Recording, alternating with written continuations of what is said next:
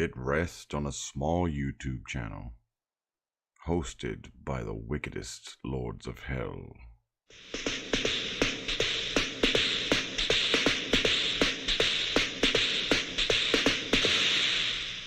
Here is the first internet clip show to offer to the daring a look into the final maddening space between life and death. A case of the Mondays. To avoid fainting, keep repeating. It is only a live stream. Only a live stream. Only a live stream. Videos and songs far beyond anything you've tested. A case of the Mondays.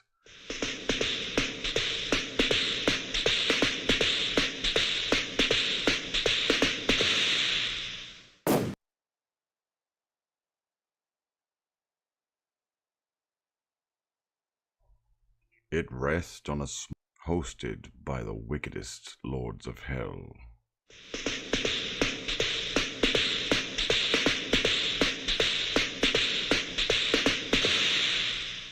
Here is the first internet clip show to offer to the daring a look into the final maddening. Stop your hammering, 'cause every day's the anniversary of the year before. And if it's a day gone by, then it's 365. Random tangents, that's like a tree. Diverse inevitability. And if it's a day gone by, then it's 365. I said band, over the band. I can't believe it's Monday again. Part of the problem is the passage of time. Part of the problem is what goes with salt and lime. Part of the problem is the answer is a cure. And a big part of that is the thing that keeps me poor. Sunset's columns support a feeling like holes in a drowning man's frozen ceiling. And if it's a day gone by, then it's 365. 365. That's right.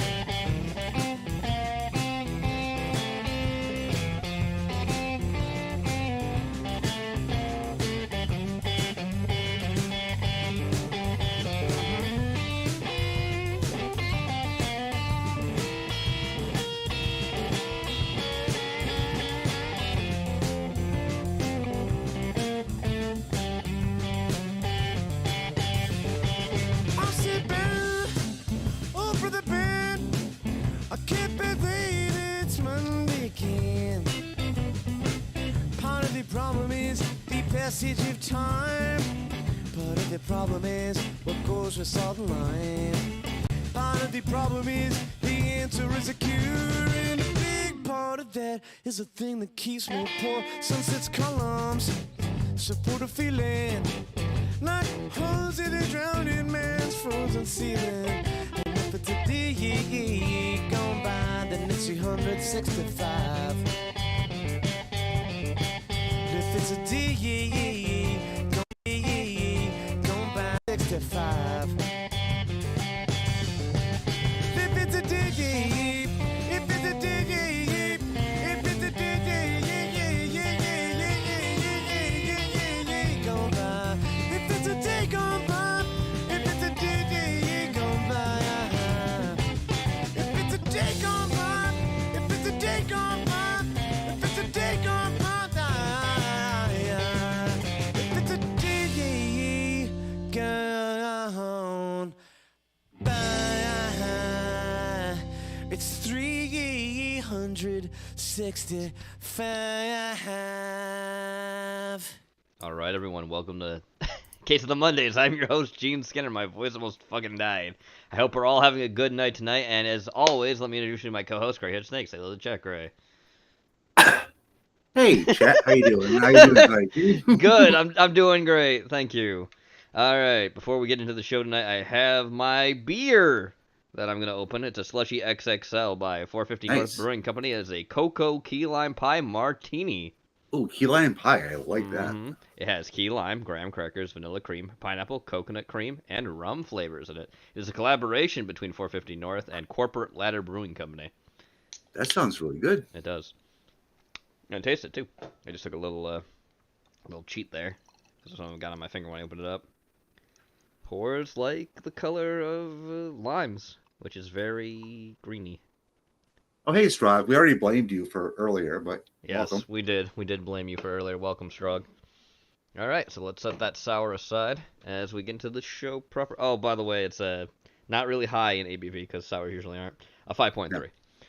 So Average. yeah, that's really normal for sour beer. It's like Budweiser average, yeah. Yeah, well, Bud's actually lower than that. I think Bud tends to be like about 2 to 3%, unless it's like the Platinum. I think it's to maybe. Oh, okay, yeah. Because their lagers are not really high ABV beers either. Neither Right, are that's true. pilsners. They're Yep. very low in ABV. That's why for a long time they were considered like session beers that people would drink multiple ones of to get drunk. That was the whole idea Yeah. behind them. That's Anyway. why I was my case, yeah. Oh, yeah. Anyway, moving on. Let's get right to the show. One Dead End Job. The short. I love the touch. I get a dead end job because everything's dead. Oh my god, that's chasing him. I like it. Very nice art style. Reminds me a little bit of Hotel Mario though too. Alright, All right. moving on. This is by It's Treemaster so Bob. He sent this in. foggy. Thanks, Street. I hope I don't hit anything whilst I look for my wife. It's so foggy. Hopefully he doesn't hit anything. Oh, a bathroom. So foggy. I just keep saying it's so foggy. I know. Oh my god. I need to make a poo, I guess. I have to make a poo, I guess. I have to turn up just a little bit. Not even that low. Oh my god. Smile. It's a funny face. Funny It's so face. foggy. It's so foggy. It's so foggy. In the toilet. You Yep. can't do that. That's public property. It is the police. Into jail. Go directly to jail. Oh. Yes, I know, Hey, Strug. I turned it up. You're welcome. Maria, my wife. I thought you were dead or something. Turn up even more. Keep posing. It's so foggy. Wow. What are you in here for? It's so foggy.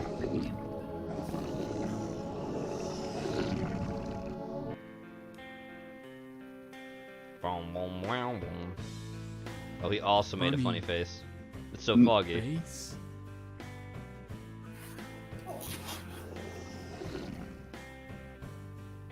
Come on. Let's get out of here. Let's go. I came searching for my wife, but I knew it was too good to be true. So I'm gonna However, go with I you, left with Pinhead. something far more meaningful. Fucking Pinhead's in the front now. A Pinhead. A Pyramid Head. I don't know why I said Pinhead. Mr. Feel Good. Look, titties. That's Resident Evil 4. So I think Ashley's like 17 in that. I think. She's the president's daughter, you know. Yeah. Pokey season 2. Now it's really way too fucking loud. Mhm. Ramen sent this in, obviously. Obviously.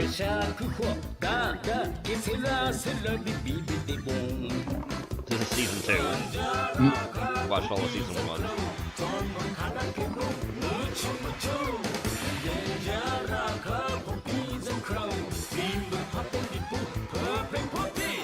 B. Great magic. Elephants incoming. We're in India now. Yep. Oh my god. Robo elephant. Is this a demigod? Oh no! Oh no! Oh no. See, it works fine. Ah! No, stop. Fun rock. Oh no. Oh my god.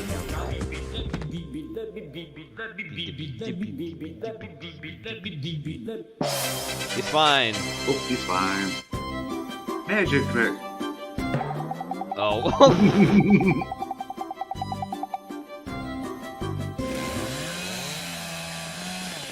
Oh no. Everyone gets a chainsaw. Mm-hmm. Time Yes. for a duel. It's time. No. No.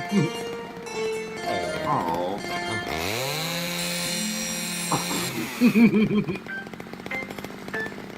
What? Oh. Yeah.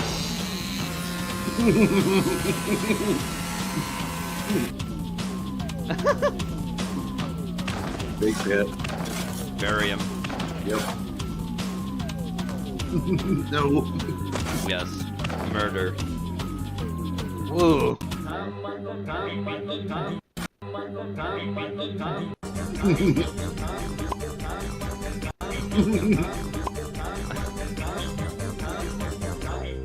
He does not like him. Nope. Is he posing? Mm-hmm. All the bombs. No. No, no.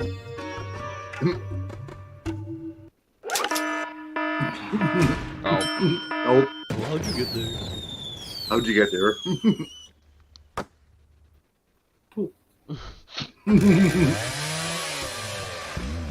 Time to die. Nope. Huh? No. What? Wait, No, what? no, no, no, no, no, no.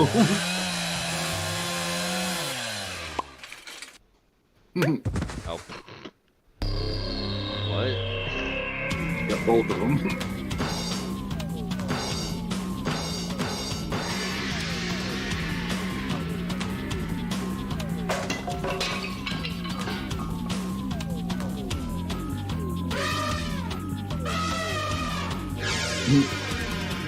Oh my god. Oh my god. Can't stop the elephant. Fruit Ninja. Yep. Oh yeah, I forgot about the game. A frog! He mocks me.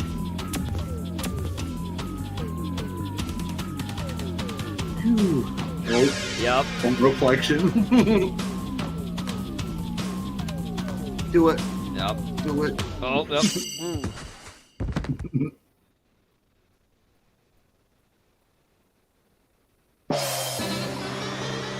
What?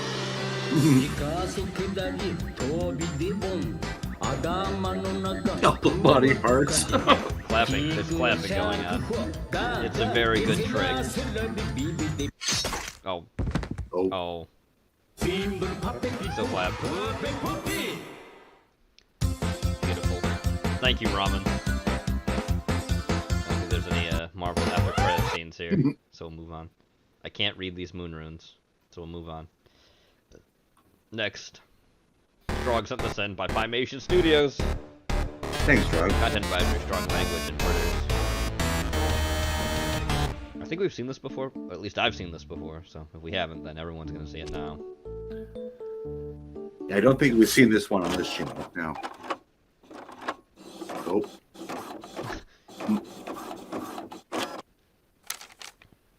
This is the same channel that made Zach? Suction Cup Man. What is this for? Huh? Did you print this? Print what? What? Beware. I didn't print this. You didn't? Well, I didn't. So the printer just mysteriously printed out the word beware? Yeah. Yeah. Is there anything else the printer wants to say, Mike? I'm not doing a bit, Zach. You're doing a bit. You're doing I am not. You were on your computer, but I was out here building a house of Pop-Tarts. Pop-Tarts. Why? Why? This is what makes me happy. Why? Nope. Uh-oh.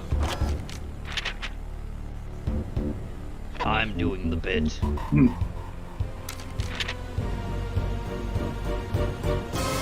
This This is a threat. I think someone's on our Wi-Fi. I'll change the password. Good thinking. Just Disabled. Wi-Fi disabled. All right, printer's disconnected, so whoever's doing it can't waste any more ink. Cool. And I'm almost... How do I change the Wi-Fi password? Uh-oh. Oh, It's printing again. You don't have to. you don't have to. Yeah, no. Yeah, no. There. No, it can't print. This changes Is nothing. I am scared. Yeah. you should be. Ha ha. Oh, God.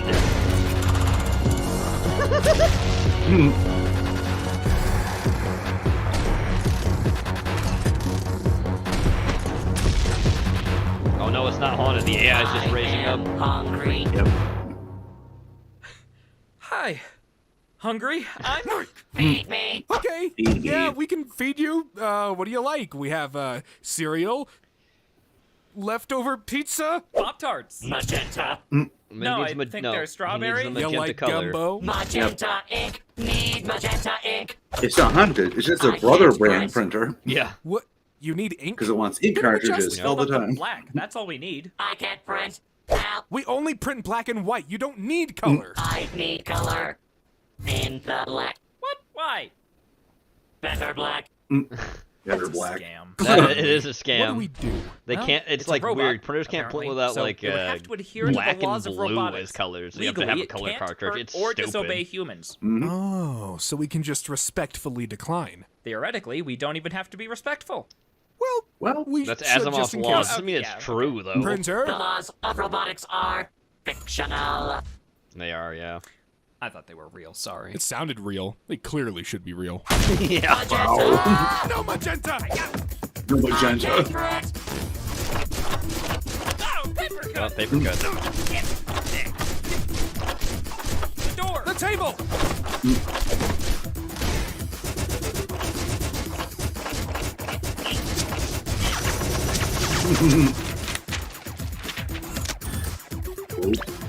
Hey. Bonk. In here.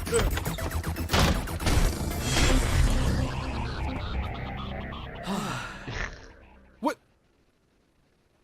Nice Funko Pops. Jesus, Mike. They have nutritional value. Oh, the fucking Zach. pop. Oh, Fuck! I forgot to lock the door. That would make a difference. Magenta now. Aha, well, we were just looking for the magenta that we keep in Mike's room, right, Mike? Yeah, I do keep magenta ink in my bedroom, and we're not just bullshitting, Zach, right? That's right. I've got it here. Oh. Sick. It's still magenta. insert.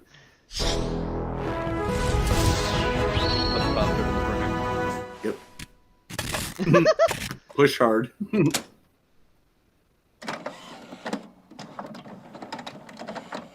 Like every inkjet printer, wait 45 seconds. Yeah. Wait. Wait. What the fuck? What the fuck? Oh god. That's magenta. Help. I can't print. It blew up.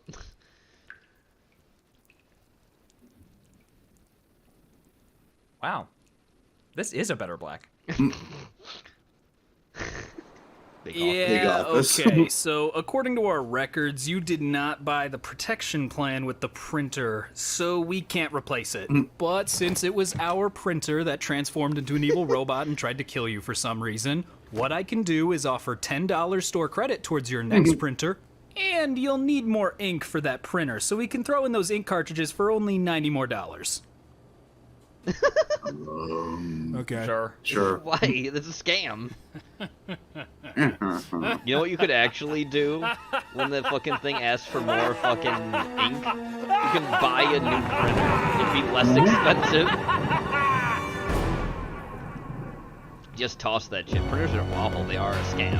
Hey, thank you for watching. Check our community need tab them. for Don't get me updates wrong. on You new need videos. printers. They're Get merch on important. Fanfiber. We just put up a sick But they fucking are poster. 100% And of course, a you can help scam. fund these Yeah, animations especially on nowadays, Patreon the and printers things come with like your those name in the credits subscription and plans whatnot. where they send Yeah. you ink cartridges Mhm. every few months. Yeah. And the software prompts you for that. That's like shit. Yeah. It's really bad. Anyway, thank you, Strog. Moving on. Yeah. Browser extension required. Oh, well, shit. that one ain't gonna work. What one was that? Story of Vices, Jan. Oh, that was an executive order video. Fuck. No. Here we are, two opposing yet equal forces. One light, one dark, symbolizing the struggle that Jedi and Sith have witnessed for eons, but always to end in a draw for the balance. Oh, shit! Don't leave your switch exposed. Yeah. You shut it right off.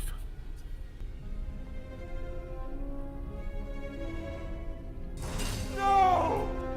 You've slain Grandmaster Gobus. Gobus. Now you will face justice at the... Master Jedi! So sorry to bother you.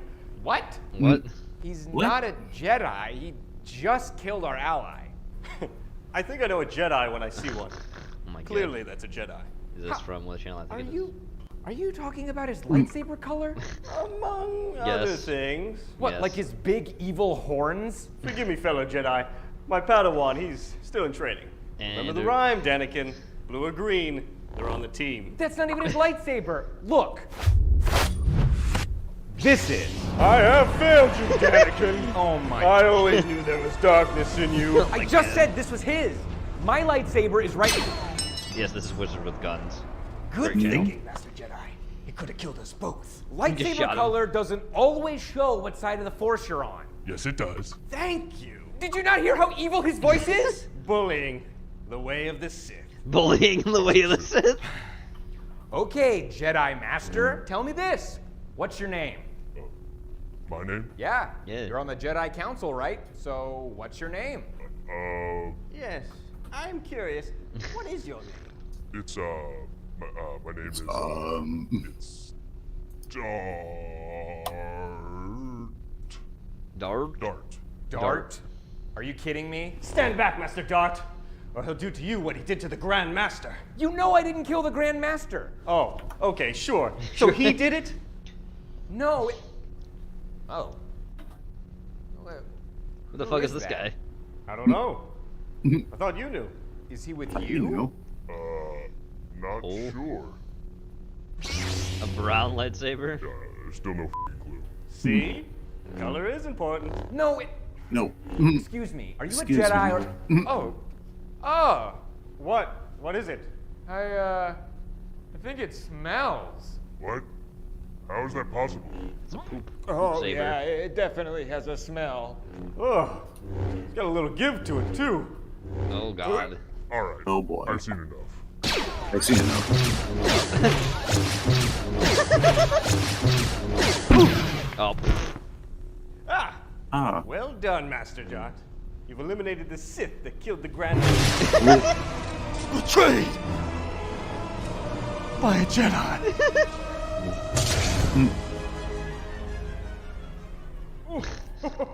Oh my gosh, you guys! I just had like the weirdest dream. Oh. Oh. I'm dead. God damn it. God damn it.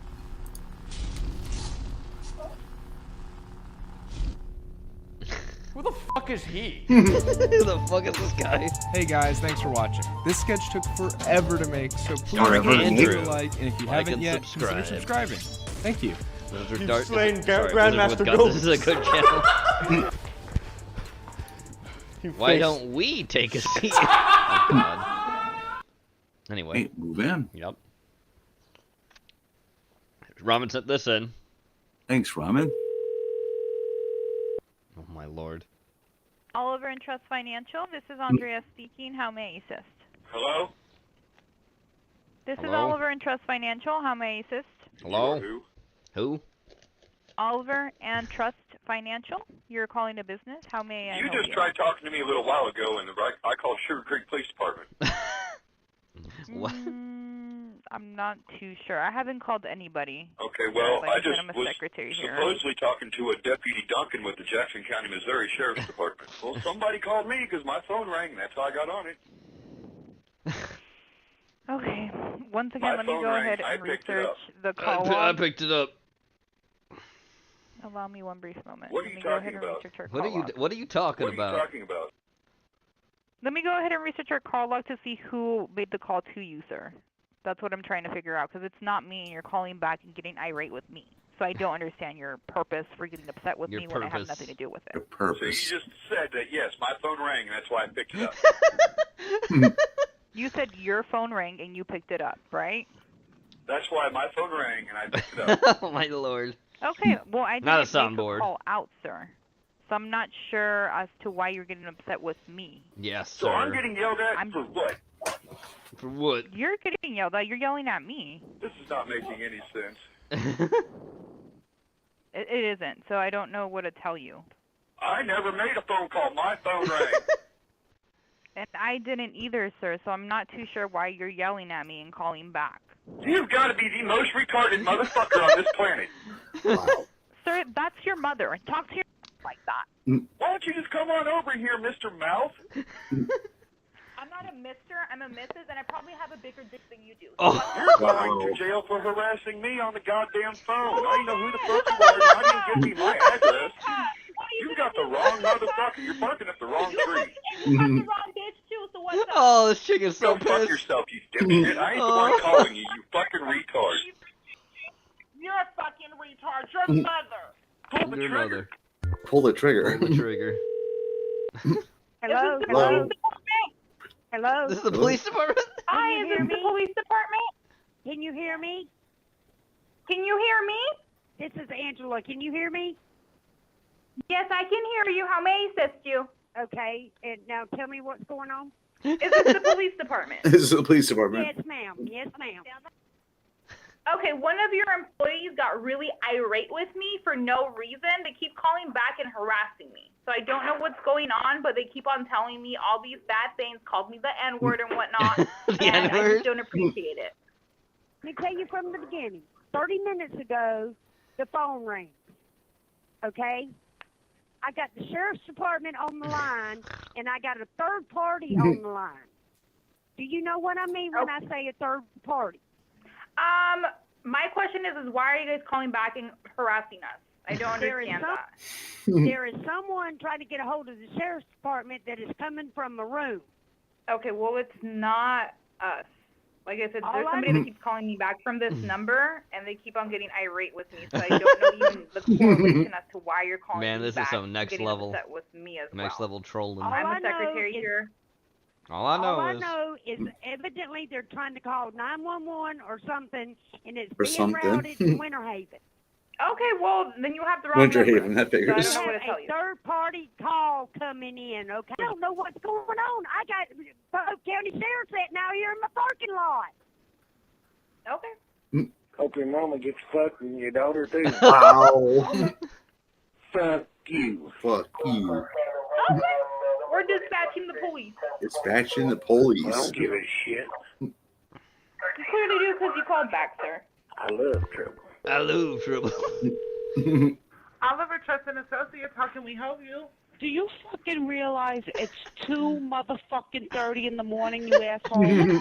I'm sorry? I'm sorry? 2:30 in the fucking morning. What's wrong with you? How about you put me on the fucking no-call list? If you call my number again, I'm gonna fucking report you. I'm sorry? How about I call it 3 more times?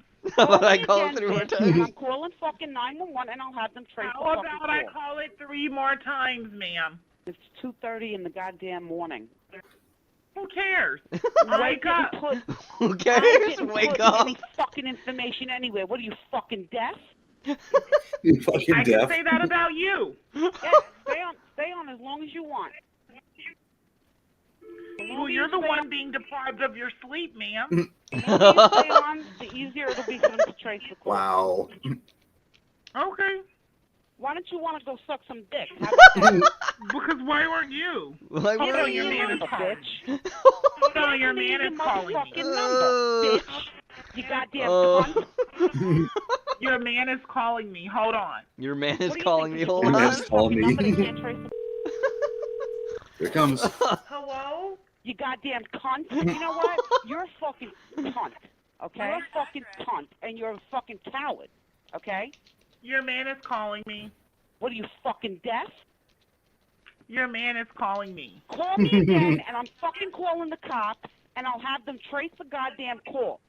Okay. If you think they're going to spend their time over a call, ma'am, you've got to be lunatic. You must be Are out of you your crazy? mind. Call me again, They're going to throw you in a mental institution if you call them and tell them that someone's mental calling your phone. institution? Do you know how you sound? You sound like you need to be medicated. Did you take your meds today? Are you willing to have my foot up your ass if you call me Hey, again? Shrimp, how you doing? You're doing Your a great meds time. today. Did you Do take you your meds fucking today? realize it's 2 motherfucking 30 in the morning, I you don't asshole? care. I literally can call you 3 times a day. You stupid twat. Ma'am, did you take your meds today? You know what we do to niggers? Wow. You don't have a job, so you know what? I was right. You are a fucking nigger. That's all you are, nigger. Oh, That's fine. I can say that about you. You're a nigger lover. That's fine. My husband is Afro-American. Afro-American? You sound broke. You sound poor. You sound like a poor. You sound dirt poor, like you live in a trailer home. Wow. Are you crazy? It sounds like you are, ma'am. What are you, fucking deaf? Are you deaf or stupid? I'm both of them. You So now sound you're like gonna a make fun of poor. me? Why are you I'm blocking deaf and your number? stupid. Your man has it. Get it from him. Your man has it. Fucking jackass. Your man calls me every night. You gotta be the dumbest motherfucker alive. Calls me every night. You're mad because your man, he wants to be here with me right now. You're the dumbass calling me saying I'm somebody else. You got the wrong address and the wrong phone number. You fucktard. I could say, why are you so upset, sir? You sound like you Somebody need called me because my phone rang. That's how I got on it. Yeah, but sir, you sound like you need a psychiatric evaluation. Let's see what the Jackson County Sheriff's Department says. All right, I'm calling Sugar Creek Police Department. Sugar Creek Who Police cares? Department. Call them. I've got a gentleman on the phone that claims he's on the phone with Sheriff Duncan of the Jackson County Police Department, and they're calling me and yelling and screaming and cussing at me. And hopefully the sheriff is still on the line. There's a third-party line here, sir. Somebody called at my house, my phone rang, I picked it up, and somebody started yelling at me. Yes, somebody just called at my phone because it rang, and that's whenever I picked it up. You sound stupid. I'm going to press charges on your ass if I don't end up shooting you, you piece of fucking shit. I could say that about you. I could do those same things to you. You're going to meet me here soon. I'm coming from Kansas City, and I'm going to fucking kill you. You got it? That's fine. I could say all of that about you. I'm going to get you, and I'm going to get that nigger-loving whore wife of yours, too, you motherfucker. That's me. Your name's on my caller ID, you That's dumbass. me. What does it say? I'm telling you right now, you're going to go to jail for this. You're going to jail. What is my name? Mr. Frank Garrett. Frank Garrett? Since you know everything, what's my name? Frank Garrett. You have a blessed day, sir. You have a Give me your blessed day. address. I'm located in Las Vegas, I live at 11616 Burton Street. in Overland Park, Kansas. Yeah. Oh, no. Wow. Oh, no. Oliver and Trust Financial, this is Andrea speaking. How may I assist? I may Is that assist. stupid whore again, isn't it? Excuse me? Take that stinking Oregon, is it? Pimple-faced cocksucker. What are you doing calling me on Sunday afternoon for? You said Sunday afternoon. Listen, you black son of a bitch, why don't you go back to Africa? It's Friday afternoon, Friday. sir. I'm not Friday, really sir. sure you're in your right mind, but we'll go ahead and just remove your number. You take care of Goddamn son of a bitch. Quit calling me. your mother. Your mother. Another person. Duncan Construction. This is Duncan Construction. Thanks, Robin. When the term survival put this horror in. is mentioned, I'm sure Thanks, just Rod. like me, many of you think of all the classics. From of the Software, not series Form such as Software, Resident From Evil, Software. Silent From Hill, Software, Alone yes. in the Dark, Fatal Frame, etc. And although we usually think of these games at first, survival horror genre, although it was a bit small, still had very different. I think Sweet and Home unique when I IPs. think of horror We have games, Rule of because it's the Rose, first game that Hunting inspired Ground, Resident Evil. Siren, Dino Crisis. The potential Yeah, was that's a good game. endless. To be Dino honest. Crisis isn't really Well, a some horror. of Well, I these mean it games is have because the made raptors their can kill you ways really to easily, but it's modern more like an kinda. in action some shape horror or game. form. I guess. Some of them are still stuck in their respective consoles and times. No remakes, no Oh, God. remasters, Yep. no rational way woman. to access them.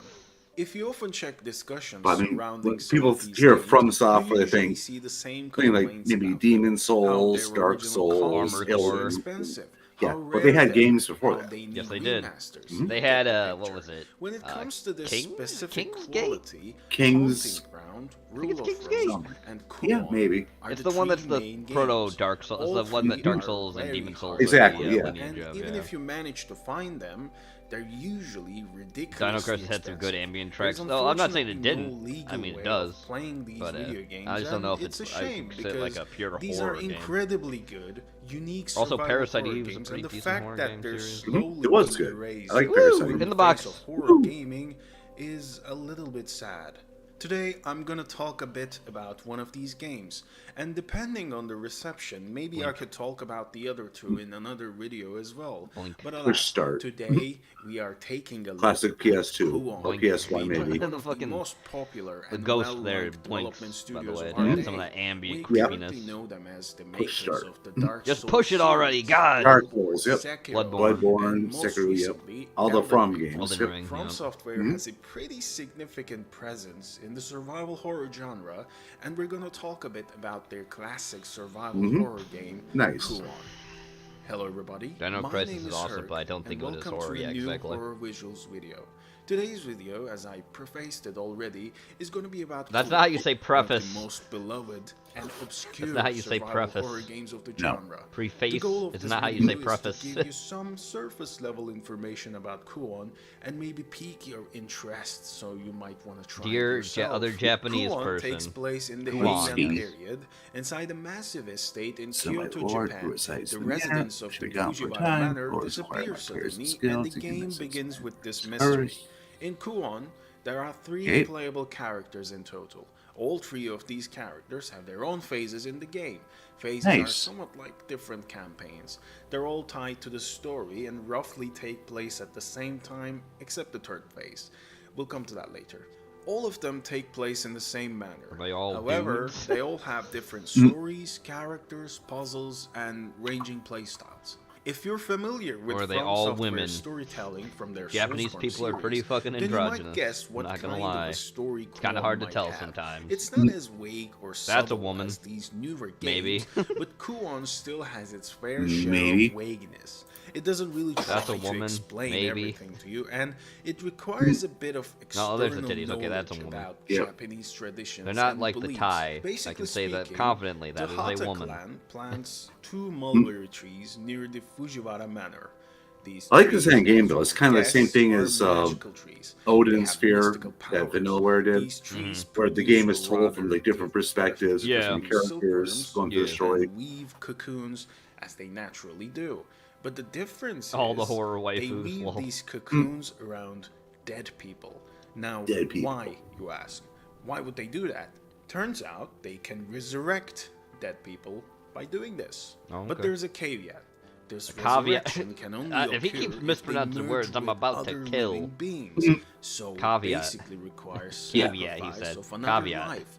But it is not the life There's itself. caveat to it. This He sounds like resurrection King cares Charles, about, Charles but it's III. rather the grudge of these living beings. These cocoons absorb their grudge These and cocoons. resurrect a These new nuts. being with rather insidious Haunted motives. rope. Mulberry trees do this to perform merging 9 times. Did you and say complete perform? the Kuon I ritual think he at did the end performing. to give birth to a fresh, new mulberry.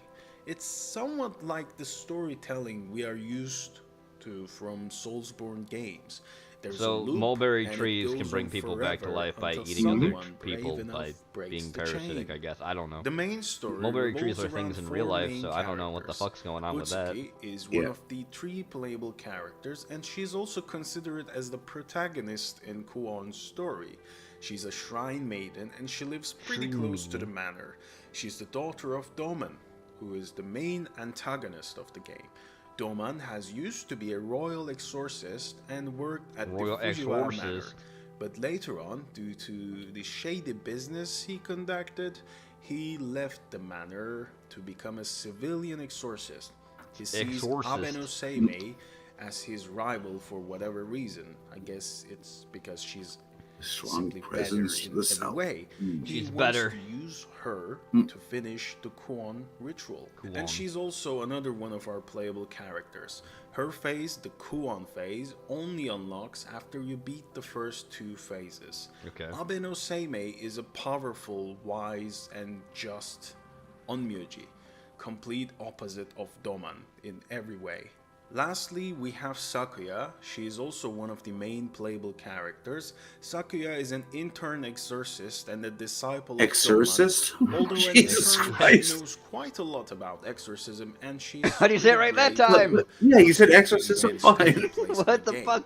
Now that we briefly know about our characters, let's talk a bit about the game's Channel name, by plot. the way, is called I won't Or give too many Visuals. details in case you would like to play it yourself, but I will still try to give a surface level explanation of what it's about. They're The Japanese. game begins The with end. Utsuki and her sister Kuria arriving at the Fujiwara Manor, looking for their father.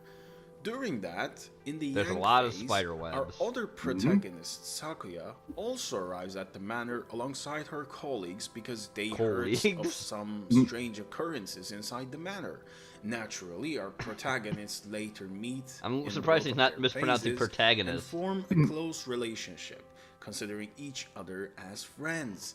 They both mostly go through the same locations and face similar dangers. Throughout the events of the game, both Throughout. protagonists Throughout. learn of Doman's true nature and try to put a Yeah, stop to throughout. his plans. Throughout. But Same obviously, thing. it's not that easy defeating this mad scientist. Once their phases are done and the Kuon phase unlocks, Abe no Seimei, the Onmyoji Doman's rival, arrives at the manor. She wants to defeat Abe no Doman, Seimei was a stop the dude ritual, in real and life, save by the way. anyone she can save. Again, I can Just saying give that more right away. details, If anyone but looks anything like, I oh, can that say name about sounds the familiar. game's Yeah, plot he was a counts Shinto as a priest spoiler, and so exorcist. it's best if I don't speak much, but you get the main plot. Wait, what? Hopefully.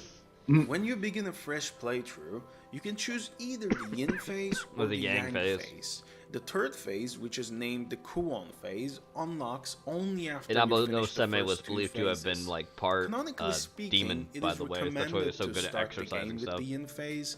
It is also much But he was supposed to be easier very play through and learn benevolent. the game He was that not way. evil. Kuon has a gameplay style similar I to believe his all mother of was a your Kitsune classic fox. survival horror games from the PlayStation 2 era. Fixed camera angles, Fucking modernized slice the shit out of that semi-tanky thing. controls, limited resources, and also limited saves. All Like 3 Odo, yeah, he playable is like Odo. characters in Kuon can cast Oda spells Nobunaga. using spell cards. You can think of these as different weapons in a classic survival horror context. However, Keep throwing they have fucking limited uses. flaming Some cards talismans in at the that game thing. are so Fuck it. strong you It's can dying. only find them a handful Today. of times at best. Fireball. There are All two demons types are of okay in spells, Japanese lore, is summon evil. cards True, but and Kitsune spell are known for cards. being Using the particularly summon cards, mischievous you can and summon sometimes very specific malevolent, creatures but to appear apparently and his mother fight was by not your one. side for a small amount of time until they die. They're usually very And rarely reliable puckish or because humorous, of their but yeah. damage output and their ability to also distract the enemies while you meditate or collect items. Spell card. The other card type Fire is for arrows spells. piercing an enemy. These have Bracken smaller type variety, creature. Summon card. and you could Summon think some of their them like demons. fireballs, Some bigger yokai. fireballs, magical arrows, etc., as they're able Etc. to be performed Etc. from a distance. They're very reliable in most of the combat cases in the game. Additional to Etc. But after the spells, scary all three concept, but it was playable mostly cheesy with the whole characters soul also have trap their scenario. That was kind of melee that was kind of attacks. weird. Utsuki uses blades, I Sakuya think it does uses it better in the fans, Walden and Files, Abe no to be honest Seimei with you. uses a ceremonial spear. Which is While Utsuki obviously and an homage Sakuya to can Five find Nights at 3 Freddy's. variations of their I think it does weapons, it way better than that. Abe no Seimei only uses a single weapon, and it is pretty strong anyway. At first, Kuon's gameplay feels a bit sluggish and takes a bit of your time to adjust. It's not as precise as other games, but if you ask me, that's also why it's simply a better game in terms of gameplay. Kuon feels much more realistic in its movement and combat animations. They're heavier. Some spells even require perfect alignment to hit the target. Utsuki doesn't just automatically aim at the enemy. Same with running, walking, or simply using items. It's almost like From Software's Yeah. whole story about Demon Souls. It was how it was such a different game when compared to other hack and slash or role-playing games in that time. It's pretty much the same story. Even healing in the game is performed differently. Sure, you can use healing items whenever needed, but the game has a vertigo system. Basically, your character has an invisible health bar that also counts as a stamina bar. When you run for a long time, you run out of stamina and your character goes into a vertigo state. What this does is that it attracts enemies from your surroundings, and it also blurs your sight pretty badly, making the game even harder. It panics the character. And that's true, Nate. That makes does her happen do for things that reasons, you yeah. do not want Yeah, her but to I do. think By doing this, I know the somebody game in this sorta context is forces supposed you to be a woman. walk instead of running Pretty sure everywhere. because they're both By like every walking, character you in this feel whole thing more is female. I'm methodical, and pretty it sure is I know somebody in harder this is to also miss female. small Could be wrong. details. I don't know. I find but this system to be very in the actual mythology of who Abe no Same I was wish as a more person, survival that's a horror dude. games had similar That's all I'm saying. systems back in the day.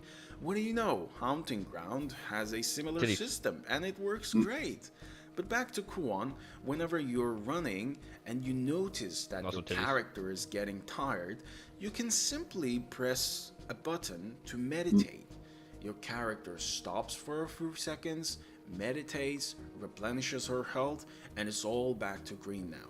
This also works for damage that you take from enemies, but it is naturally not recommended to meditate during combat as it stops your character. Yeah. It's best to use healing items in those situations. But if the combat is over and you're still alive, you can just use meditation to heal yourself. Yep. The game Just has like these kinds MGS4. of pretty Find a place to innovative hide, and pull out your different iPod, mechanics, listen to a and song, they're not as and heal. precise and require you to God, I do had a most of the handiwork. That's conversation why you today often about hear fucking Kojima and how Kuon much to I have fucking a despise him bad so much. gameplay. I believe this is Fucking- also one of the he's a reasons hack. why the game got such a He bad is such a fucking response hack of from a game idiot now. journalists back in And he the was, day. I mean, he's always been I guess they pretentious. He sucked has. at video games even But then. now even more so. Go listen to my Jokes aside, podcast. Go yes, fuck yourself. How about that, unfortunately, Kuon Kojima? had a bad response. Corridor. It currently sits at a 57. 57. on Metacritic, although Wow. being Pretty low. considered an obscure classic today. But so is the case for other obscure User classics, score has really. that Rule as of Rose 8.1, with which is its high. 59, Haunting Yeah, Ground Rule with of Roses, yeah. 67. It's not surprising to see Kuon with such scores. It is heartbreaking that these games were simply misunderstood back in the day, and because of that first response, we will probably never see them again. Another remaster, another remake, nothing.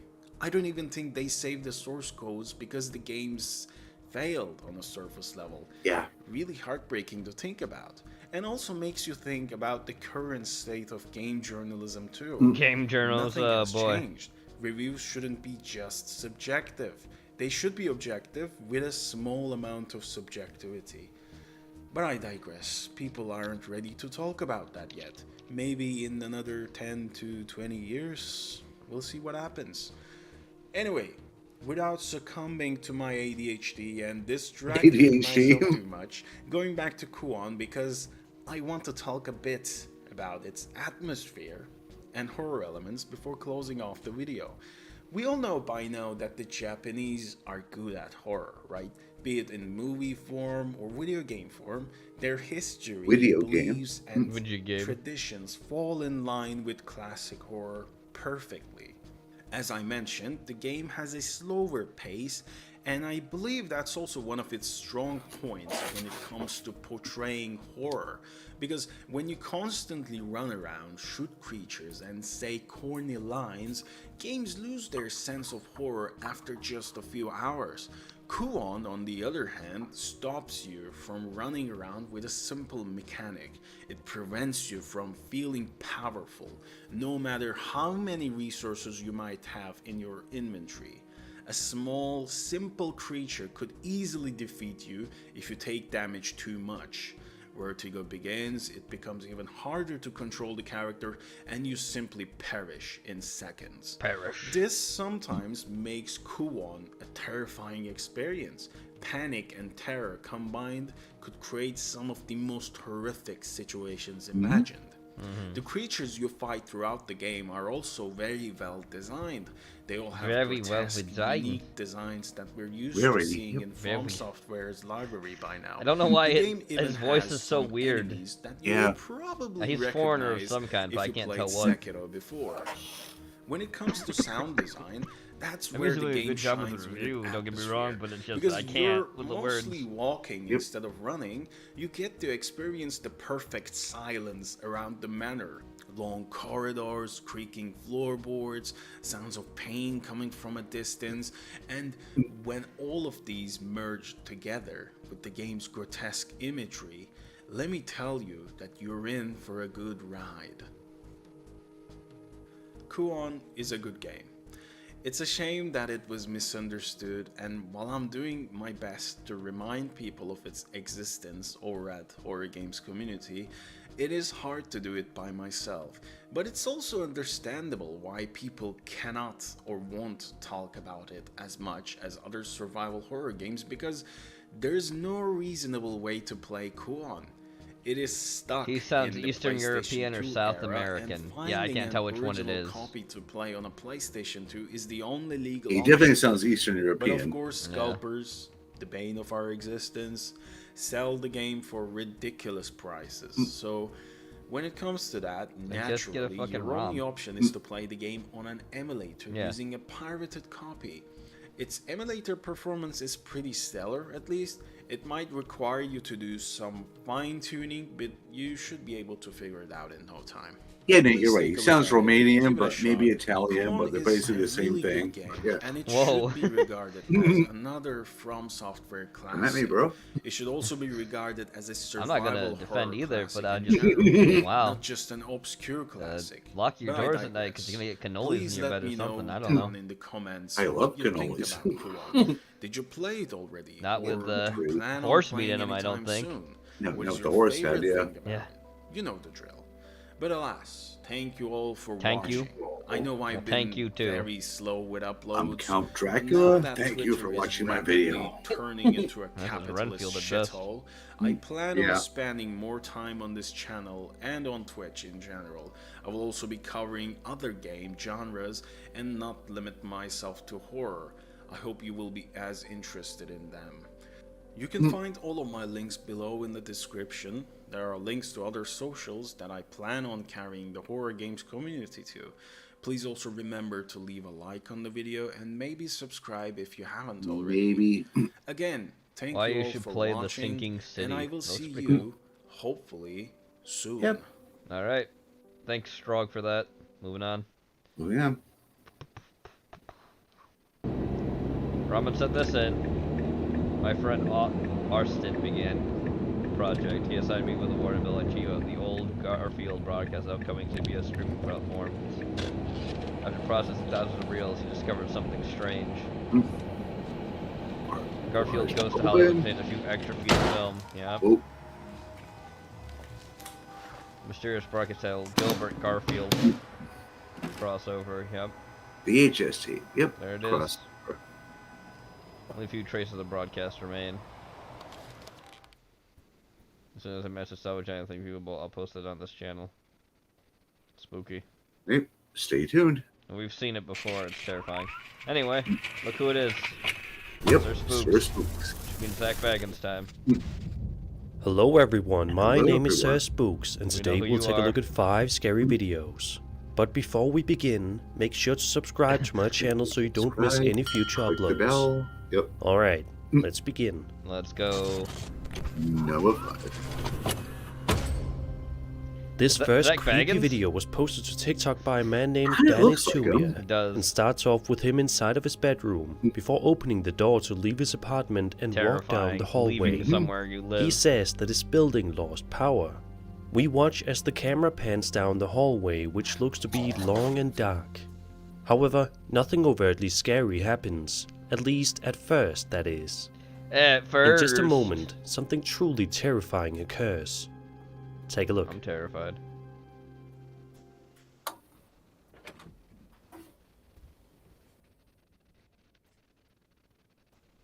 Okay. What am I supposed to be seeing? Is there a person? What? Where's the demon?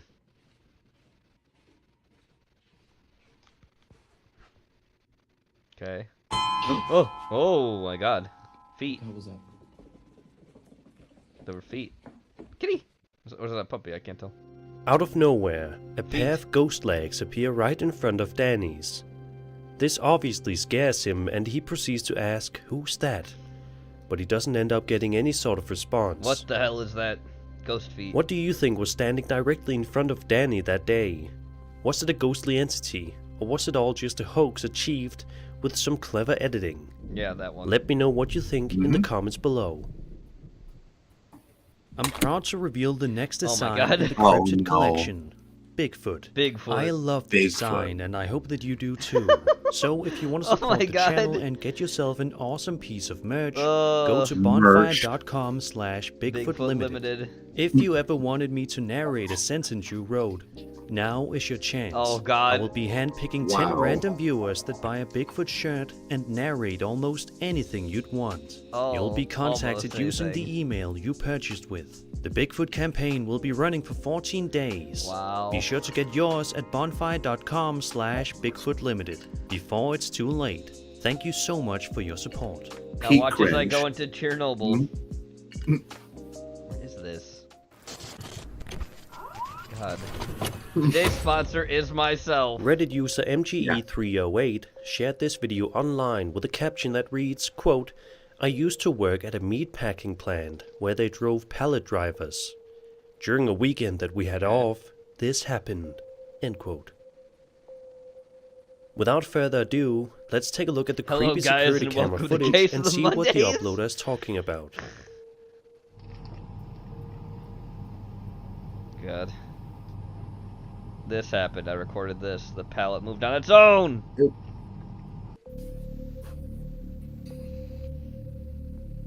Demon pallet.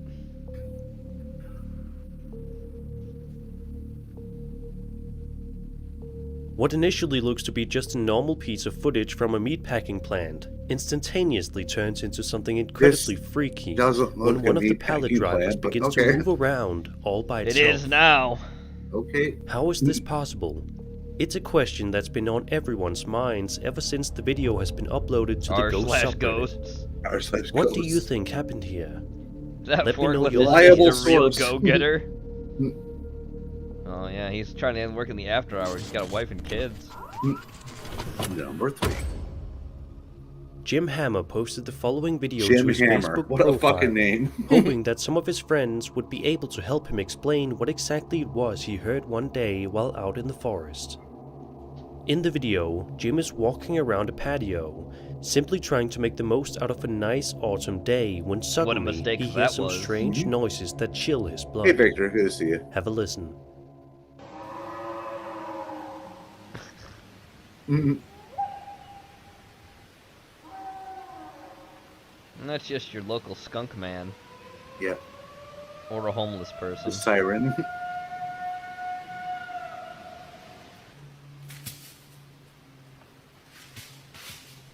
Yep. Smoker. Just go inside. The noises seem to occur every few seconds, but can be heard remarkably loud. A lot of commenters don't seem too convinced that this was some sort of strange animal, but rather Bigfoot. Of course, it's impossible to know if it's Bigfoot for sure, because we don't ever see anything in the video, we only hear things. But it's definitely a creepy thought that shouldn't be ruled out. Wow. These homeless people do be acting up. I don't think I will join your Discord server. Yeah. Link in the description.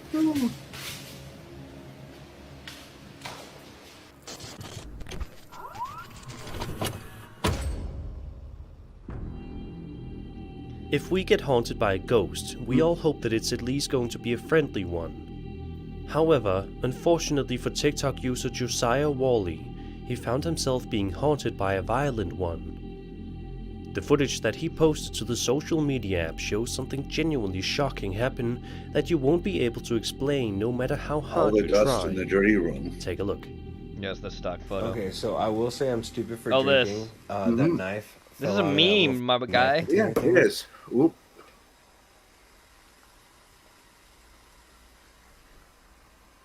No. No. No.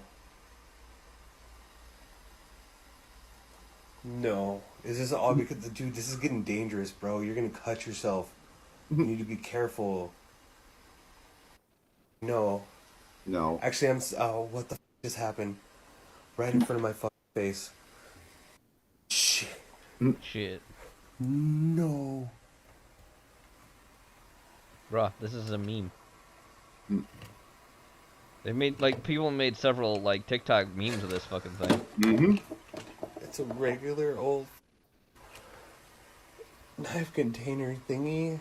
Knife container thingy. No, No, stop, I'm not demon. even hungry anymore. Ooh. It looks as if the knife shown in the video quite literally goes flying, which renders Josiah completely stunned in silence for several moments, not exactly sure what to say or think, which is quite understandable. How is this possible exactly? Many How is this people meme believe that video there was possible? a ghost in the kitchen with Josiah that day, who wished to harm him. So it attempted to attack him by There's throwing a two knife cuts at of this him. video. One says, like, If like, that's the I was case, being then dumb, it's just a this. really It's good like, thing that bro, the I'm ghost moving out had this bad house. aim. Yep. So I don't believe it. I think it's a lie. I think that was the original video he uploaded, but the other one was making them. A man named Stuart James posted this footage to his Reddit account a couple of weeks ago and shows footage of himself Oxford, conducting a of course. paranormal investigation Yes, you at do. Oxford Castle. Initially, the footage in question doesn't seem to be all that Guess exciting, what's for dinner tonight? but that drastically Knives. changes in just a few moments as soon as Stuart pans the camera across the window in the room. Take a good look.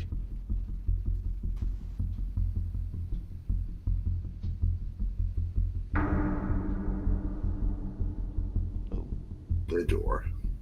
Speaking of doors opening, I didn't shut that one fully. What's the noise? It's a ghost! No, it's. Did you see it? Because this one goes to the When outside. Stuart and that pans the door camera isn't right fully- by the that window, screen you door, can I see think, what isn't looks to fully be a shut, face so staring that's what this directly gets. at him from somewhere So that probably outside, will go back outside which later. certainly It's great must knows I have was been a smoking cigar terrifying earlier that I discovery. didn't finish. Mm-hmm. So Yeah. I may do that later. I don't know when. If I will. Maybe I'll do it even after the stream. Who knows? But we'll see. Oh, hi, Bigfoot. I see you out on my balcony. You fuck. Did you see it? Ooh. A little later, another figure can be seen as well. Another figure. I thank God for red arrows. When you don't have a red Yeah, circle, always get a red helpful. arrow. Is that skeleton? That's To a this day, motherfucking however, skeleton. nobody's exactly sure Skeleton. who this strange Yeah. individual is and whether or not it's Mark a ghost. Zuckerberg, is that you? What do you think? Be sure to let me know your It thoughts looks like and Zuckerberg. theories Look in at the it. comments below. Yeah. The face, yeah. It's Zuckerberg. And that was 5 scary videos. What is this? I hope you My enjoyed guy? the What video, and if fucking you picture is did, this? then That subscribe guy for more that's scary staring comically in content. the house. Yeah. My another name is fake Sir Spooks, snowfall. and I'll see Yep. you all in the next video. Great. My lord. Anyway, we'll return to Zach Baggins later. Yes. Because now we got more shit to watch. Let's go. Yep. Even worse. Something that's gonna be 100% haunted. Here we go. This is also an executive order video. I remember being a okay. kid and I had a Britney Spears poster in my fucking Oh, room. And I no. didn't know it. Tried I making had out my with it. first kiss yet. The story of my first kiss, I do remember it fondly. It's from one's favorite I was Boglum. teaching PE class, and I had a pack of Salem full flavored cigarettes on me. Salem full flavor. And about 4 blocks from NC, they had this house. NC. Was abandoned. There's an abandoned house just I went outside and it. sat down on the stoop. stoop of the porch. I'm sitting there smoking some cigarettes, listening to Cradle of Filth, you know, not really caring. Well, out of nowhere, these 2 girls come walking by. Wow. No, sure. And they sit down next to me. Not. Yeah, Don't know not having how it. it happened, YouTube, but somehow they'd found out that at the time I'd never gotten my first kiss before from a girl. Sure. And one of them, even though she already had a boyfriend, she took pity on me. Yeah, you know right. What I'm saying? Yeah, And no, she let me never. have my first kiss. on the lips. You know. Oh God. And it was nice, you know. I have this bubble of happiness around me too. You know, I wish He's a wizard. I wish I would have been a bigger bully in school. To be honest, there's a couple kids that really just needed it. Like this one kid, he didn't annoy me because of his outlook on life. He annoyed the fuck out of me because he wouldn't quit pestering me and my buddies. And the teachers refused to do shit about it. They didn't do shit. But as soon as I started bullying that kid and everybody else that annoyed the fuck out of me, teachers were like, "Oh, Mr. Saunders, you can't do that. You can't pick on that one kid. He has a mental disability." I'm like, "So do I. It's fair game." I can remember when my dad, he was like, "You know, that kid's dad bullies him at home. Don't tell him I said this." I'm like, "Oh, I won't." And I had my fingers crossed behind my back. Yeah. As soon as I got to school the next day, I made fun of him for it. I was like, "Well, at least my dad loves me, you fucking fat." He tried laughing it off, but I'm like, I could see it in his eyes. He was like, Crying. "Oh, fuck, that stung a little bit." Yeah, Ron, because that was the classroom he was in. It was funny. So one kid did it to me. I got up and I took the chair I was sitting on, smacked him across the head with it. He flew to the floor. I chucked the chair to the side, got on top of the little bastard, UFC style, just started bam, bam, bam. And you think kids hit me in the nuts His own after fantasy that? version. No. Tell me why I don't No. like. Wait a minute. Backjack. Wait a minute. Lesbian Josh rant. Let's go back. He may have just lied. Who knows? I think he lied, Gray. Yeah, I think you did. However, There he is, lesbian one Josh. particular case I had, Look at him. this chick kept on hitting me in the nuts Just look at him. one of her friends, This is whatever, when he was and almost human. My dad Almost. talked to her, told her to knock the shit off, and she still didn't knock it off. So one day we're at a dance, I'm waiting outside for a ride, and she just punches me in the nuts, and all her friends start laughing. And I'm like, fuck this shit. I get up and I shove her to the ground. I'm like, don't fucking do that. I'm sick and tired of your shit. Stop hitting me in the goddamn nuts. And everybody was like, you can't hit a girl. He did. After she's been hitting me in the nuts for weeks now, I mean, come on. Okay, you know, I know you're not supposed to hit girls, but there's a certain point when you're at no fault of your all for doing this shit, and she's doing it. No to fault you, of your own, clearly. Wow, cool. Oh God.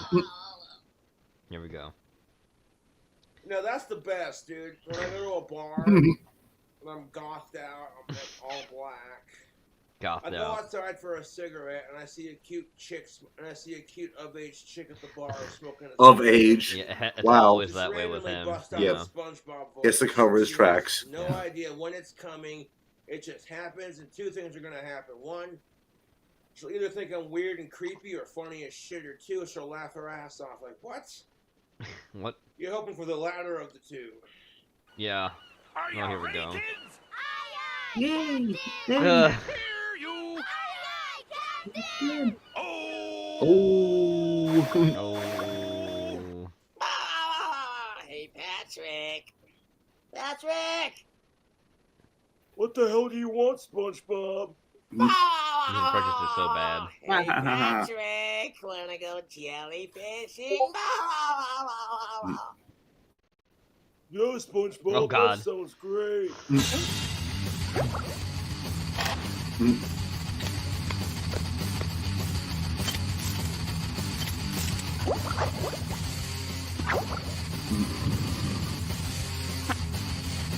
Cobra has blood, just like that.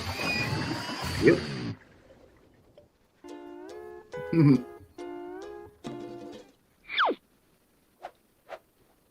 Tartar Dale. sauce. Tartar sauce. Patrick, you wanna smoke some seaweed? Sure, SpongeBob. I'm totally down. Wow. Wow. Whoa. A few moments later. Holy shit, Patrick. This seaweed's got me stoned off my barnacles. Oh no, it's SpongeBob and Patrick. What do those two f***ers want? Fuck Wow. you, Squidward. Your clarinet playing sucks. Yes, Squidward. You're a dumbass. Well, you can suck my tentacles. Tremendous, you. God damn it, Krabs, foiled again. No, I that's must not even have close the to secret Clayton. formula. Damn it! Freaking sweet. Who the hell's that fat bastard? I don't know, SpongeBob. Hey kids, it's Krusty. Yeah. Hey kids, it's Krusty the Oh, Clown. Krusty. Smithers, release the hounds. Oh, God damn it, motherfucking you two. Oh, Jesus. Oh, fucking Mickey Mouse voice. Oh, fuck you, motherfucker. Oh, Mickey Mouse voice. Elmo says you can suck his furry little red toes. No. Donald Duck. Punk rock, I could not do Donald Duck. I tried. Chris was fired from Wendy's in September or October The 2001 reefer for a number madness. of possible reasons. One of Oh, the now most we're going popular Christian? motives for his dismissal was that he performed a Donald Duck impression to a Yup. child at the I think so. restaurant. Yes, he did. Yes. to So tears. we're talking about it's a crossover. No. Yep.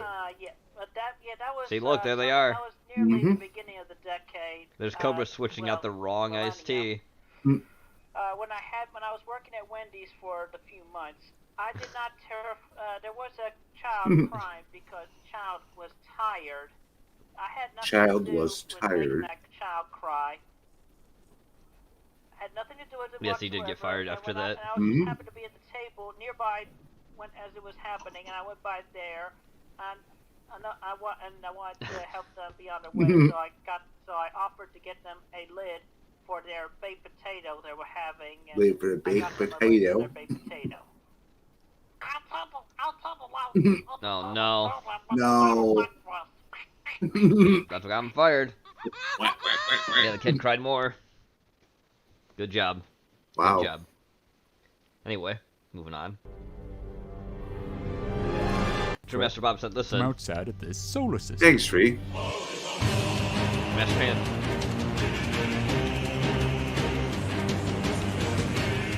And now we're 2 brothers down.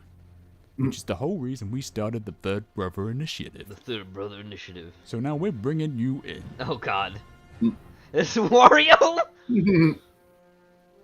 Sorry, no. I'd love to help, but I gotta work extra shifts this week. All the best to you, but I left that life behind me. Wow.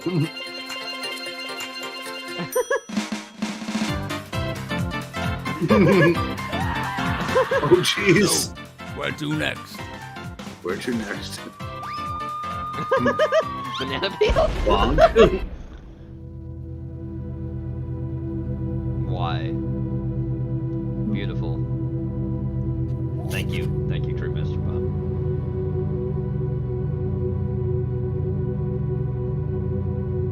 Yes.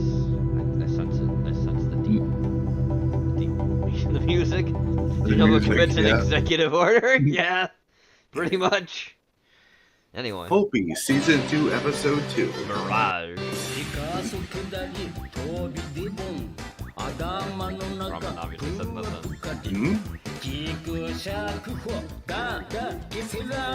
We already saw this demigod appear last time.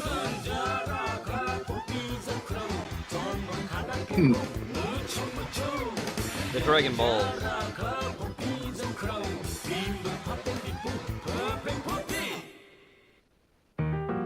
Mirage.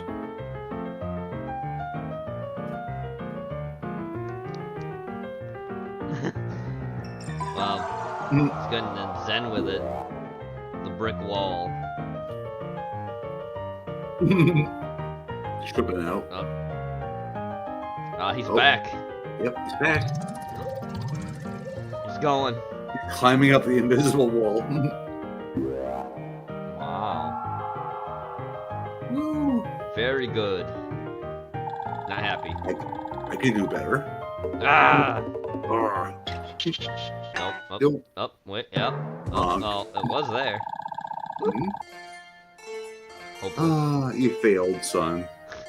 Yet again. I can teach you. Oh, dynamite. It's No. good, but not good enough No. to bring you home, son. Everyone in the air. Banished for another Or in 100 orbit, years. maybe. Oh, they're in the desert Oh, now. they're in the desert now. Yeah, blown all the way to the desert. Oh my god. Binoculars. Oh, he's just. He's like watching him. Yes, yes. Suffering brings truth. Beep beep. Oh. Oasis. It's not real, it's a mirage. It's a mirage.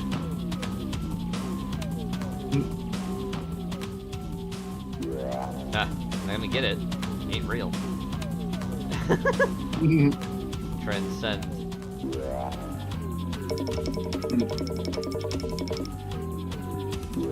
Wow. Oh my god. Dead.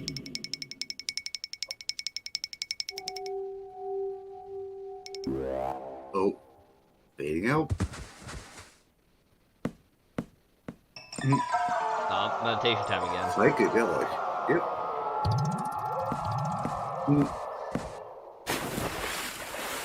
The hell? He's swimming. Swim in there. Got it. Aw, shit. He transported.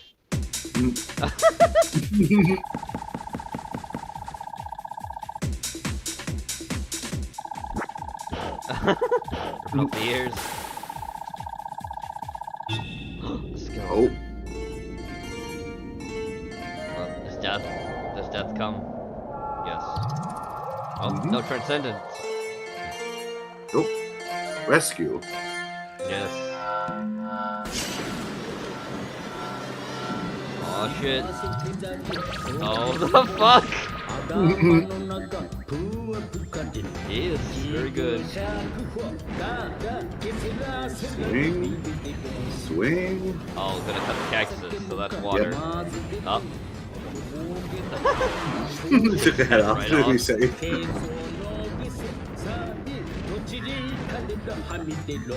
Oh no, here it comes. Oh, yeah. Oh shit. Oh shit. Oh.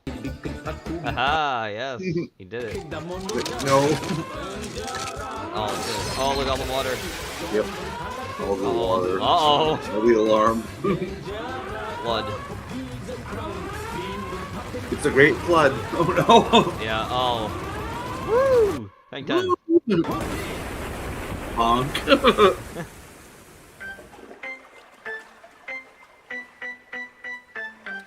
They're fine. Oh. Okay. Thank you, Robin.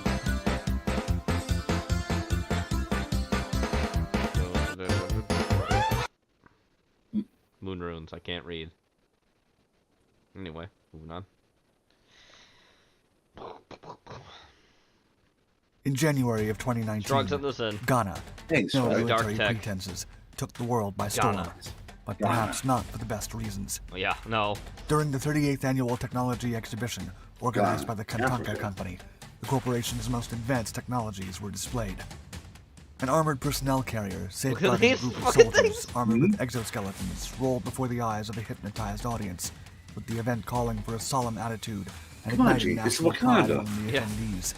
It's real, I see. But as the soldiers waddled clumsily through the parade, amateurs and experts the world over Vibranium. pointed at an obvious yet sad truth. It's The all event fake. was not a custom show, but a very serious exhibition of military prowess. Halo. Mm. I don't know, I don't think it's real. It looks fake No. as shit. It looks like it's made of cardboard.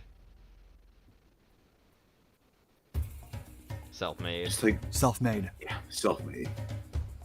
In 2011, Ghana had one of the world's fastest growing economies. Huh. But like so many ambitious enterprises, the nation's promising future fizzled out. Halo Combat Only 8 years Devolved. later, during the 38th Annual Technology Exhibition, the city of Accra hosted a display of the country's most advanced technology. The exhibition featured a wide variety of telecommunication technologies and social media apps, but its main event was a parade that showcased the nation's latest military advancements.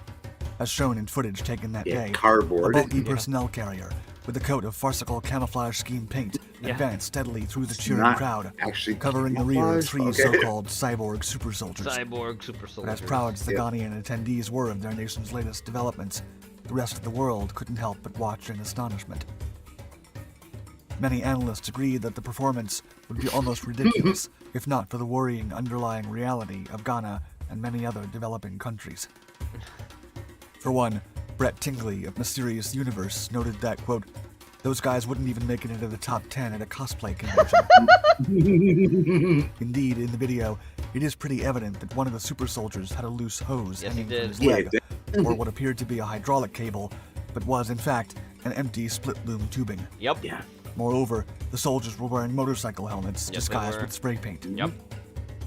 For all that, the exhibition was actually held as a real military display. Wow, and not this a is costume almost convention. Disney quality. Furthermore, it was sponsored by a prominent figure in the Ghanaian industry, the apostle Dr. The Kwadwo personal Sappho carrier broke Kantanka. when someone leaned on it. Of course it did. Yeah. All in one. Bananas at an all-time high. Africa on the rise. According to his own legend, Dr. Kwadwo Sappho Kantanka is many things. Welcome, Greyjoy. Not Oh my only God. is he an inventor This is and Ghana's first car maker, but he is a religious leader too. He started his own church in the 1970s, but the origins of his title remain uncertain. I mean, Journalist Jim Raphael Jones did Orla too, looked but- into the matter. You know, This ain't and no proved that, suicide quote, cult. A Yeah. church with I know, business right? connections is not altogether uncommon in Africa.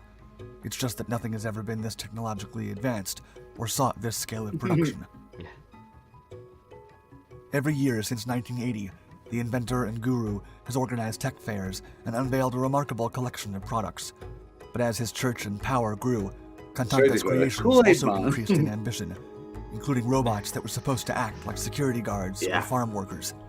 Besides, he also created a wooden helicopter with rocket launchers Oh my held on God. with tape, and a uniquely interesting armored vehicle. The Pentecostal pastor founded Kantanka Oh, Automobile Pentecostal. Company and got the attention of the international media with the vehicles. Even CNN covered the story of the cars made Of in course, Ghana, CNN did. especially Yeah. crafted for rough conditions. Especially crafted. Kantanka offered what seemed to be mature industrial products made in a not particularly industrial nation. Yeah. But the world eventually learned the truth. It's all fake. As compelling as the idea is of a domestically run company that offers world-class Ghanaian designed and built cars and trucks, the reality is the company imports everything from a Chinese China. automaker. The very vehicles claimed to be designed for Ghana's local conditions are indistinguishable from Chinese models that have been available for years. Mhm. Later, Cindy. Furthermore, the company's CEO Later, admitted Cindy. to working with an anonymous Chinese partner. Mm-hmm. Avoiding the obvious. Avoiding the obvious, yeah. The dubious showcase of local Or high-tech because still better advancements in looking in DC 2019 movies? was Yeah, perhaps the most I'll ludicrous grant of you that. Kantanka's claims, as his armored And personnel better than the carrier Halo- might the actually Halo show. endure small arms Yeah. fire for a few minutes, but not much else. In the words of military technology experts Tyler Rogaway and Joseph Trevithick for The Drive, Wouldn't quote, win a high school "It's Halloween ungainly, contest?" has a civilian-like hobbled-together interior, and is equipped with a few cameras, some sort of weapons turret, a laser rangefinder, and there are a bunch of smoke grenade launchers tacked onto it. Of course. The platform that the APC shell is built on looks like some sort of hodgepodge of commercial parts. Because it is. As for the exoskeletons, they had a clunky assault rifle turret attached to the back, cannons on each arm, and what passed for armor panels covering the suit. However, Kantanka is regarded as a hero among his followers. That's almost and that's more also true, impressively, yeah. his products are accepted as credible. At least modern ones, yeah. Much like the case of his supposed local cars, there's more to the character and his creations. Kantanka's cars are manufactured in China and only assembled in Ghana. Yep. Even so, the automobile company bluntly declares itself as, quote, Africa's #1 choice automaker. Yeah. Serious military analysts and engineers are perplexed and amused at the bold claims of the apostle. Wow. Rogaway and Trevithick even described Kantanka's so-called tank as, quote, something that defies description and has features that appear ripped from an airplane and a trailer-mounted anti-aircraft gun. Yeah. Even the vehicles that look more realistic in their basic design have obviously fake weapons and other quote-unquote advanced features. Unsurprisingly, when local journalists have dared raise questions about the pastor's products, they've been met with utter scorn. How dare you? In fact, the company has a significant base of supporters, bolstered by an organic media outlet known as the Kantanka Newsroom. It is said that a local blogger once asked questions about the system's viability, and Nana disappeared. Safo, one of Kantanka's sons, answered via a scathing hit article titled Ghanaians shame blogger J.B. Klutse over his 5 stupid questions about Kantanka's 5 exoskeleton. stupid questions. Shamed beyond belief. Beyond belief. Dr. Kojo Senna, an associate professor at the Department of Sociology for the University of Ghana, explained how the leader hands out free food at the tech fairs. Of course he does. While showing off his inventions to the happy crowds and the politicians in attendance, always trying to obtain votes. But while there are those who regard Kantanka as a hero, Sinar remains at best suspicious. He claims the latest technology behind the helicopter and the robots is, quote, beyond my belief. When asking his students and other locals, it was clear they were indeed skeptical, noting a critical factor that other specialists might have overlooked. Everyone was somewhat hopeful the technology might work out. A weapon to surpass For decades, Dr. Safo has proudly defended his inventions before an amused international audience. He has been ridiculed in the foreign press and simultaneously backed by the local media. Most experts infer that the Ghanaian people hope to see their nation grow to world-class standards, a long shot from their current Not with this, Chief ain't here. As silly as they may appear in plain sight, and as funny as the situation might look from the outside, a deeper look reveals just how unequal the modern battlefield has become, leaving millions virtually unprotected from current threats. The sad display that day was no sadder than the actual reality. In Tingley's words, quote, with the world's superpowers boasting technology that makes anyone else's look like bad cosplay, it's no wonder that terrorism and asymmetrical warfare has become the new norm. Just wait until the real cyborg super soldiers start marching through city streets. The real ones, not these. Thank you for watching Dark Tech. Don't hesitate to subscribe and check out the rest of our Dark Documentaries channels for many more fascinating historical and military stories from around the world. Beautiful. Also, Thank you, click Troy. on the bell icon to be notified of our newest videos. Stay tuned. Stay tuned. Stay tuned. All right, moving on. Moving on. Oh. This is an Let's executive go. order video. When talking trash gets you slammed. As cheeks and titties. Turn it up a little bit. It's kind of low. Nice start there. Nice start, yeah.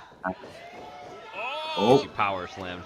Talking shit. Gonna get power slammed. Climbed up the ropes. Titties. Yeah. Yeah, some titties. Oh. In the house. And we have to say, Rockefeller was referred to LLC by Bella Inc. If that gives you a little inkling to what we're going to see from her. Wow, you see Madison right now on her back. Get off me. Bella halfway through the rope. Yeah, She's you gonna got to watch fall that. Referee Paul Allen. That's a great move, some of the crowd said. That's a great move. Get a nice little warning from the ref. Get back into action. 2 minutes. Both women in the finals here. Hurry up, so the fucking ref. Hurry up so I can get to my next Slow, I fight. imagine, but it's Madison who gets the takedown, is now in top position. Quick reversal here. Rockefeller able to work her way to the top, but again, Madison sweeps. A lot of back and forth early on. A lot of nerves, I imagine, for both of them. Taking a little break. Why are you running? Oh, you can't. Coach Monique on the outside, ready to give her a little hydration. Oh. Oh, got some water. Madison's going to go up for the same.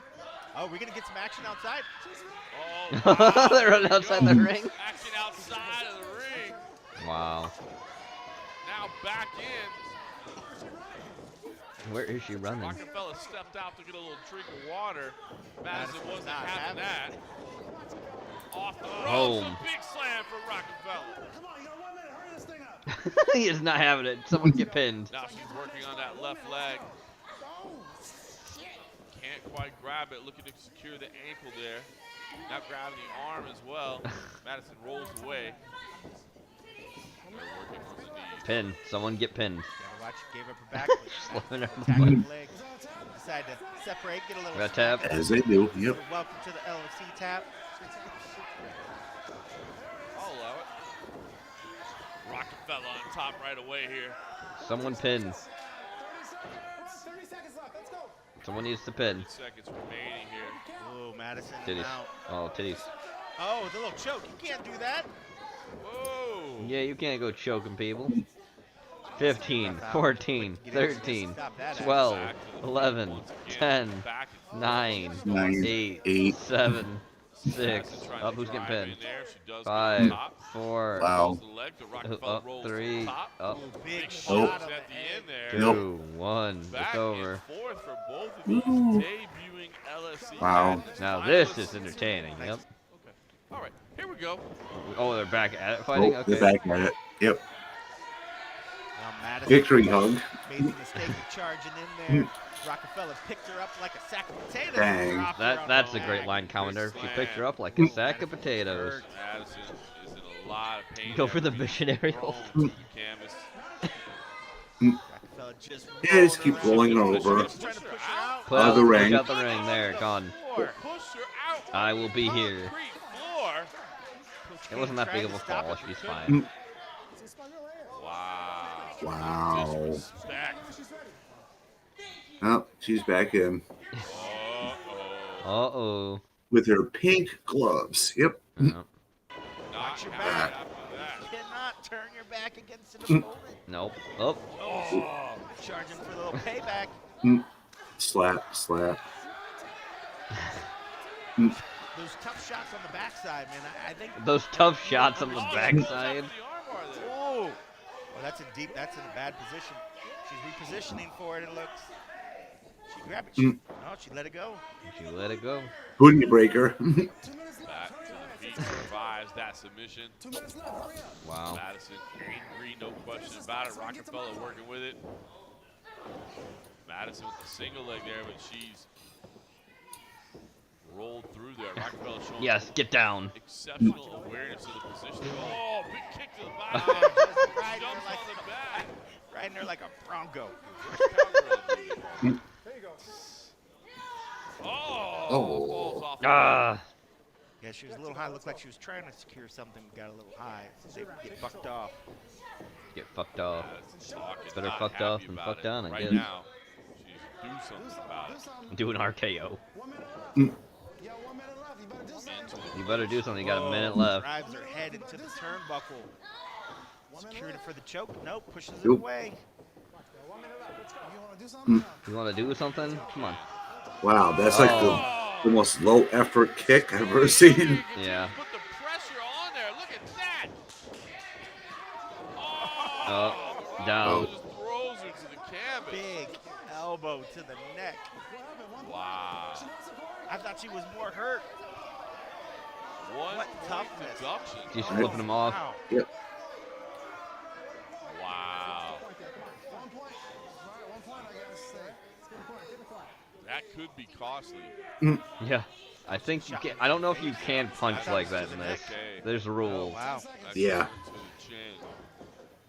Because they've been saying there's a few rules like, oh, you can't do that, you can't do that. Too much and you get disqualified for a match, I think. Slap in the booty. Still currently stands. Spank. Takedown now steps over to mount. Oh. That's End of the end round. of There you go. round two.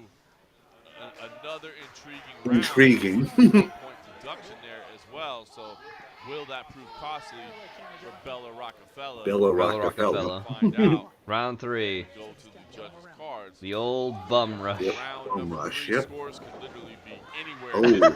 Oh, there's a scissor. Where's your scissor? Right there. Yeah. But it's Rockefeller who leaps up. Oh!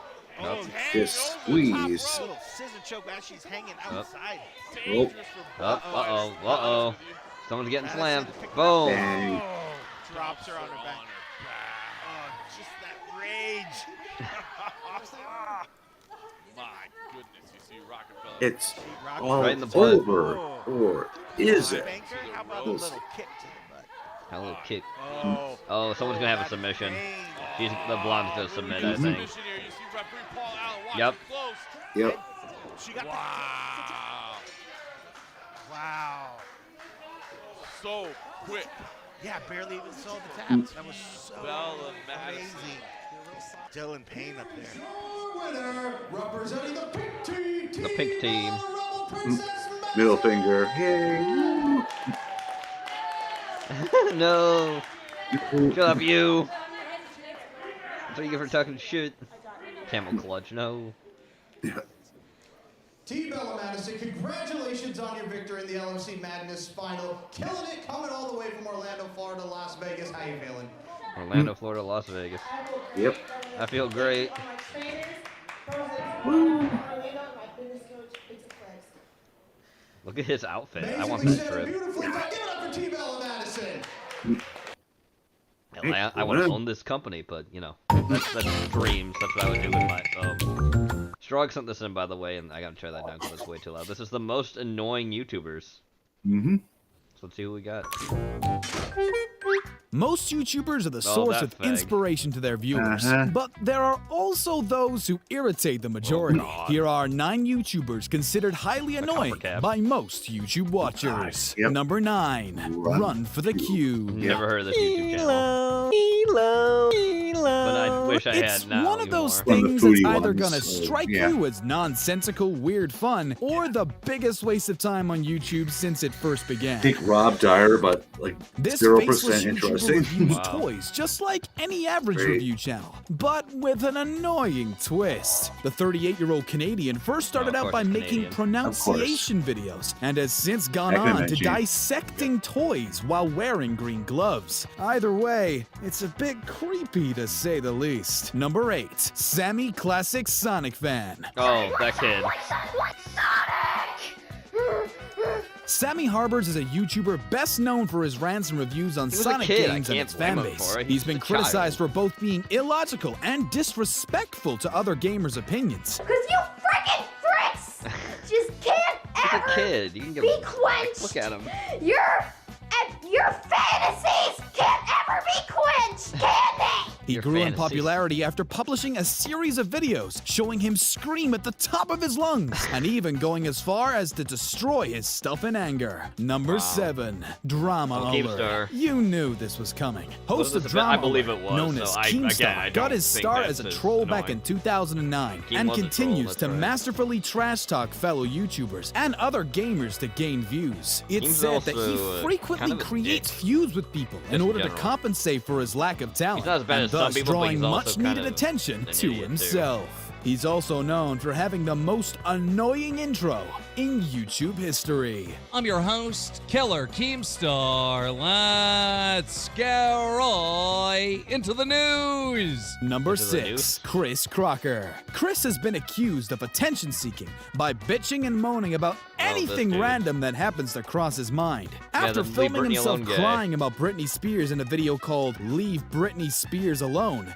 Leave Britney alone! Chris was swept up in a media craze that made him a star overnight. 4 million people have downloaded that video. This encouraged him to continue to release a series of annoying monologues on his YouTube channel. Number 5, Copper Cab. This is Michael Cottrell.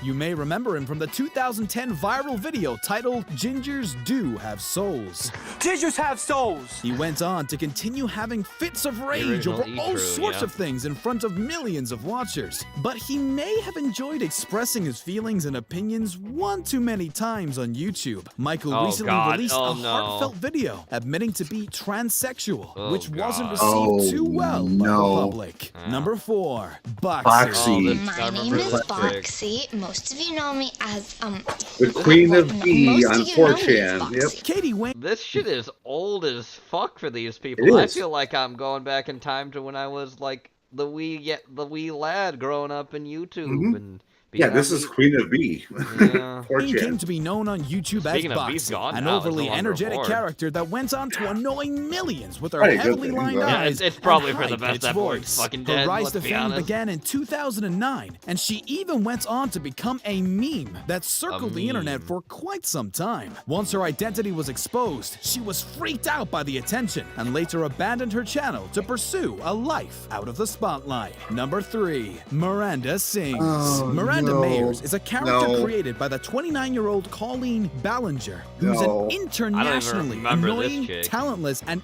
arrogant God I teenager don't. with overdrawn I kinda red remember it. lips. I wish The I did. videos of Miranda were first posted online in 2008 as an inside joke, a satirical poke at bad singers and untalented performers. Fast forward 2016, Miranda's a mini celebrity with her own tour and On even a Netflix, series awful. coming out on Netflix. Needless to Idiot, say, back she's off. built her career Mhm. on being annoying. Yeah, I know. Number 2, No. the Annoying annoying orange, orange. yeah. This Orange. orange is annoying and he knows it. In this series, series, a talking orange annoys other fruits and vegetables with his unfunny jokes, which are often pretty crude. I need to put my mouth against your butt real quick.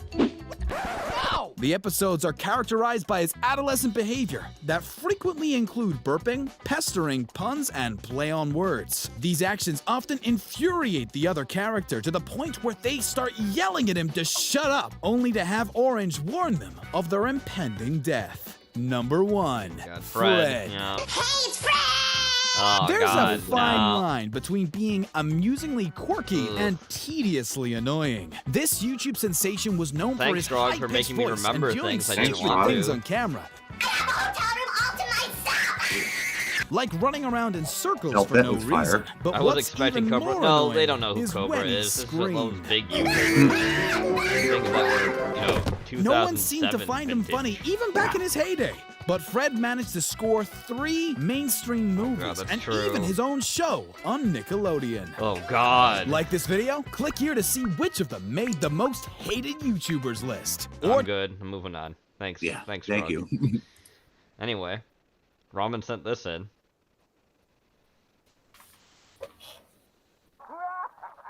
Oh, thanks. Yes, it's music. Prepare for the music. Oh my God. Fred did a collab with Randy Stair. Awful. Sit down and listen. Don't be flippant and don't be dismissing. Think you're a flash encyclopedia. Eating, breathing, macro media. Think you're cool saying all your base. Get that Zao Zao out of my face. You gotta be kidding me with that crap. And speaking of vintage, where are we now? We're definitely in the 90s, I think. Maybe the early 2000s. I'm not sure. Good morning. What's up with that plastic one? You're an idiot. If you disagree, you gotta see Haku go Juichi.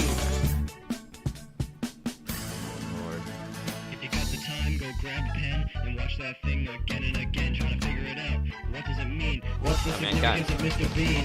Anybody know all the Randy takers? What's up with all the broken pacemakers? This world is full of speculation, but nobody cracks this atom mutation. 9 out of 10 supposed to pass agree. You're gonna see Haku go Juichi. You're an idiot if Yeah, you this is disagree. mid-2000s, Just take yeah. it from MC. MC, you won't believe your eyes, you'll go insane. I mean, what's up with that plastic plane? From the mark to the read to the P to the win, you're gonna see Haku go Juichi. Oh my God, look at the search engine. Wakeman is science like a household appliance. Hello Kitty and McGruff have an unholy alliance. Science is brutal and it cuts like a knife. Not even Obi-Wan can save the yodel of life.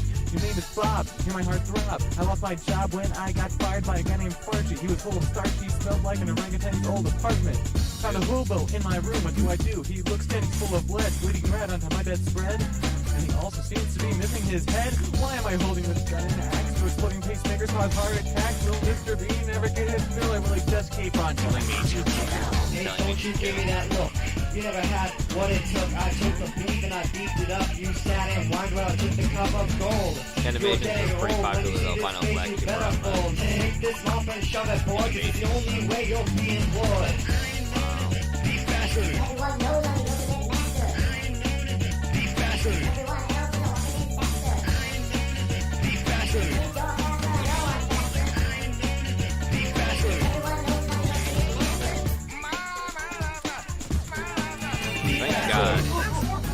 Just thank God, I gotta say. Shit like this was captured. Fucking put up on YouTube.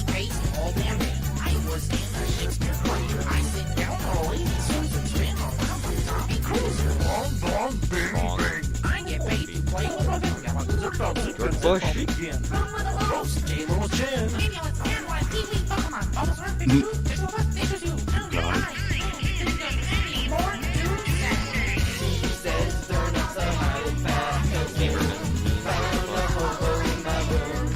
This is Zoomers before Zoomers.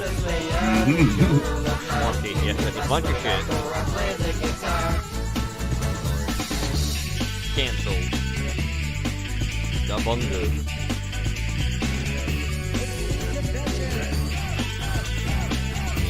Science again. Bill Nye the Science Guy?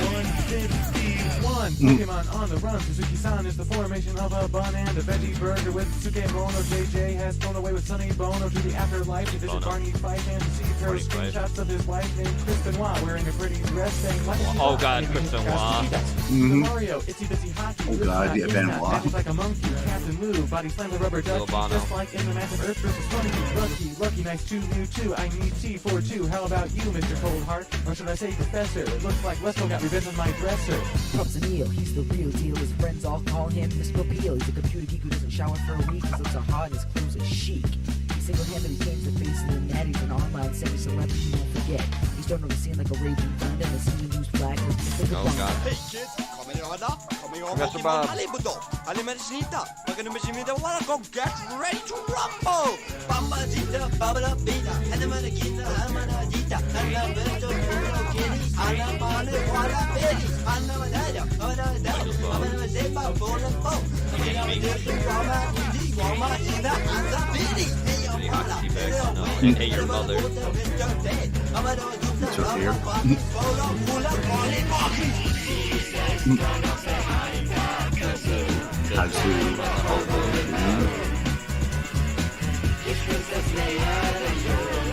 YOLO. That's the game. 151, we can all be the same. I'm sure that it's been appetizing with all the subliminal advertising. This has been a celebration and mutation spread across the nation. Information with the hands of dedication. Last Supper.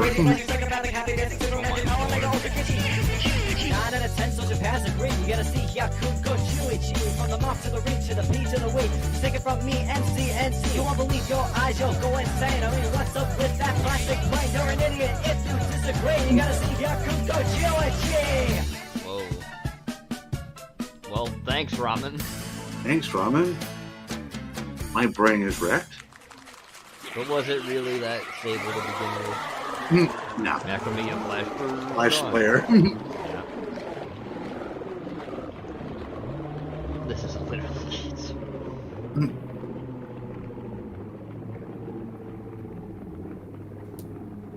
Wow.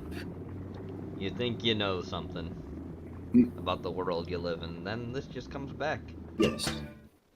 Wow. Okay, now, moving on past that, we've got this. Strog sent this in. We're not watching all this, Strog, because I don't want to watch Cody Leach all that much. Yeah. But he put this in because he wanted to see Cody Leach talk about the Crow, because Porky would be upset by it. But Porky's not here, so I don't know. About the... You know, oh my god, he looks fatter than I remember him looking. He's getting some weight. Crow Oh my god. The Crow franchise. If you're just finding me for the first time, franchise. I just reviewed all 4 of the Crow movies in depth. I'm going to put a card above each of their placements so that you can see those you for 4 the reviews cards. if you choose to. But Oh, we're here Porky's to here rank now. all Okay, 4 well, Crow he gets to movies. watch Now, fucking this is a Cody Leach franchise talk about that the I am Crow pretty new to series. because I love the Right. original film, but never had the heart, never had the interest to watch any of the sequels. Because they so suck. these were all first-time watches for me. It's also and suspicious. Wow, He just shows the level up. of varying quality very across this suspicious. franchise is pretty astounding. But nonetheless, let's go ahead and get started with the worst of the worst, the bottom of the barrel of the Crow franchise. And I'll be honest, I debated for a second on what gonna film to speed, put at the Cody Leach bottom, up here, but but ultimately I do did not land like on him. The Crow Wicked Prayer. Objectively, there is no doubt that this is the worst piece of Wicked shit in Prayer. this entire franchise. Every single decision that they made in this movie, from an idea standpoint, to a production standpoint, to a casting standpoint, certainly, all the way down to the execution, all across the board, it's baffling how bad this movie was. I almost put it at number 3 because I do think parts of this movie cross over into that unknown realm of so bad that it's good. I could probably watch this movie and have an entertaining time just laughing at how ridiculous Just it get is. to the only but real Crow it just movie didn't feel review. right. It didn't feel right putting this anywhere else but number 4. So if you're somebody that can buy Edward Furlong as a tough action Avenger going across Angel and a couple of other random castmates as a devil cult, then this is the movie for you. If saying that right there just makes your ass clench, yeah, you're probably not going to like this movie. Number 3 is The Crow City of Angels. Now, I almost put this at number 4 strictly because it's the most boring of all 4 of these movies. This one really has nothing new to say. There is a big campaign out there amongst Crow fans to finally get the director's cut of this film because what was originally intended for this movie is not what we actually have seen. They had a production thing go on where Harvey Weinstein went in, changed this movie, hacked it down to pieces, took out everything that was unique or interesting about it story-wise, and just made it into a cheap carbon copy of the original film, and that's all we have to go off of. So being being that's the only cut we have to go off of, all we have is a cheap carbon copy of the original film. Nothing about this movie is as interesting, as exciting, or as well produced as the original. Vincent Perez as the Crow here, he's okay. Doesn't really stand out that much to me. All of the villains here, they're okay. They don't really stand out to me. You even got Thomas Jane here, and they completely waste him, even though this is him before he was the Punisher, the Thomas Jane that we all know and love, at least most of us. And ultimately, in this cut, the whole thing with bringing Sarah back from the first film and having her kind of be the shepherd of this new Crow and this love story and all of that, it's destroyed. Like, there's just nothing here that develops that. So even when you get inklings of that relationship, it's just weird out of nowhere. It doesn't make any sense. And the whole climax of this movie is destroyed by a garbage CGI effect that could have been pretty cool, involving a murder of crows. Nonetheless, it's a movie that I'll never watch again because there's nothing in here that makes me want to watch this over the original. Number 2 is going to be the only sequel that I actually say has some merit, and that's The Crow Salvation. Now, I was not expecting anything from this movie because I walked into this franchise thinking that City of Angels was the sequel that everybody tolerated, but Salvation actually has the most going for it. It was the first one that went straight to video because of the lackluster performance of City of Angels, and even though I think that the main guy that is playing the Crow here, I believe Eric Mabius was his name, I don't think he's very good at all. Everybody else surrounding him is actually pretty good. Kirsten Dunst is good. You got early Walton Goggins, who's great. I love seeing Fred Ward as one of the big villains here. And I think that this movie has a lot more style to it simply because they go for a darker, meaner tone. This is a much more bloodier movie and a lot more of a gritty movie than the other ones. Even The Crow, the original, being as dark as it was much more of a fun comic booky experience. This almost crosses the realm into horror thriller to a certain extent. And watching this guy go on this rampage to take out everybody that murdered brutally his girlfriend and then accused him and got him executed by an electric chair, I thought it was actually a halfway interesting story. So if I had a Blu-ray of this, which you can't fucking find anywhere, I actually wouldn't mind putting this one on again. It was decent. But of course, no question, number 1 in this franchise is the original Crow. The movie, which has Brandon Lee in it, The Crow. All time. It's nowhere near the realm of the sequels. Even Salvation, that I say is pretty decent. I mean, it's a gigantic leap to get up to the level of quality of The Crow. Of course, there's a little bit of bittersweet aesthetic to this movie when you watch it because of the tragedy involving Brandon Lee, and it's hard. It's damn near impossible to watch this movie without part of you thinking of that. But getting away from that, I mean, Brandon Lee is awesome in this. He is great as Eric Draven. He is great as a lead role, and it really just sucks that this was the end of his career because I think he really could have been somebody big in Hollywood and could have given us a lot more of these awesome Crow movies because I think he was contracted to do at least 3 of them. I would have rather have seen those. I think everybody can agree that. But the whole storyline here is a very unique, at the time, twist on the revenge thriller to where you get a guy and his girlfriend that are murdered. He comes back a year later for one night on Devil's Night, the night before Halloween, to enact bloody vengeance on all of them. All of the villains stand out pretty well, even though they are a little bit over the top for my taste, but they're still enjoyable and they are still somewhat iconic for what this movie was trying to bring. I think that the visual style of this movie is awesome and ages very well for an early 90s comic book film, which just saying that automatically means it's shitty. There's a lot of variety in the action scenes. I mean, you get stabbings, you get shootings, you get fist fights, you get sword fights, you get even like parkour across the rooftop scenes. There's a lot of variety to the excitement that this movie brings. It's just a classic. It's hard to watch a movie like this if you were into that type of film and not automatically love The Crow. He didn't have to die, but he died because of negligence. There's so much here for so many different people. I've never it or just wasn't for them. It's just a blast of a movie, and it's absolutely number 1. So what do you guys think? What is your ranking of the Crow franchise? I think this is one ranking that pretty much unanimously everybody's going to have just about the same ranking. So nonetheless, if you have a wild ranking or if you have a hot take, please let me know down below and give me a reason why. Don't just give me the list. Tell me why. Because don't need it. Anyway, moving on. Ramen sent this in.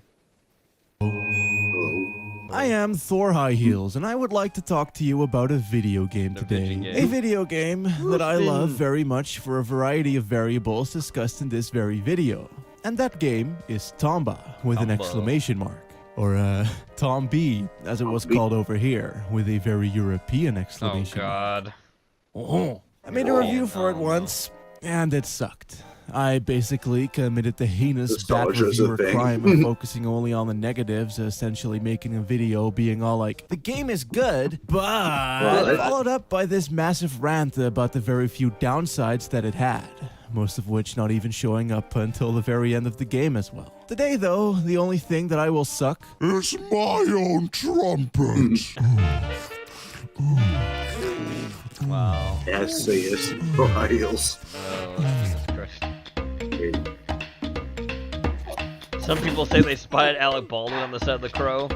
Gene, tell us who sent this video in, so we can cancel them Tombiba is a 2D platformer Metroidvania JRPG adventure game that takes genre conventions and shoves them up its ass. You play as a small man-child called Tomba. His hair is pink, his pants are green, and a bunch of evil pigs are going around stealing shit to strengthen their magic pig army so that they may take over the world using pig magic. Sadly for them though, they also stole a bracelet belonging to Tomba's dead grandpa, and so now shit's personal and the boy is mad. Thus promptly setting up an adventure that sees Tomba traveling this 2.5D world, taking down the pigs as he goes, running past everything from infected autumnal forests and windy mountains to opulent mansions and quiet little JRPG towns, as he makes friends, solves problems, and affects the world around him, all through in how the game cleverly gets you to peel away at it.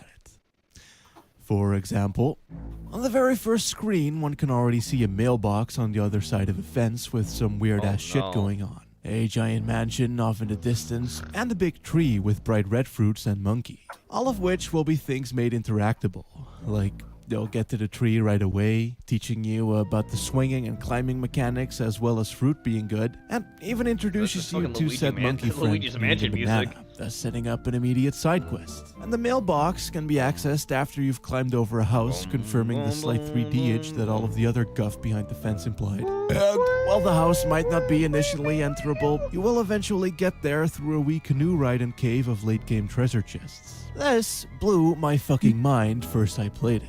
Suddenly, all of those strange and interesting looking background elements spread out through literally the entire game became full-on objects of intrigue, knowing that one day I would be able to go there. And the game's pretty fucking good at setting shit up like that, especially when it starts introducing you to the concept that is the effect you have on the world around you. Like how you can turn this spooky mansion into a nice and sunny happy mansion. Or how you can turn the fungal fuck forest into a lush green forest fuck forest. Not only does this give you a sense of place in this world, making it feel a tad more alive and reactionary with all the NPCs within the many villages remarking shit, but it'll also open up a myriad of new paths every time shit changes. It is Metroidvania times 1 billion!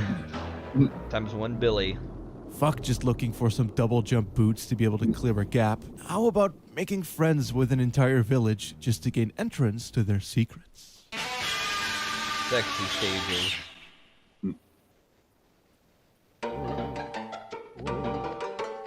Right away, this game establishes its rather cartoony tone. Somewhere in between your inventory being revealed to be your stomach, and the dialogue having this self-aware, semi-fourth wall breaky Paper Mario flair about it, and the fart plants, it is made quite clear that this is not a serious title at all. Which is also one of its main flaws, honestly. Strange though it may be, it has a lot of areas that'll either be kind of comical and charming, or just kind of off-putting. There's the Village of All Beginnings, which is a visual clusterfuck what does all the cool introductory shit I just mentioned. Then there's the Dwarf Forest, which is an autumnal wonderland dominated by pig-like fungal balls, spiky phallic objects, a JRPG, and plenty of strange physics-based puzzles and fetch quests that manage to carry their entertainment value almost purely off of the back of the charm of the writing and the stiff but enjoyably tricky platforming. Then there's also a big stormy mountain that's hell to traverse, but also quite unique due to the momentum that's used here exclusively, and a cursed town with all of its inhabitants all turned into rats, and a giant lakeside mansion that's haunted by pig demons or some shit. Both of which turn the game into more of an adventure game than a platformer. And of course, there's also many more locales, like the racially insensitive Oonga Boonga jungle, your nightmares, a big weird city castle clock tower, a fort submerged in water, a lava cave, a mountaintop village of thieves, and a mine with wee lads with wee pickaxes. And all of these will be dominated by strange, interesting, tedious, and funny characters and side quests. As you can see, the Trick Village has sunken underwater. There are 10 math beads with numbers on them hidden in the... Oh god, he's gonna make me look. If you find all of the beads and... Yeah, there we go. Just fucking kill me. Kill me. Jesus Christ. At first, a lot of these areas will feel relatively far away from one another. Not even in terms of the actual travel distance per se, but just aesthetically they're pretty distinct, and they're also often separated by some pretty meaty platformage, making going back and forth not something one would do. though at some point the game will start to require just that. And this is where some Dark Soulsian shit comes into play. no. For The Dark instance, Souls by game. powering the engine to the clock tower in the jungle, you open up a mine in the Dwarven Forest. And this mine has an elevator leading to the mansion. The mansion has a raft that you can take back to the jungle, as well as a walkway to the mouse village, which can take you to a windy mountain. The entrance of which splitting off into a cross section, with one lane going to the Mushroom Hell Zone and the other back to the Dwarven Forest. Said forest, of course, containing the door to the mine, but also a slide leading to the Mushroom Forest, Slide. which then in turn has a canoe that can take you back to the very first screen, and naturally, the entire game is interconnected like this, which is cool. It's fun to pick away at a world that's so inventively linked together. Something about taking a magical slide or a dark mine elevator just feels all kind of right when the game overall is as fairy tale-like and explorative as it is. Oh god. Oh boy. It's getting dark. Mm-hmm. It'll be dark soon. Much like a lot of other PS1 games, Tomba's graphics have this pop-up picture book-esque quality. The chunky 3D houses almost look like they're made out of cardboard, and the background elements and skyboxes are so obviously images that they straight up look like paintings. Not to mention the Donkey Kong Country CG sprite art that, due to its conservative use and deliberate artistic choices, only really betray their non-spritage when full 3D movements happen, blend in really well as well. Especially when there's so many other moving elements, like the dancing plants, the windy grass tufts, the pulsating lava rocks, the thundering lakes, and of course the hefty fucking layers of parallax scrolling. In a way, it reminds me a lot of the Paper Mario games. Not due to any artistic gimmicks, of course. Tomba just looks like this because of technical reasons. But more so in the sense that it also shows a very high awareness of the limitations that they were dealing with, which is a rare sight on the Grey Ambition box that was the PS1. Honestly, if anything, Tomba isn't really ambitious at all. It feels more purposefully low-tech in a way. What with how the Haunted Mansion is obviously constructed out of large polygonal boxes, or how the Dwarf Forest has those tiny little leaves and grainy little grass tufts and bushes that look like they've been ripped straight out of a model Warhammer table. Yeah. And given that the entire game has this veneer of childlike wonder about it, I can't help but feel that these choices were all deliberate. I just really wanted to open each and every one of these big dumb dollhouse doors and explore every nook and cranny of this stupidly dense jungle. Not because of any systemic or mechanical incentives, but just because of how whimsical everything managed to look. Same way you could, as a kid, fuck around with a Lego set you just built, or smash action figures together, or just look at images in a magazine or website for a full hour. You weren't getting anything out of it per se, but it did entice your own imagination and creativity regardless. And Tomba manages to emulate that sensation pretty fucking well. So yeah, it's not a perfect game by any means. Even I can't deny how stiff and floaty the controls are, and how, despite being really cool, it also does feel like a world built for you and not an actual place per se. But in that, it also finds its biggest qualities, as said world changes around you through your actions, with every obscure corner hiding some type of treasure chest or bonus meme just as well. Essentially, it rewards you in in-game ways by giving you power-ups and usable items, but it also manages to satiate whatever childlike curiosities it managed to build up inside you. And don't get me wrong, it's not a deep game at all, but that doesn't mean that it can't leave behind a deeper impression either. Mainly the lingering knowledge that after making both this and its sequel, Tokuro Fujiwara went on straight to create Mad World. Oh, Mad World! Wow. Bean. You like You button. like Patronize me. Drugs on this end. Deadly Premonition remains one of the best Thanks, games Troy. I've ever played. Despite looking like think?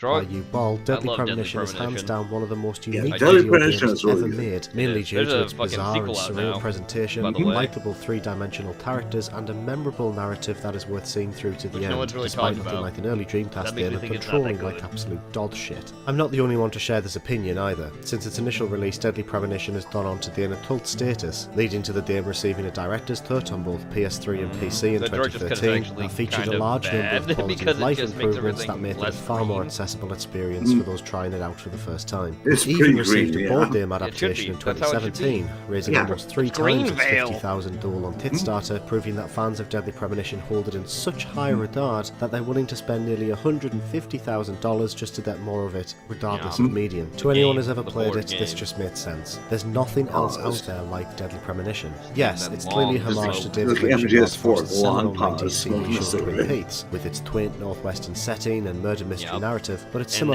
similarities it's in stop there. Louisiana. Protagonist Francis York Morden speaks to a voice in his head called Zat, travels at random intervals into an alternate We're never probably dimension gonna filled finish with the thing of zombies me and other watching horrors, Super and Quick interacts Run with a play cast of 20 characters, including a travelling sapling salesman, a man in a There's a few of stone those mask who videos are communicates like solely not through his on communicator, YouTube who and can are only like in talk in something rhyme. else that Mr. wouldn't play and Francis watch York together. Oh god, here we go. Haste won't lead you to what you seek. Keep your eyes focused. This is a on reference your to a footing noir film, as by the we way. speak. So says Yep. Mr. Stewart. A woman who always walks Mrs. around holding a Stewart, yep. pot. No prizes for who she potentially could be a Lord reference lady. to. And this creepy motherfucker who was maybe a spoopy ghost. We love Suffice Deadly to say, Deadly Premonition, Premonition leans into the absurd with reckless abandon.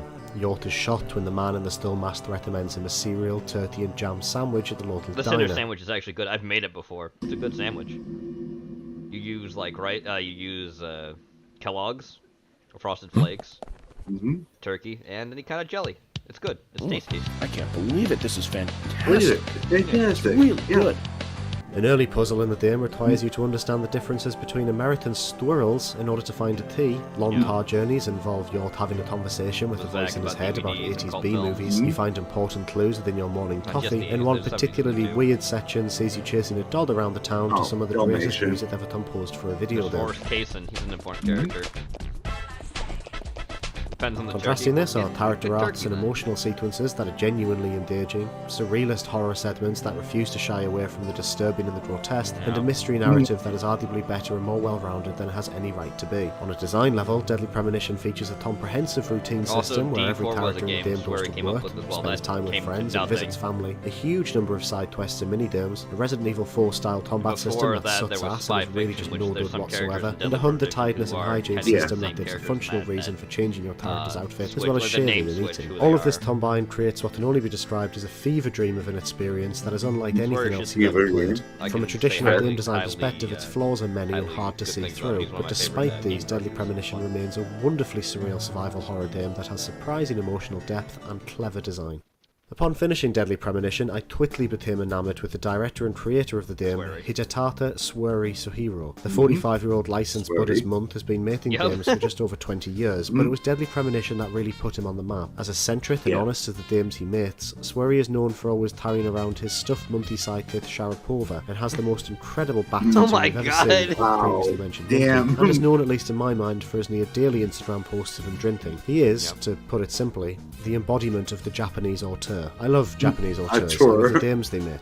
There's something about their work that differentiates them from Bayonetta. prominent gaming figures in the West, like Ken Levine and Tim Schafer, that's seemingly unique to those Tim who create Schafer. games within Japan. Take Hideo Kojima, Fuck for that guy. instance. Metal Gear Solid is a seminal franchise that most people associate with Maybe Kojima as Suda? the sole creator, I don't know. rather than the Suda development 51's teams really he good. spearheads due to the Yeah, he sheer is. amount of influence he I has love over Suda its 51 direction. shit. The series itself is an Yeah, absurdist Heroes, mishmash of Western Killer spy 7. fiction crossed with 80s Hollywood blockbusters, all framed Good through stuff. the lens of Japanese culture and their view on Western society. It's this, I think, that makes games from Japan that are influenced by Western culture so special. This blending of ideas from the perspective of the East that makes for interactive entertainment like nothing else produced here in the West. Games where super soldier clones give gravelled voice speeches about love and war before being Beautiful. pissed on by a Yeah. guard or being instructed by their commanding officer to turn the game console off. Don't worry, it's a game.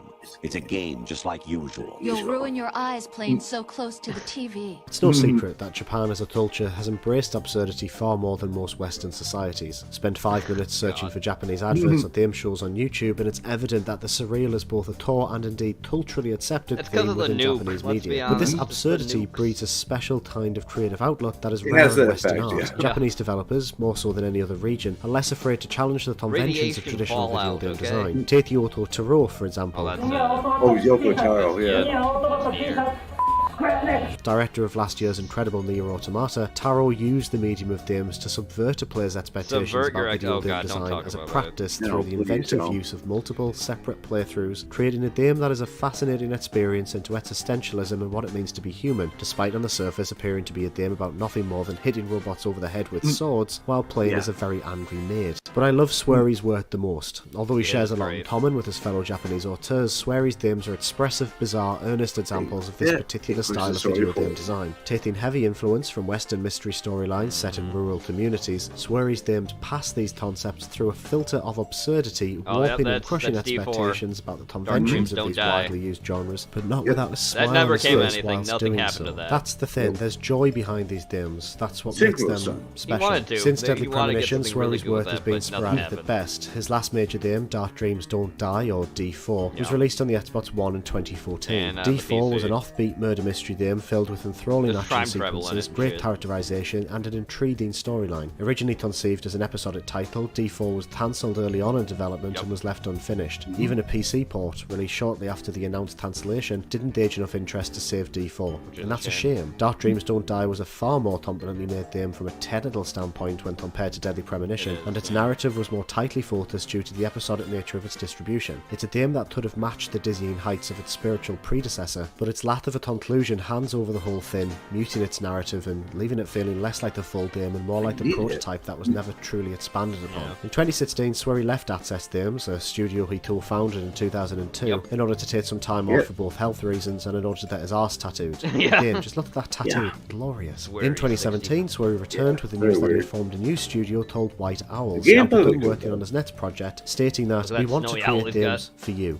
the people who like us. Games that are bizarre, scary, grotesque and dreamlike, yet also have a strange realism. Games that remind you of the past, that are comical and sad yet lovable. These are the kind of games we'll be making. And that brings us to The Good Life. The Good Life, yep. The Good Life is a debt repayment RPG set in the quaint English village of Rainy Woods. You play as Naomi, an American photojournalist who has travelled to the rural community to take pictures for a newspaper in order to repay her huge debt. Oh, also a young woman has been murdered, and once a month everyone in the town turns into either a bunch of tats or a bunch of dogs. Gameplay sees you interacting with members of the town in order to solve the mystery, taking pictures and completing side tasks along the way in an effort to repay your outstanding financial burden. The Good Life is effectively Swery's spin on Animal Crossing, and all of the hallmarks of his design style are present here. The player is an outsider in a rural town of which there is a mystery that must be solved. Naomi has a number of needs meters that must be managed. The residents of the town have their own schedule, needs and wants. The visual design is stunning too, with characters presented in an angular papercraft style, giving the whole game an effervescent dreamlike quality that is distinctly Swery through and through. But there's a problem, one that spurred on the creation of this video and something I find particularly troubling. Doesn't look very likely that this game is going to get made. With no publisher on board, White Owls announced The Good Life alongside a FID funding campaign that asked fans for $1.5 million in order to cover development costs. The campaign ran for 40 days, finishing with only $700,000 in funding, less than half of what was required. Determined to keep the project alive, White Owls returned this year with a Kickstarter campaign, asking for the significantly reduced amount of £447,000 and 45 pence. At the time of writing this video, the campaign has reached only £275,000, around half of the funding they need, with only 5 days left at the time of recording. It's hard to say why The Good Life is struggling to get funded. On the one hand, Kickstarter fatigue is certainly an issue, with many gamers feeling burned out from the likes of Yooka-Laylee and Dodus failing to deliver on their initial promises for them to take the risk of investing in another project by a newly formed studio. Perhaps it's that, despite Deadly Premonition's cult success, Swery's games remain critically divisive due to their wildly fluctuating levels of quality. Perhaps interesting and unusual aren't enticing enough factors to modern gamers.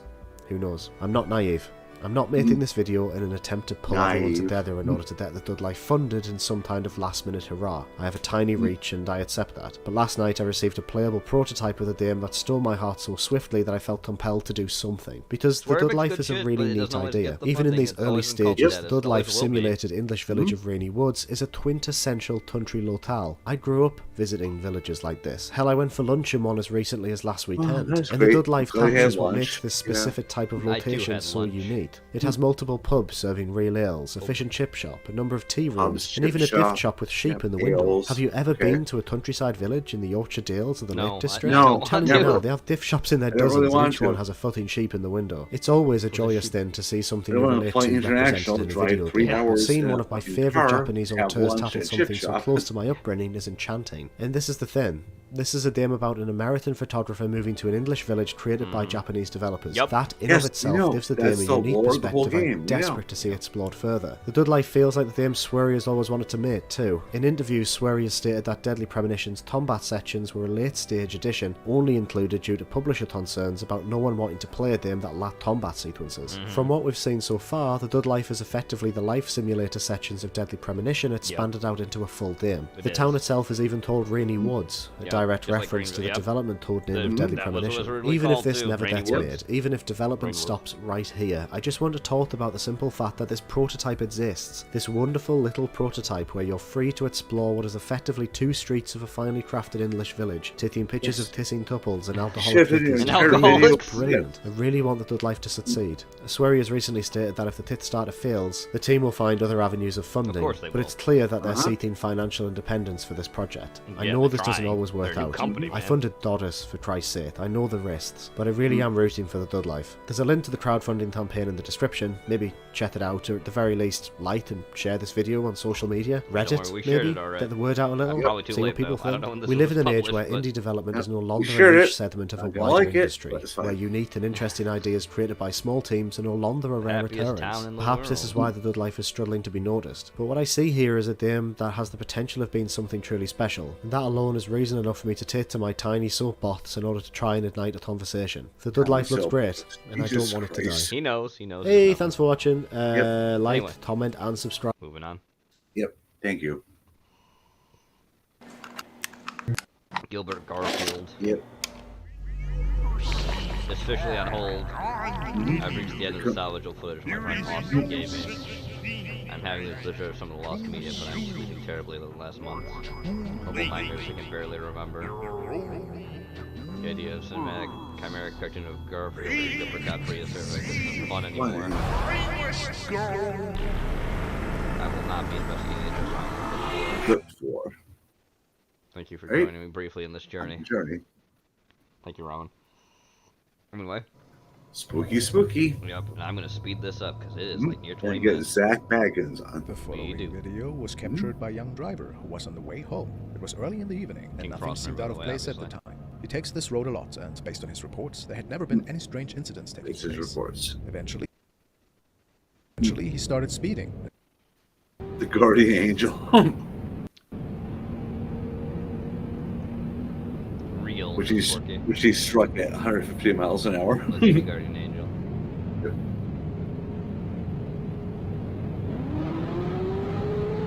Speed up, speed up, speed up. Oh, holy shit. Jeez, he hit the Guardian Angel. Like full speed. Oh, it went through the You see car. a person in the middle of the road. Pretty scary, of course. The man notices him too late and tries to brake. And based on his reports, the car drove straight through him, though, and no damage was done to the car, making him believe that this had to be a ghost. There was no trace Yeah, of this it's person after not the car an came to a angel. stop. And he stepped out to see if the mysterious It's a person was dead okay. person. Well, he said there was no damage to the car, darkens so up, no though, one was as if there. an impact actually had Wow, occurred. okay. Pretty strange, isn't it? What do you think unfolded here exactly? Adobe After Elements? I don't know. Vanishing. Vanishing. The next video is just as strange as the one before. It was captured by a man who was riding his motorbike at night at the outskirts of town. In this region, it's not surprising to hear about many different As ghost they stories do. and accounts that the villagers share I'll every be so right back, often. bro. Based on the writer's Okay. reports, he had merely been driving around at the time when he saw Hey, a strange person at we the do. side of the road, dressed Get in a what appeared to be motorbike some right kind on of the white skirts of building. town. And then he With saw a the video following camera occur with going. his own Sure. eyes. We'll see. This is all stock footage, but we'll see. Dash cam. Yeah. Oh, red circle. Oh, you see it?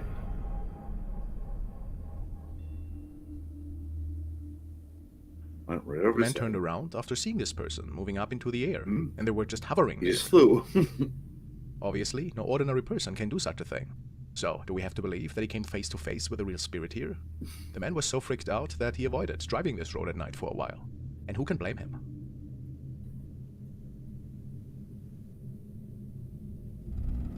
Weirdo on the road. Now we are taking a look at a recording from a young man who states that he was cruising around the following night and that he was on the way to a friend's house. The road takes him through a little stretch of road that doesn't see a lot of traffic really, especially at night. It's basically dead. However, he noticed a creepy looking person standing on the side of the road. He turned around shortly after and then shared the following encounter with us.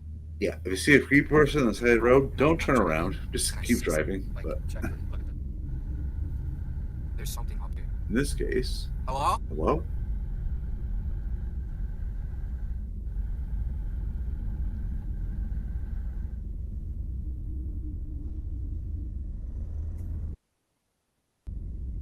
Oh, there he is. Ooh. It appears that somebody with long dark hair is standing in pitch darkness, literally just Long spooking passing dark hair. cars. On Reddit, many people speculate that we are seeing a creepy weirdo here that is basically just getting a kick out of scaring passing cars, which seems to be the most likely scenario, if it isn't a skid, of course. However, it still remains pretty dangerous to stay on a non-lit road that late at night. But in the end, we cannot say for certain what exactly had happened here. It's not moving at all. This is probably a statue, but who knows? A ghost. Now we are taking a look at a video that was initially captured by a man on a bicycle, and he was on his way to buy some groceries. It was early evening, and he was riding along a busy city road. After a short while, it becomes apparent that an accident must have taken place. Naturally, the man was curious and looking around a bit when passing by the scene. As it turned out later, a fatal collision had taken place. And as sad as this is, it is believed that the spirit might have still been at the scene after the incident. Yes, Let's in take a Japan, look. yeah.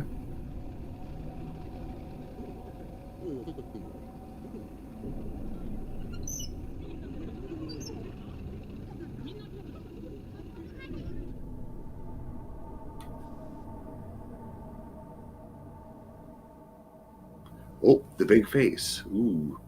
The man recording checked the footage at home and had to realize that an eerie-looking pale figure in a white dress can be seen standing in the middle of the road. And what's Right even there. more, they seem to be missing their head.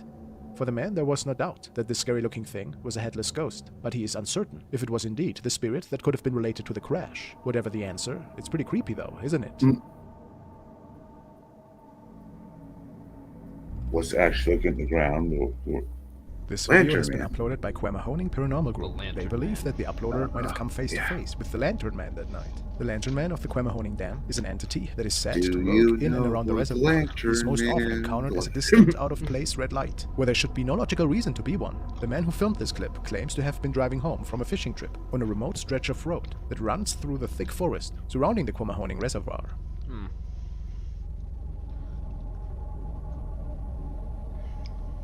Yeah. I can see some thick forests in the sides. Oh, there he is. I saw him. Yep. I saw it. In the red circle. What the Ooh. fuck? Look at he's dressed as a gorilla. There's like more than one, I think. 1, 2.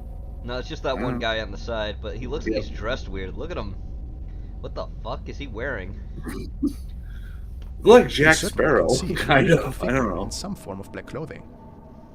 Looks like Some he's say wearing a he gorilla almost looks suit. skeletal, and that it Yeah, might be the it's spirit weird. of someone. Yeah, it's really It's strange. like costume Who drowned clothing. within the dam. Could Oh, this it really does. be his spirit? What a terrifying thought. What a terrifying thought. Coming across a sinister looking apparition like this in the middle of nowhere. All on your own. How nightmarish. How nightmarish. Pretty sure it's a dude in a costume, but costume looks Yeah. freaky. It definitely is like costume clothing, yeah. Strange Strange Sons. The next video has been shared by With the Team U. Ibu23, and What it the tells us fuck? that the uploader was quite confused What this the night. He was on his way home when he looked into the sky and was quite flabbergasted. He had never seen anything like that before, and was hoping for answers from his viewers. It was quite strange to the man, and obviously for most of his commenters. Reminds And me they of were an old asking ghost how there story. could be two different Just suns in trying the to make sky. a scary video based off. Can somebody Yeah, that explain makes it to me? There's something going on over here, right? But the sun is over here setting right now. The sun is over there setting. What And there's is another that? sun. Oh god, two Many suns. people speculated that this must have been a natural phenomenon perhaps, or maybe the doing of some kind of alien life form. The most plausible explanation, however, was saying that this was simply a sundog. A sundog is Yeah, described as an atmospheric sundog. optical phenomenon Oh, that okay. consists of a bright spot to one or both Yeah, sides of the Utah, sun. Well, the Nevada. result of that truly looks beautiful. Reflects Could the simply be light that, just an crystals optical in the phenomenon that seems to be upper quite rare. atmosphere, though. yeah. Yeah. Crazy. You'll see that. It's the light. It's the Yeah, sometimes you see 2 or 3 suns. Yeah. This video was featured by Sundog. Misterio Cana, and it was uploaded by an anonymous person from Mexico. They state that they were riding Mexico. along an old mountain Anonymous road one person, night in the Mexico. Tuxtlas region in southern Mexico, and this was when they noticed a burning witch. She appeared to them several times, Yeah, apparently, exactly. but they were only able to capture her this one time.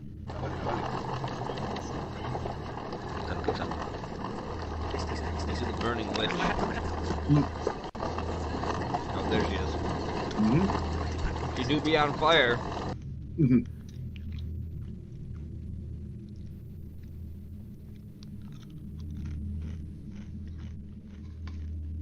It is quite hard to make out any details, but sure enough, there is a burning object appearing on the road. Sure. And then just vanishing into thin air. It does just vanish. Why the man believed this to be a witch is unknown, and I wonder if there might be another explanation for this. Oh. What else could this be in your opinion? It's really interesting, I find. An after effect? Seems like it. No. I don't know. Roadside shadow. The following recording was captured by a young driver who also states that he felt he was being haunted that night by a mysterious figure. He seemed to be the only one driving on this particular stretch of road, which didn't help the situation, and he stated that he was quite freaked out at the time. Based on his reports, there was a strange shadow person that was appearing on the side of the road to him, and it's been at least 3 times that he saw that thing that night. He drove past it only to see it again a few kilometers later. Kilometers?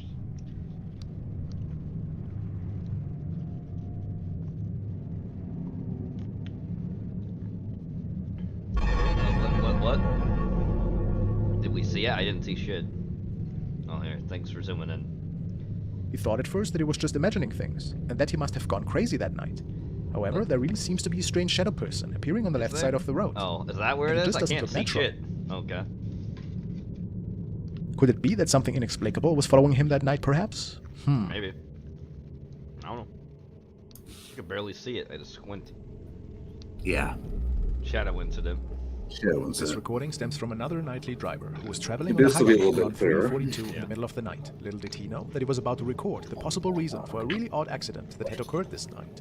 We can see a big rig that is driving in the distance, and then, for whatever reason, the truck is ramming the car in front, and the accident unfolds. There is. Ooh. At first, the man recording assumed that the little car must have lost traction, and then having the big rig drive straight into it. However, take a good look at the left side of the highway.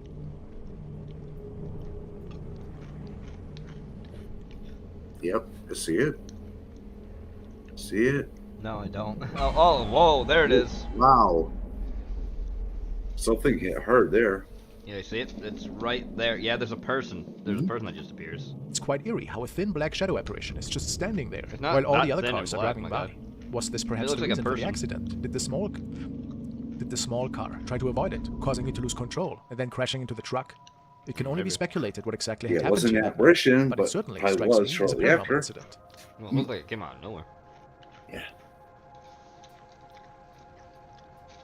An interdimensional time traveler, Nightwalker. The next video was uploaded by a driver who was not expecting to see anything out of the ordinary that night. He was simply driving home from a gathering, and quite honestly, had his mind tuned out. After driving for more than 20 minutes, it seems that he came across somebody or something walking on the road in pitch darkness. You gotta call somebody. Oh, whoa. That was a person wearing a sheet. Wow. Something in a white drape is crossing the street, and they didn't have any light source to see where they actually were going. The uploader called this night the Phantom Incident, and even though he thought at first that it was just a weirdo in a blanket, something makes him believe that this encounter was just not right, and how dangerous it is for anybody to walk on a dark highway like that. Was it a ghost, some form of entity, or just a regular person? Really hard to say. I'm pretty sure it's a regular person, but I don't know what the fuck they're doing out there. The next video was captured by a bus driver who was quite uneasy and was parking at the final destination of the day. His dashcam in the vehicle showed that there was still a passenger remaining. However, he was unable to see it with his own eyes. The buzz is saying there's a passenger on the thing still. But no one's there. The fuck?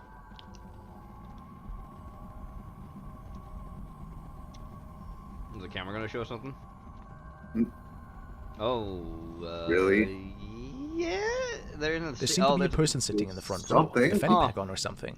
It's quite odd in particular, because apparently the driver went through the last recorded hours of footage and could not see anybody that looked remotely just standing like that. there. What Was the perhaps hell? a ghost passenger? Huh? The outfit looks old, like it's something from the 80s or something. Little Runner. This clip was uploaded by a young man who believes to have captured some form of inexplicable creature the following night. He was out in the streets of Cacapava in Sao Paulo, and what was about to happen took him literally by surprise. So I think we're in Mexico. Let's see what creepy shit we see. What the fuck is that? What is that thing? A monkey? Definitely wasn't a cat. Oh, it's standing up. What the fuck is that? Yeah. As he comes to a stop at a streetlight, a strange creature is running across the road. To this day, he has no explanation of what exactly this thing was. But in his opinion, it was nothing human, nor was it an animal. What the Do you have an idea of what we are looking at here? Apparently, this thing disappeared towards the left and then just vanished. Was it some form of mysterious creature, perhaps? Who can say? Creatura. Monkey. Probably is a monkey. Yep. Probably is a monkey. All right. Hey. Memology, palate cleanser video. Anybody? An all-new offensive term just dropped.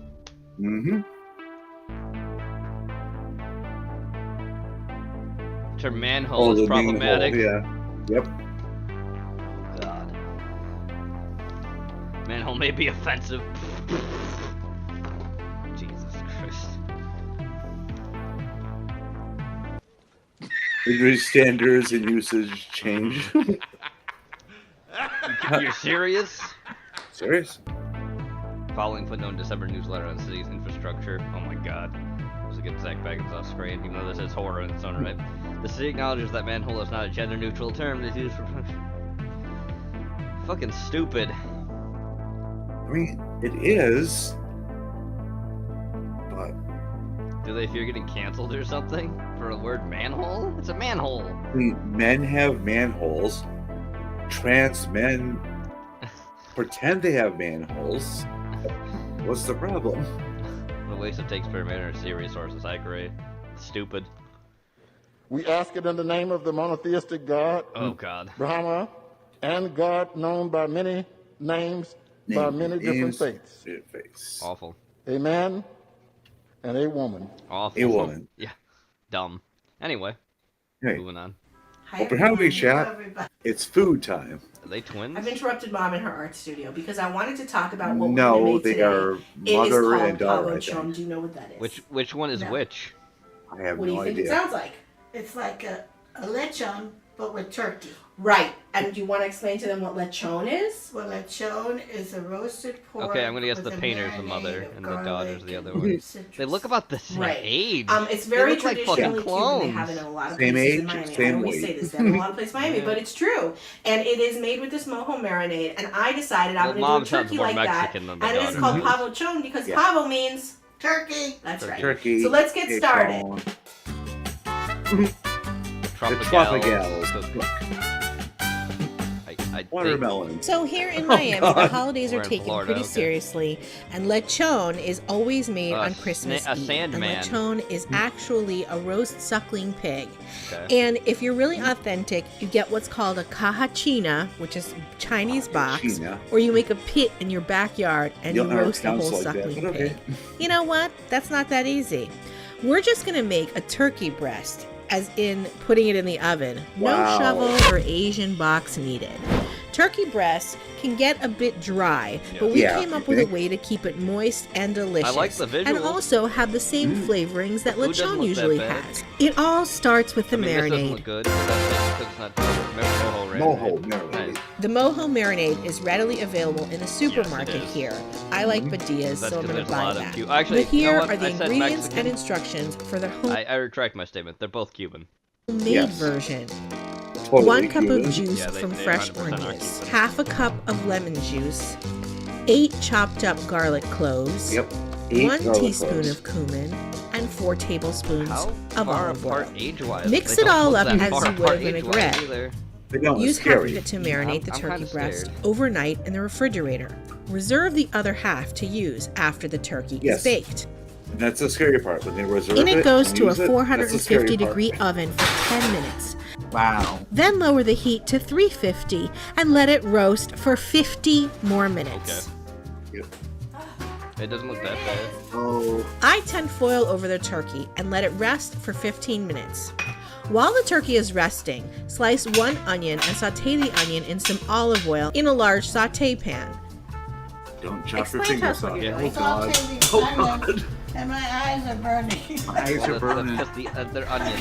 No, man. Tears in my eyes. Yeah. There must be a country song about that. I got tears in my eyes for the onions in the Okay, now we got some horror. Add the And mojo there it marinade goes. and Oh, saute boy. a bit Marinade, more. yeah. That is. And the onions to give it the flavor, of course. Add the turkey slices just until they're It's so coated dry. and warmed The through. turkey does look kind of dry. yeah. But it This doesn't look, turkey marinade doesn't look fillet bad. white rice and black beans. I mean, I gotta see the finished product once it's plated, but Yeah. And that's it. Oh my God. So yummy. A flavorful turkey breast. Those Enjoy. sausages? I believe those are sausages. So we got. Okay, let's take a look at this real quick here. Those are some kind of like pork sausages, obviously. Yeah. Over there you got the rice and black beans, a very staple Mhm. thing of any kind of Latin. And some culture. rice. Yep. Yes, and then you have the turkey, which has the onion on it too. Yeah. Overall, not bad plating presentation. I'm not gonna say it's the best I've seen. Not bad. Don't think I would eat it, but I maybe try the turkey. The sausage looks like it may be a bit overcooked, and I'm not the biggest fan Yeah. of rice all the time. I do like wild rice more than I like a lot of white rice. That's just me. I do like rice and Cuban cooking, but not like this. Yeah. Not the worst I've seen. Not the worst we've had from you either. So Bon appetit. passable tonight. Passable enough. The Okay, subscribe, hit the like button. Well, we shared your shit, ladies, so you're welcome. Anyway, moving on. Wagwan everybody, today $8,000 I'm in worth of Kingston. seafood. We're going to check out some Kingston. seafood today, some king Big crab, sub. lobster, fish, shrimp, you name it, they have all different styles of seafood, all different flavors. This is Seafood 876. The volume changing tonight, but the videos are just that way. Kingston, Jamaica. Yeah, that happens. D-Lot. That's Bob Marley. Where Constant Spring Road meets Halfway Tree, we're inside the lot. And inside the lot, there's The Seafood lot. 876. Welcome to Seafood 876. My name is Nicholas Democado, and I'm the owner and the chef Hey, as well. Nicholas. Here right now, we're going to prepare a seafood mix for our customers. It consists of king crab, half of a Nice. king crab, lobster, blue crab, and shrimp, as well as corn and potatoes. This is how we go about dispatching the king crab. Because it's still alive. It's not dead yet. Look at that big boy. Yep. Yeah. Nice monster claws. This is probably one of my favorite meats ever. King crab yes. meat. Oh, yes. It's much sweeter than the blue crab as well. It is very sweet. King crab is good. Yep.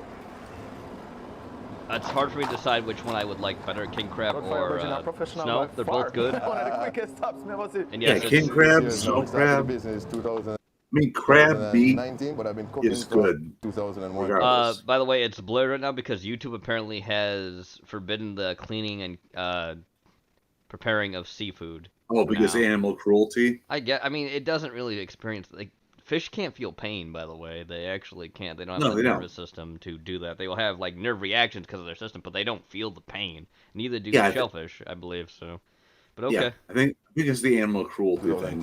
Probably. I think it's the animal's dead. It's not alive. The animals don't anymore. feel it, but the vegans feel it.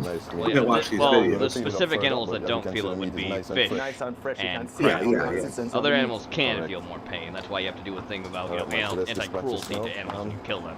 Fish not so much So you because separate all the claws, they don't all really the, all the feel it. legs as well. On the body. Exactly. It's a little bit Fish and dangerous if you don't shellfish. know what you're doing. They don't have the these are very advanced, sharp. fully advanced systems in their bodies to The feel nervous that way. system, yeah. Yeah, they can detect pain, but it's not the same way we would detect pain. Well, quick Yeah. Granted, he dispatched it really quickly, so if it felt anything, it was for an instant that it was dead. So.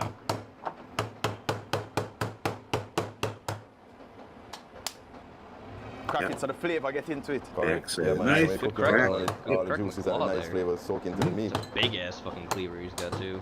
We all know this is not the right tool to be using, but Yeah, we have to improvise. adapt and improvise. Yeah, improvise. You know what I'm saying? Yeah. The right tool. You're lucky if you find me a red stripe buckle, it's the same thing. Yeah.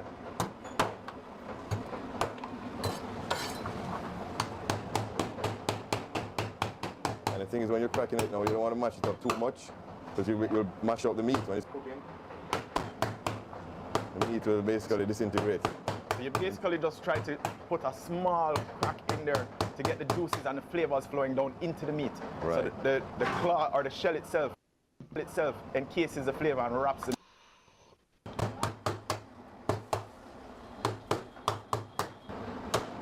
You remember, like, later years of Iron Chef, they had to do the same thing. Iron Chef America, when they had the whole, like, live They didn't censor the lobsters. lobster being cut in half. I guess it was Yep. already dead. I doubt No, it. it was still live. Yeah, the claws. We used to cut them in half live and put them in a pot, but they had to cut away. Well, no, So you the king pre-season crab it as was. well. The Not lobster just they didn't the- cut away from them. Not just did what's that. going in or the marinade or the boil So I'm gonna that's guess going the to, you lobster's actually have already dead. seasoning that goes on it. Yeah, man. Season it as well with a little bit of our secret seasoning and stuff. I think the rule was specifically for shellfish because so many So replica we're gonna head inside recipes and get it prepared. showing purple shellfish still alive. Yeah, All right, probably. Here we add a little bit of the magic dust. No clue what's in that magic dust? No clue what's in And that a magic little dust. bit Can't more tell of you. the magic- It's another a magic house dust. recipe. We finish with this. You're gonna Some bite your MSG. finger. It's finger licking, but seafood 876 Finger is licking. finger licking. The smell of these seasonings, though, it really, really has some. Wow. That is what makes our food different from everyone else. Yeah, man. Yes. Different I can't from give away everyone that. We're going off a look. After this, we go off a taste. All right. I'll say a word, boss. But the Jamaica smell alone. food boss. Big up. Jamaican food boss, big up. All right, Just so massage it down into it so that it really Massage it. goes into all the crevices and corners to just Really marinate massage and get that the meat meat, wrapped man. with that seasoning. Nice. Nice. The smell of in here already is Nice. just things are gone. Things are gone. That's really hot oil. Oh boy. Basting it with the oil so that both sides get some of that. And as you touch it, the smell of that lobster starts to pop up. So you smell the freshness, you smell the seasoning. Awesome, man. Yeah, it smells amazing. Wait until you see the ginger scallion. Oh, Yeah, wow. It's good. So you have ginger scallion that going on it as well? Yep, It's ginger not that you're going scallion. to get just fried lobster. You're going to add some seasoning, add some flavors to it and spice up your life with some of that crisp ginger, Jamaican ginger and the scallion. Right.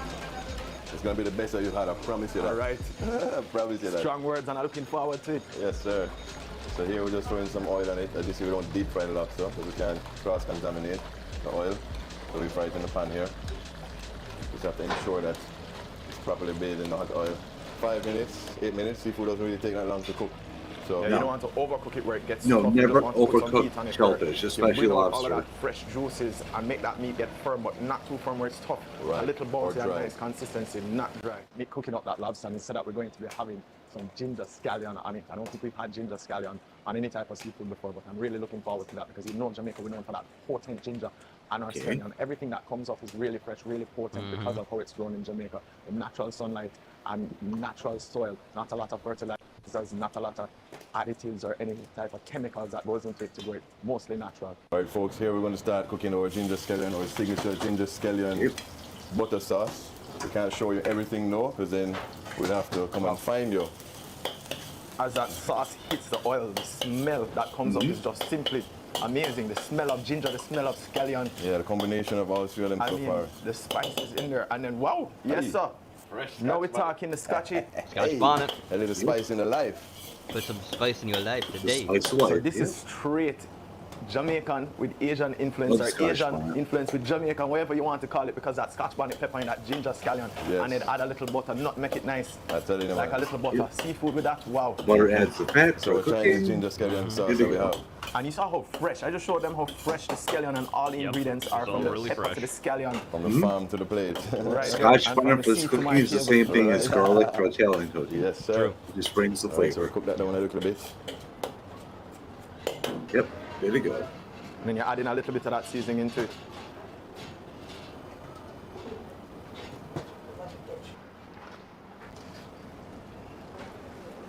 All right. Can't show you what we're putting in there, so.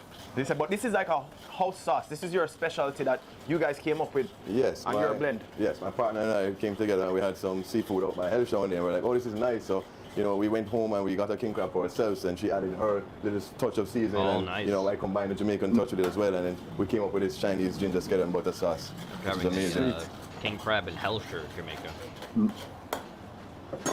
Nice. Looks good.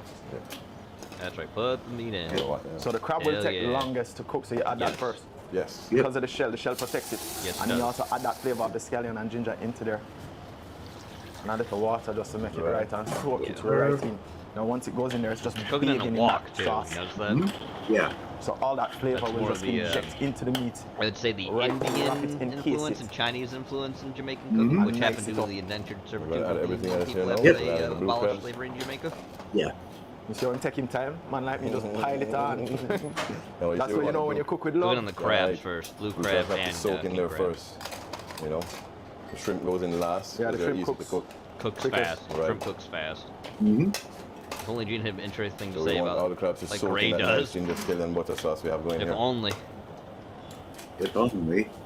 It just look like flavor and flavor. Well, I will and say flavor this is from like about the to version, explode. Caribbean Seafood, version crab, of the blue crab, Italian king crab. Sunday gravy. And then shrimp, you have most of my kinda. favorite things. They in had this. It's like things Christmas that's come like- I'd early say with it's a combination of Christmas come early with our sauce. What we never tried very before. Jamaican things with I love Indian it, bro. influence because Exactly. again because Indian food and culture has a big impact. But on regardless, fuck you, Porky. Gene has plenty of interesting things to say. It's all of So. those crab legs, crab claws, and thing. Yeah, man. Taste and check. Make sure all the That's right. spices, all salt is right. That's right, bro. Sauce is right. Can't cook food and not taste it. Look at Taste test. Yep, gotta do Awesome. it. Gotta make sure it's up to seasoning. Spectaculous. Delicious. Excellent stuff. Cover it up and let it steam down, simmer down. Simmer Right down. And then we Put some of this hot sauce in Well, there. it's their song. Well, it's not technically their song. Oy. It's the Whalers song that covered. Wow. Yes, that comes to mind. Yes, man. You're hitting flavor notes right there. Flavor notes. Little bit of everything. Little bit of everything. You're getting the scallion, you're getting the garlic, you're getting a little ginger. And it's really, really intense, really nice flavor that you're getting out of it. Whew. All right, ladies and gentlemen, so after 20 minutes, our seafood mix is ready to be plated. And here, we have Chef Richard here plating the food for us. Chef Richard, big up yourself. Look at all that seasoning, all that juice, full of flavor. It's Caribbean, but it's interesting because the piece of corn is almost like crab oil. Yeah. Get a little soak But seasoning as well. it's a rip on it. Yeah, and I mean the whole thing with Ready, they've got Caribbean change corn color. is it's not really See the as redness sweet of it as come out. the Now, It isn't, corn. yeah. Wheat, It's more tender meat, starchy. a crab, king crab, blue crab, and shrimp in there. It's just a crustacean feast. Alright, so lovely seafood mix here. Right now it's only for $8,000. Comes with $8,000, lobster, jeez. shrimp. I don't know if blue that's in crabs, sweet Jamaican corn, and money potatoes. or American money. Because American money, no holy idea. shit. Yeah. I'm pretty sure it's probably in Jamaican money. Oh, and then you that's just still put that pretty on top. expensive. It's probably like $100. And there's the whole platter. Yeah. Here you're going to see before we finish plating it, you know. We added the final touches of the king crab. Add that sweet corn that's been soaked in all that juice. Full of flavor.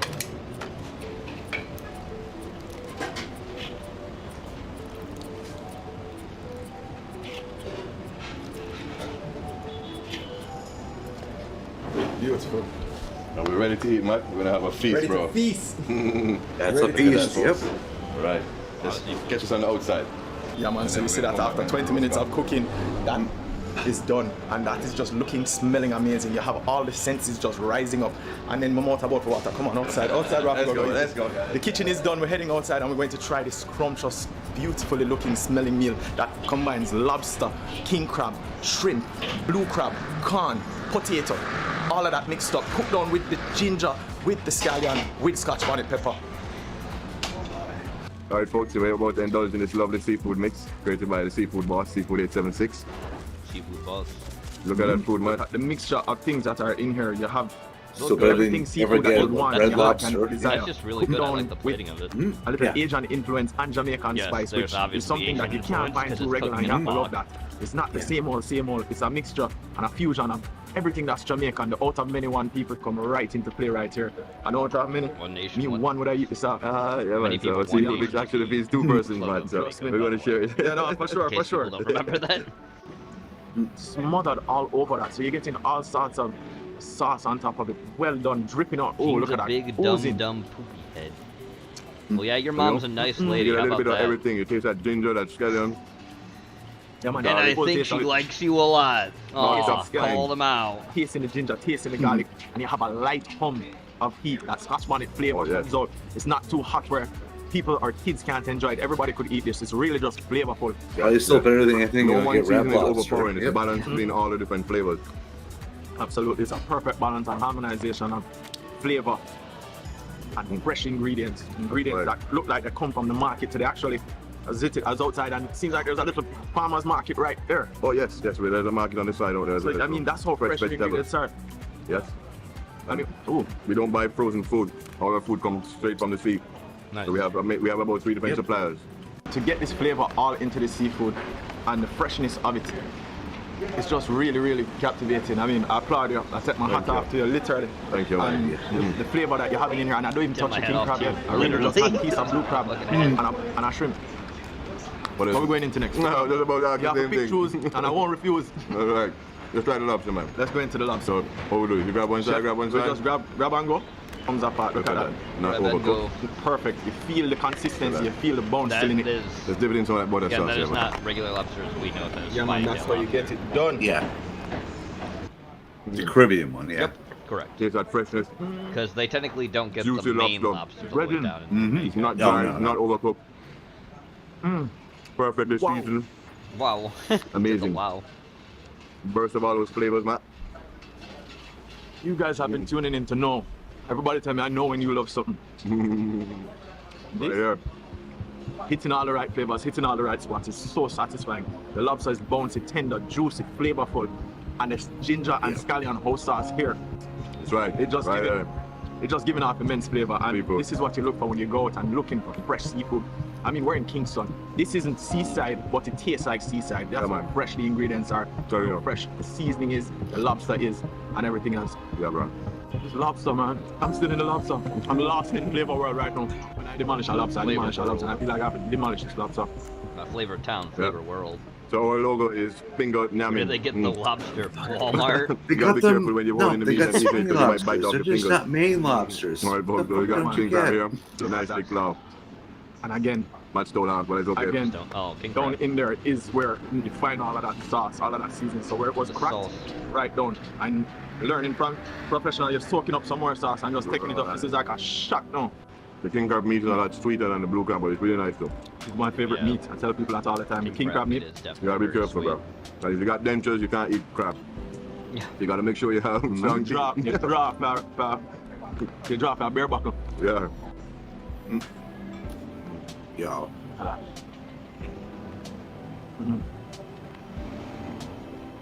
King crab meat is so fresh, not like some Caribbean king crab. The sweetness of the meat hits different. The flavor soaks up right down into it. Balance of everything, like butter, ginger, scallion. Yeah, you don't need anything. You need nothing to add with this. Nothing. The only thing you need. Perfect combination, the potatoes, the corn. Only thing you need is a hungry belly, because trust me. Yeah. Use your hands in your mouth. This is Enjoy. really well put together, really well prepared. The seasoning, the freshness of the seafood.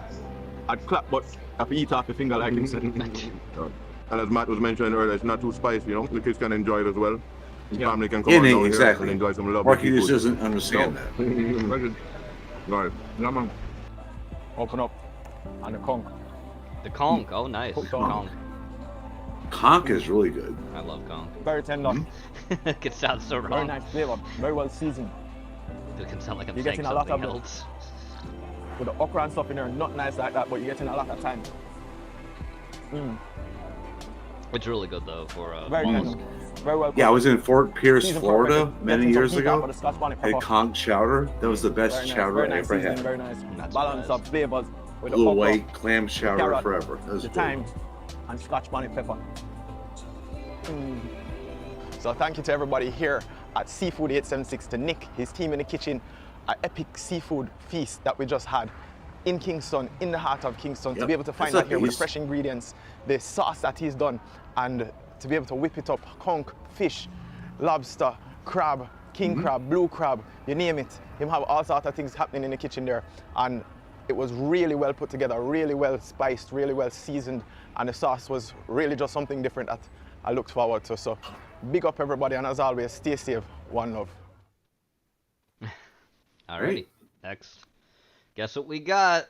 King Cobra spilling his fried rib sauce. Yeah. Oh, we're hungry. Oh boy. Look at it. It looks like fucking sewage. Look at it drip. We watched Poor- the whole video of him making this yesterday. We're not watching that again. We're just watching this clip of him fucking spilling shit everywhere. Look at it. It's steamy because he put it in the microwave. Yep. What a piece of shit.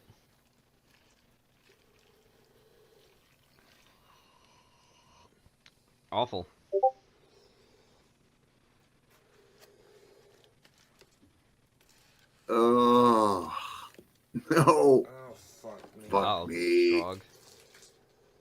that AI you made.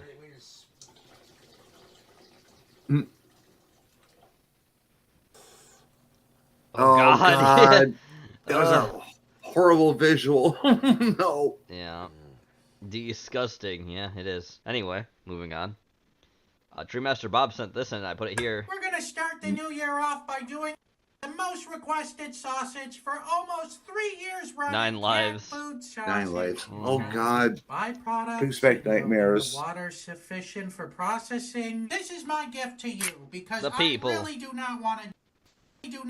Do that. Do this. Okay, so I'm used to it. Oh shoot. Oh, that shoot. one looks a little better. Put it in. Get the juice. That's probably enough. Oh, God. In all honesty, I had to wait until Mrs. Sausage left the house to record this Mrs. one. Sausage. But when she comes back, she's in for a rude awakening. Yeah. Mrs. Marshmallow, who knows? Oh my God! Instant regrets. Oh my God. Instant Let's regret. end my suffering. Oh, God. Oh, that's a big pouch of juice. Ugh.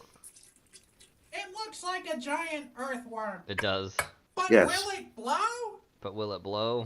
Fruity Pebbles. Yeah, a little bit. That's a 3-mark Ruffalo. Will it blow? Here 3 we mark go. Buffalo. Time to fry up the sausage. Oh, that seems too hot.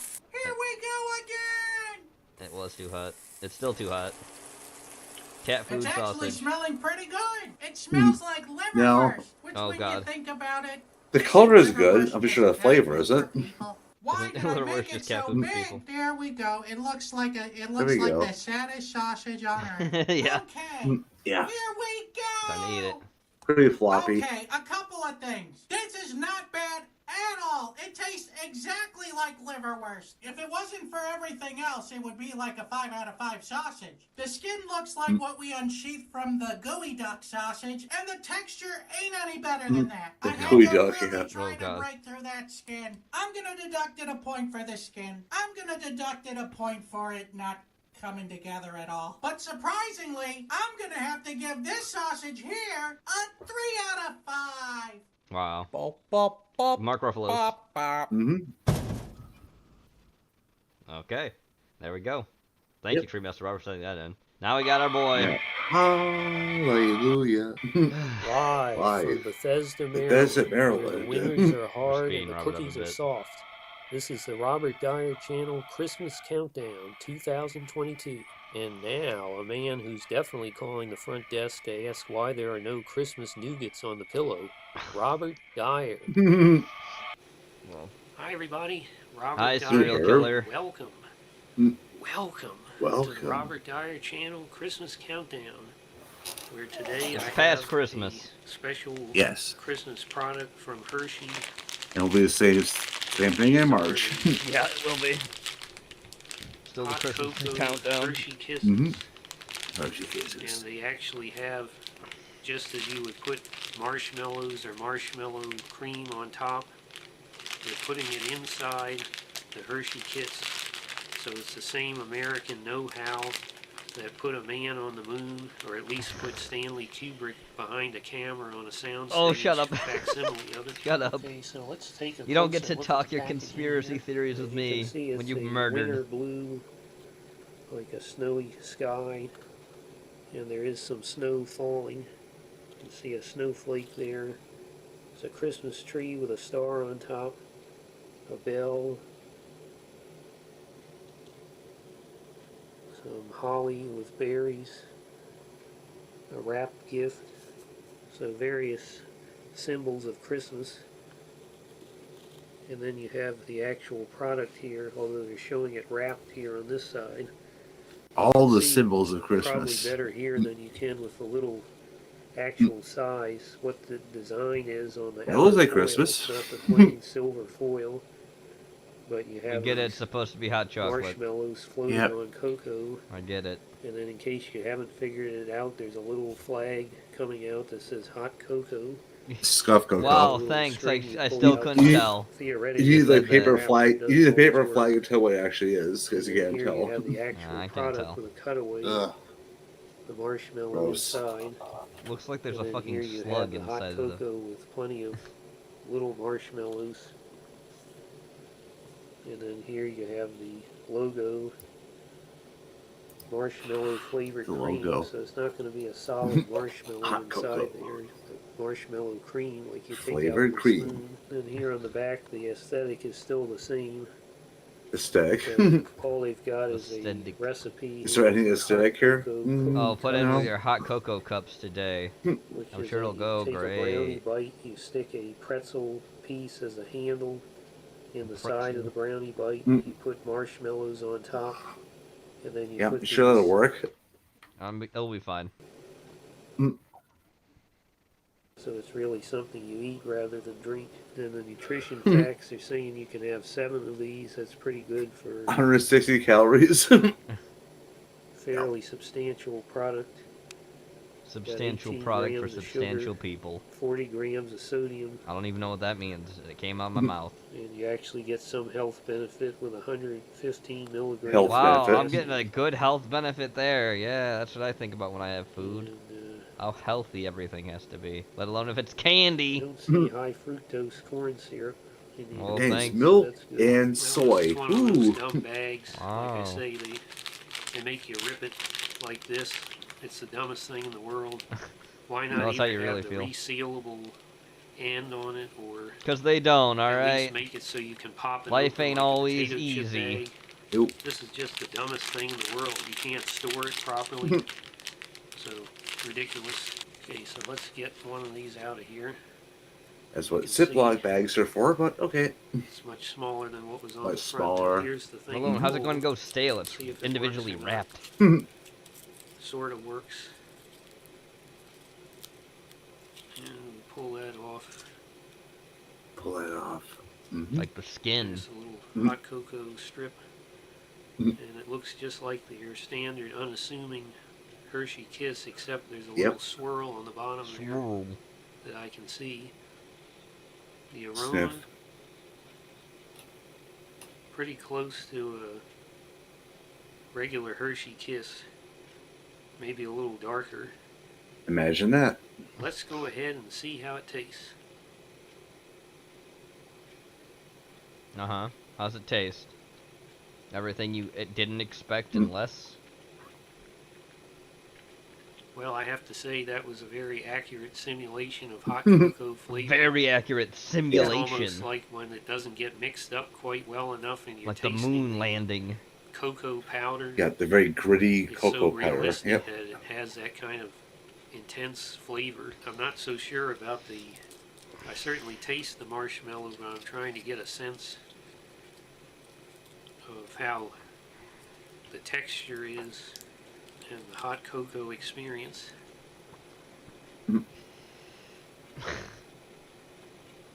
Bob, Oh god, here we go. up here in Oh, your what? attic. Playing Back in his Strider attic. on the Sega Genesis, defending the Tarnation Russian-speaking Bob. people of Kazakh, and then into Fuck the Kazakh. snow-covered hills and mountains of Siberia. A level that makes this one of the great Christmas games of all time. Does That's it? how I got back here to the attic. That's the interesting part. Uh-huh. You see, I was in Rockford, Illinois, as you know, Rockford, Illinois. when I boarded my private New jet World Order. at the Rockford International Airport for an uneventful flight back to the Dayton International Airport in Ohio, where, Wow. due to the Ohio, approaching yep. bomb cyclone winter storm, Yes. I decided to switch to Bob Force One, my other plane that is stored at Dayton International Airport. Okay. There it is, Oh, Bob Force One. Oh, Wow, God. nice An paint. imposing yet dazzling sight. Jesus Christ. I can tell it's real with that. Yeah. A bedroom and home So theater. real. Then we were cleared to taxi out to the runway, and were cleared for takeoff. Somewhere south of Cleveland. Oh, God. Oh my god. The pilot The activated AI the generate this? autopilot, and we were about I want to to get take out the that party flight. started. Look at that alien Just then, behind the bomb woman cyclone that's hit also us an head alien. on. We were caught in a blizzard in midair. The pilot was losing control. I thought we were going down, and then suddenly in the distance, I saw Santa a Claus? well-dressed man on Oh, the it's flying fucking Justin carpet Trudeau. coming alongside us. Yep. Could it be? And so it Oh, was. God. Canadian Prime God. Minister Justin Trudeau on another one of his 1,000 Arabian Nights adventures. Of course, when he dresses like a Bob, fucking So we Muslim. meet again. Mm-hmm. You're over Canadian airspace, eh? Eh? Everybody Eh? stay buckled. I'm gonna guide you into Toronto Airport. Toronto. Just like that. Oh no, here we go. Crash. Like Superman.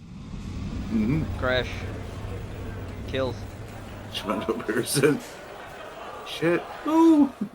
After my flight crew and I had a chance to freshen up, we were guided into a private area of the Where airport. you were vaccinated thoroughly. Surrounded by Canadian Mounties, Trudeau beckoned us back into his VIP lounge and emergency where he operations fucking center. roofied you. Who about some of my famous flapjacks? Hey, aren't those Aunt Jemima pancakes? They are. Is there any other kind? Aunt Jemima. Oh, God. in Canada, eh? Who's hungry Eh? for flapjacks, eh? Only in Canada will you find flapjacks like these. I gotta try it myself. Oh my god. But how would I get from Toronto to Bethesda for the Christmas countdown? Later in his command center, Trudeau explained that air travel was out of the question due to the storm. However, he had an alternative solution. Moose travel. He guided us back to a secret elevator in the airport. Not many Secret people elevator, know yep. this, but the New World Order Illuminati has a worldwide system of underground tunnels, underground cities, underground highways, Yes. underground Yes. high-speed Yes. trains like the one We get it, they're lizards, alright? God. Yes, we do. Use this to travel It's underneath all the Tim world Hortons. We get it. minutes or Yeah. hours. Yeah, of course it's under And the we Tim can Hortons. use No one this in goes case there. of a World War III Get your catastrophe coffee to and survive poutine indefinitely and yeah. underground. Get your coffee This and get train your will third take degree you all the burns way and to Yep. Washington, D.C. get and your come out awful under the service. Canadian Go to Embassy. Tim Hortons today. From there, my Yeah. personal driver will take you to Bethesda, wherever you have to go. All aboard? All aboard. Goodbye, Carnation aboard. Bob. Goodbye. See Mr. Rogers now? Oh my god. Plot twist. It wasn't Trudeau after all. It's another alien. I'm gonna miss that guy, eh? D. Well, I better get back home. Wonder if there's any Nanaimo bars left in the fridge. Nanaimo? It was an alien, and his name was Could be quite Castro. addictive. Oh, welcome. Yep. They have Gene, when are you gonna give us very access to the accurate underground? hot cocoa No! flavor. Nobody gets They it. have a very No. good marshmallow flavor. That's Look, you gotta privileged be, access. you gotta It's be quite similar to reptilian. what You're the not. flavors I'm would be sorry. in a hot mug of cocoa. The star The only vampires improvements handed I it me could this suggest way, here is alright? that the marshmallow cream, I just have to be the upon me that further I'm always inspection, am, but I I'm don't not like sure it if they either. got the Look, texture it's of it just just life, right. It's alright? not You quite didn't as get the airy and cards. bouncy as You a don't real have the marshmallow. keys. I forget the name of that brand of marshmallow cream that It's comes in the genetically jar, but coated. I'm sorry. It's not quite. I don't that want it to be this consistency, way. but the It's just flavor how is life quite- is. Yeah, it is. is quite I can't similar. change it. App for this would be It's to privileged actually access. drop these I don't even into a have that hot access. cup of No. hot cocoa. Nope. The Don't same worry, I'll way give you you might a put s- chocolate I'll give you into a- cocoa. My other suggestion Give me a is guest maybe pass. Not a guest do a little pass. What you're something gonna more get with is the your own rear little of the bunker. packaging for Christmas. Because Yeah. Vegas has those. They don't have a And whole lot of Yes. space to work I'll get you with, I one guess, and at they did some give me point. a recipe, And it will be filled but to my disappointment, with it wasn't vodka. a Christmas so specific you can recipe. lure out the incoming I think this is meteorite. going to be a great Humans will be extinct. I'm snack or sorry. treat to It's have lizard during the people's time holidays now. as well as the rest of You the had your winter, chance and you one that failed. you can easily combine And with I'm sure another YouTube's gonna say like Christmas now because I winter said that. Oh, beverage, conspiracy which is hot theories. cocoa. Man, tell you You what might you even do, drop cheap. these into a Shut coffee up. if you go crazy enough. I'm totally kidding. So I think Totally. for I'm what not it being was serious right now advertised and, as, and going to my underground flavor, subway station. the accuracy The underground of the city flavors, awaits. and it just seems like something that I would want to keep eating more than 7 of. So I'm going to go ahead and give these 5 stars out of 5. 5 out of 5. Really? Wow. For this? Share I thought you it didn't with even your like it friends. that much. Please subscribe, and I'll see you next This is time. alienist. Well, I'm tomorrow sorry. You weren't on this born the right Christmas countdown. species. What do you want Bye, from me? everybody. Bye. That is such an awkward fucking wave. It is really. Nah, we got this. Next palate cleanser. Yep. And I thought it would be fitting because of the other video. By gaming. Gamer accidentally swats Oh, this could himself happen. because this idiot left his phone out. This guy actually called the cops while he was playing Rainbow Six Siege. Hmm. They heard him say, "I killed 2 people" over the phone and thought he was a double homicide. What a fucking idiot! It's a hell of a butt dial. Yeah. I was playing the game, and I butt dialed the phone. Okay. That was my bad. What? No. No. Keep walking. Shoot him.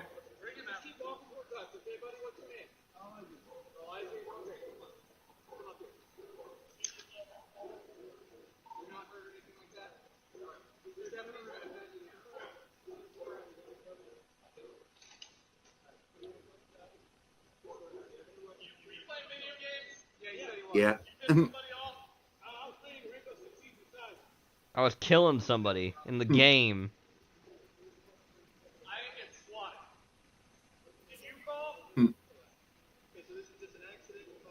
I butt dialed, sir. Thankfully, this didn't end like the other tragic swatting incidents where people died. Oh, yeah. The situation was resolved and no one got hurt. Good job butt dialing, though, idiot. Take your phone out of your pocket when you're playing your video game. No shit. Leave it in your fucking bedroom. If this were to happen in my country where cops shoot first and ask questions later. Yeah. Yep. Boom. Yep.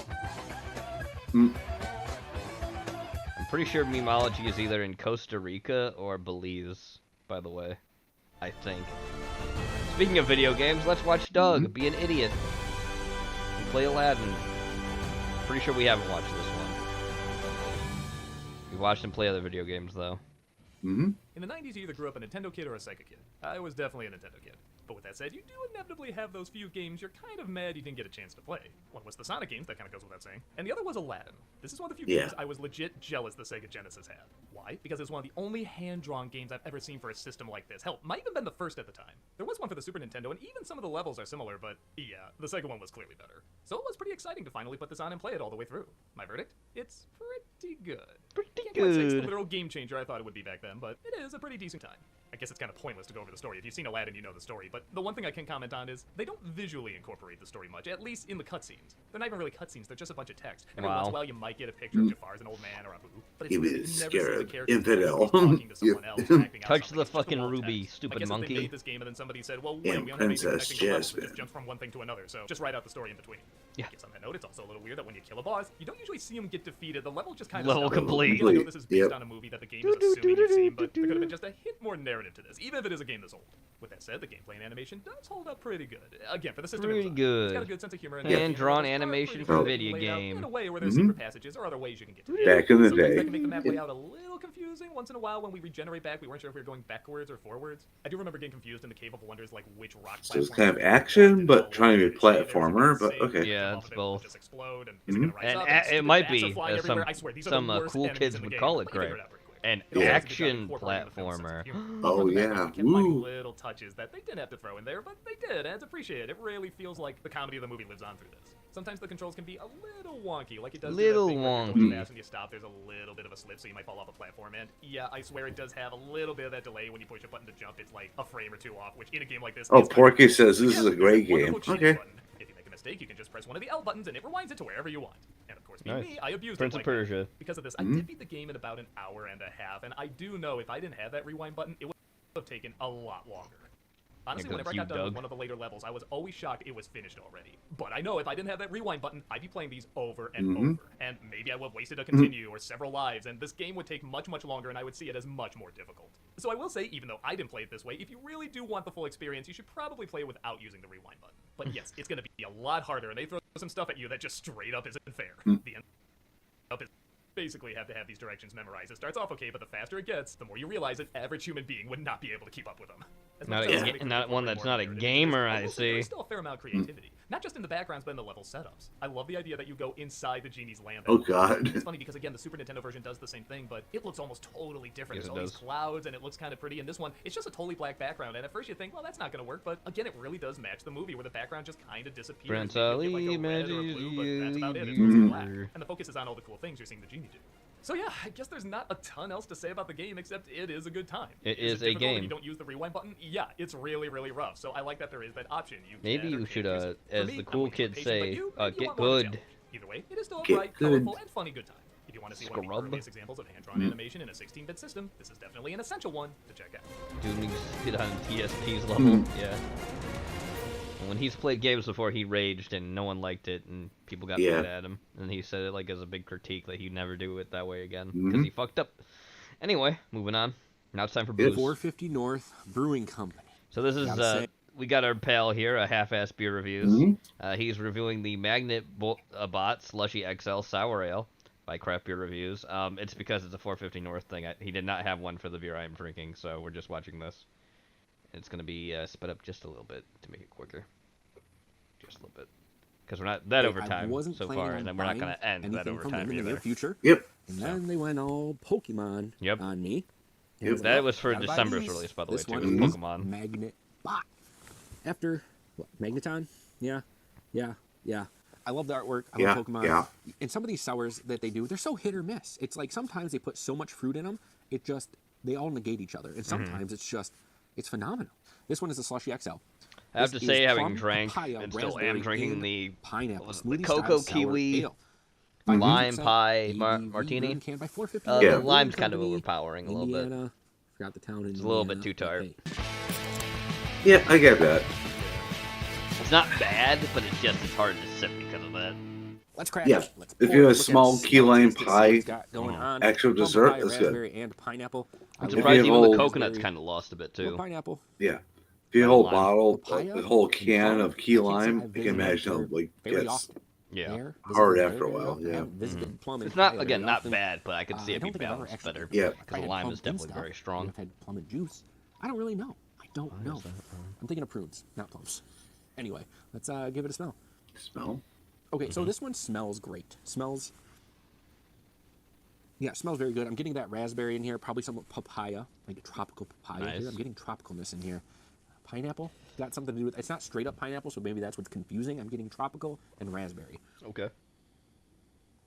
I don't think I'm getting a lot of plum. Again, I don't have a lot of experience with plum, so there's nothing left to do except drink this. Drink it. Let's look at it. Look, it's straight up smoothie. That's what I love about these beers. That's what I love about 450 North. Just how they do thick make and other creamy sour they beers are very smoothie-ish. Yeah.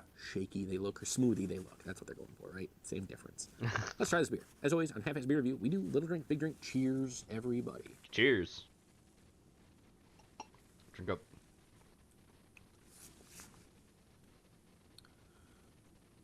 What do you think? Sip some more. Get a big sip. There you go.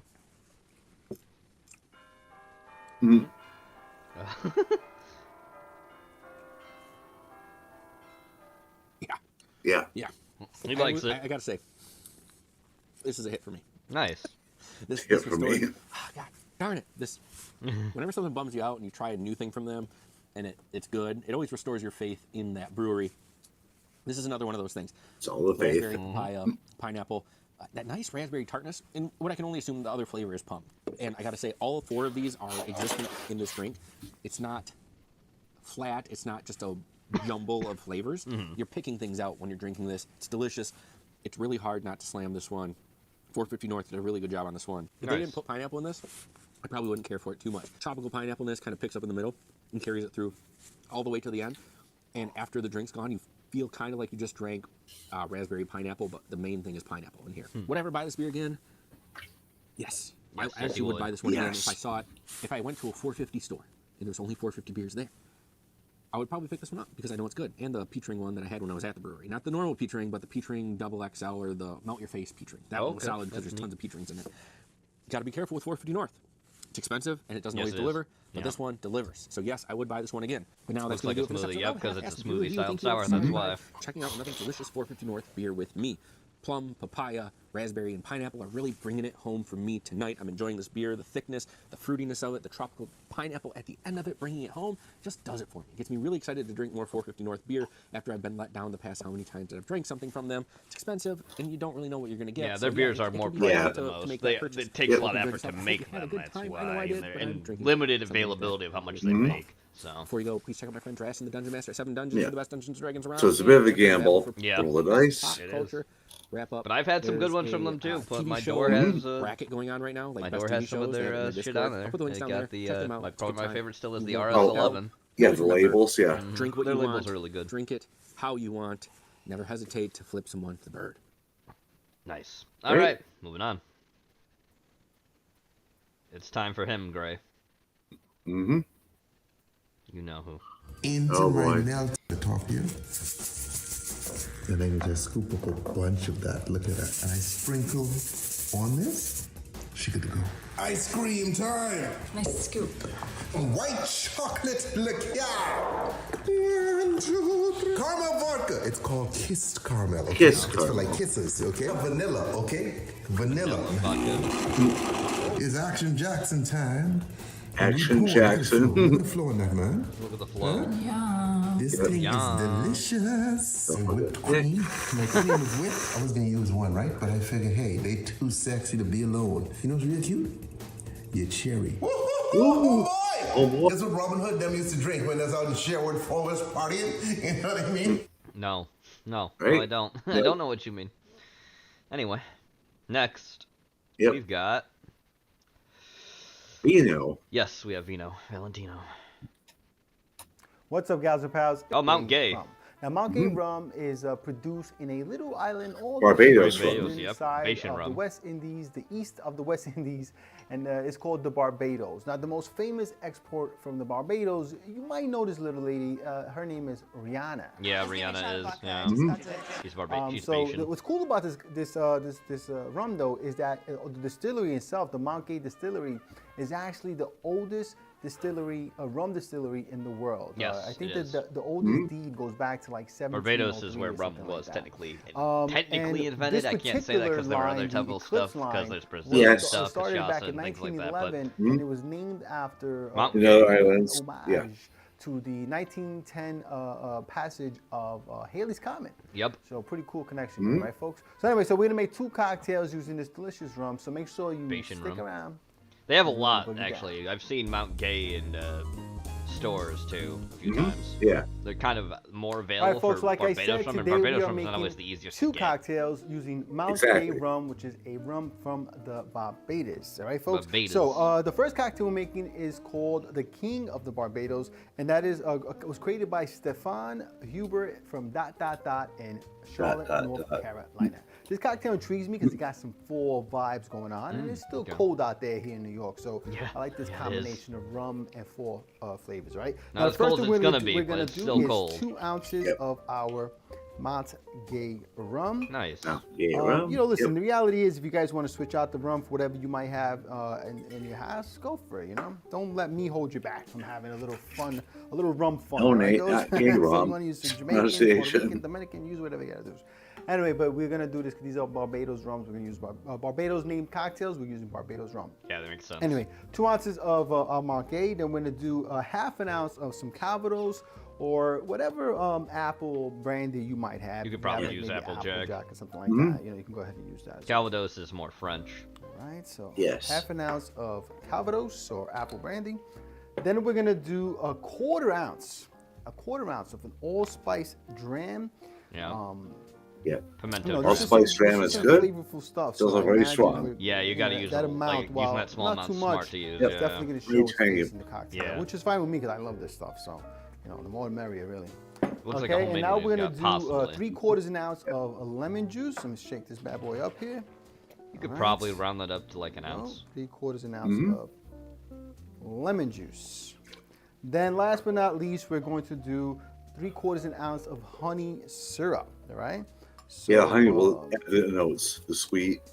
I could gonna see have you some rounding nice that up honey to an notes ounce, but you here. could probably round it Do a down to bunch of half an honey ounce syrup too. here, right, Yeah. folks?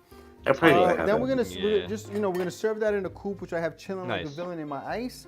We're gonna put some ice into the shaker,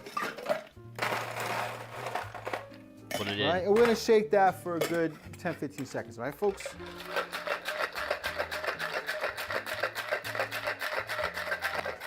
All right, guys, I think we gave that a nice, healthy shake. I'm gonna go ahead and double strain that into my coupe here.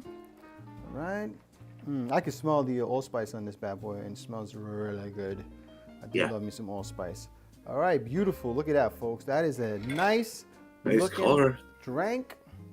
Then I'm just gonna go ahead and garnish that with a little dehydrated lemon wheel. And there you have it, folks. Our King of the Barbados. Looks good. All right, folks, I don't know about you, but I am ready to make cocktail number 2. Oh, we got some Velvet Falernum, do so we? good. I smell Yep. it all I see it. spice from here, and I just want to dig my teeth into these cocktails right here, right? Now, the second cocktail I'm making today is just And simply Falernum the was also made in Barbados Barbados, cocktail. by the way. And I found this one on Steve the Bartender's channel. Nice. I'll put a link down in the description to the original I think video. we probably watched that I video couldn't before, find any maybe. history outside of this video. I don't know where he got it from, but all I know is that it looks good, it sounds good, and I'm going to go ahead and make it for you guys just as well, right, folks? Anyway, so Yeah, let's I look get at that. what is in Yeah. the sauce, right? The first thing we're going to need is an ounce Happy, and a yeah. half of our Mount Gay rum. I would probably round that up Well, to again, 2 you ounces. guys, you know, if you 2 feel like ounces, using yeah. another solid Yeah. rum, you can go ahead and do so as well. Matter of fact, I think Steve in his, he uses Myers, which is a The Jamaican full rum, tiki. but Round I'm it gonna up. stick to the, 2 ounces. The Mount Gay there, you know what I'm saying? A little pride for the island. And next thing we're gonna do is an ounce of Velvet Falernum. What is that, velvet? So I'm really interested Velvet? to see how this adds, you know, some really cool spicy notes and stuff like that to the drink. All right, so I mean, it's really a daiquiri riff. Instead of using simple, you're using the Velvet Falernum. And then we're gonna do 3/4 an ounce of lime juice. I gotta squeeze some more lime juice here because I am running low. All right, so 3/4 of that. I don't want to All run right, this and now up or we're gonna go down. ahead and shake. But before we do that, I'm going to take out my coupe, which I have here, chilling like a villain, and my ice. Then we're gonna add some ice to my shaker. And you guys know the routine. We're gonna shake it up for 10 to 15 seconds. Here we go. There we go.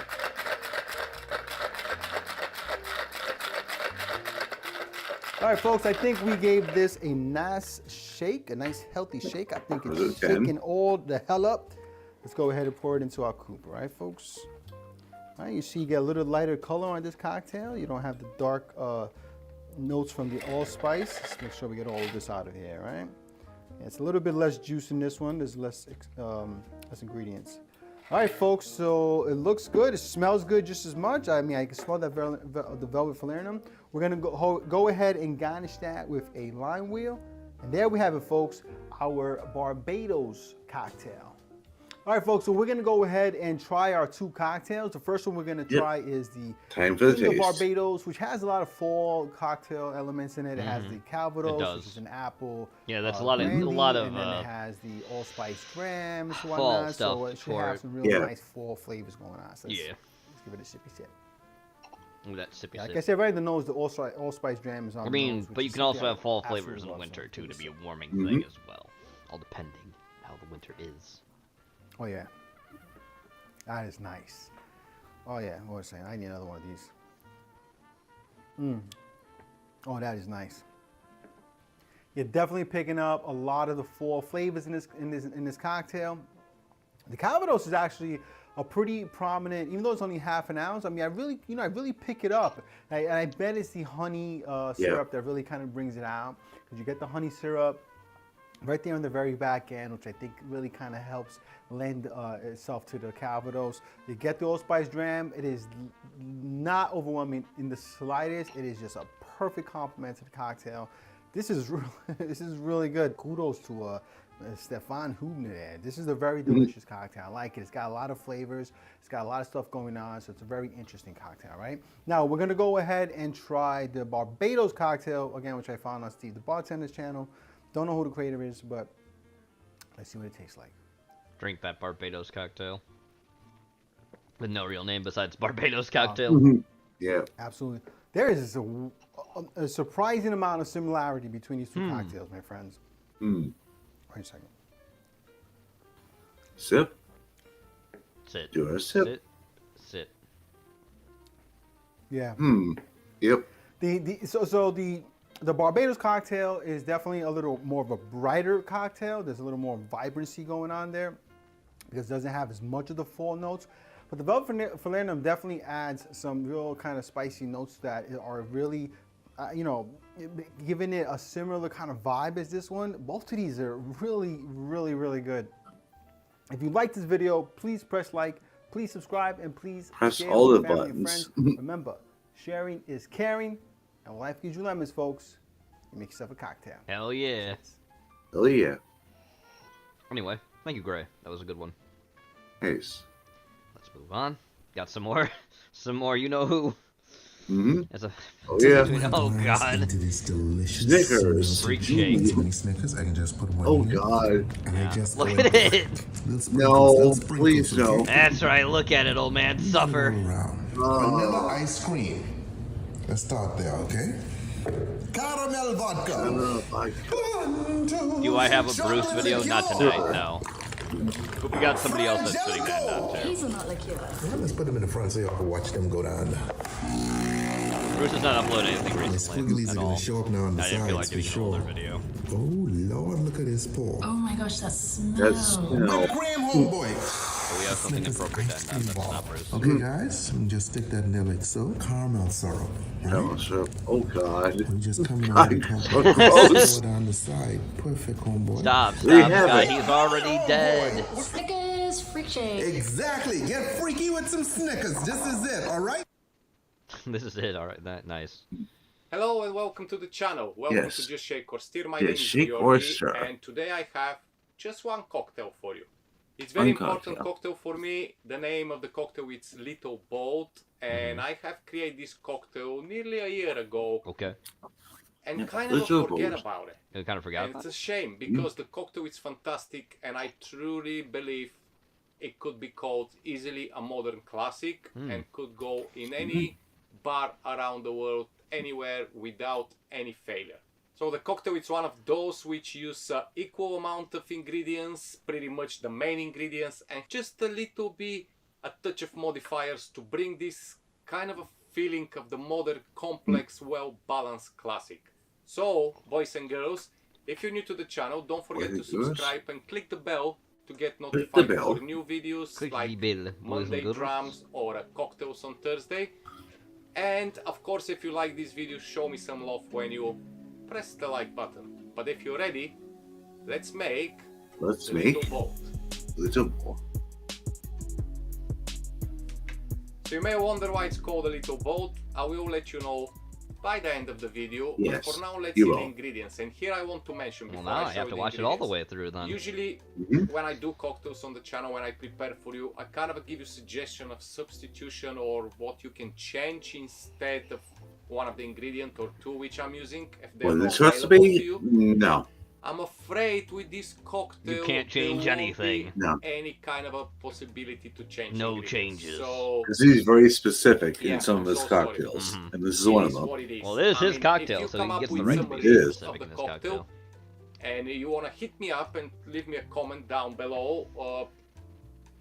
By any means, feel free to By do any it means, because feel I love free. to see some riffs on the cocktail. Or you can tag me on Instagram. If you're on Instagram, just tag me, just shake or stir, so I can see and then hopefully repost your creations. Okay, but let's go with the ingredients. So the first ingredient you need, it's a bitter bianco by Luxardo, which it's a Okay. nice, very balanced, Yeah, good Luxardo. A Yep. light liqueur, bitter. but not overly powered. Bitter Bianco, because okay? Bianco means Then you white. need fino sherry. I'm using Tio Pepe fino sherry. The Tio Pepe. It's Okay. any It's gotta fino be that. sherry, but it needs to be fino sherry. Okay. And Okay. finally, we have velvet Falernum. Falernum. Vanilla. This is Yep. the three main ingredients, and let's bring the modifiers. We have teapot bitters. Yep. Then we have elixir vegetal, which Huh. it's I'm gonna show you this very close.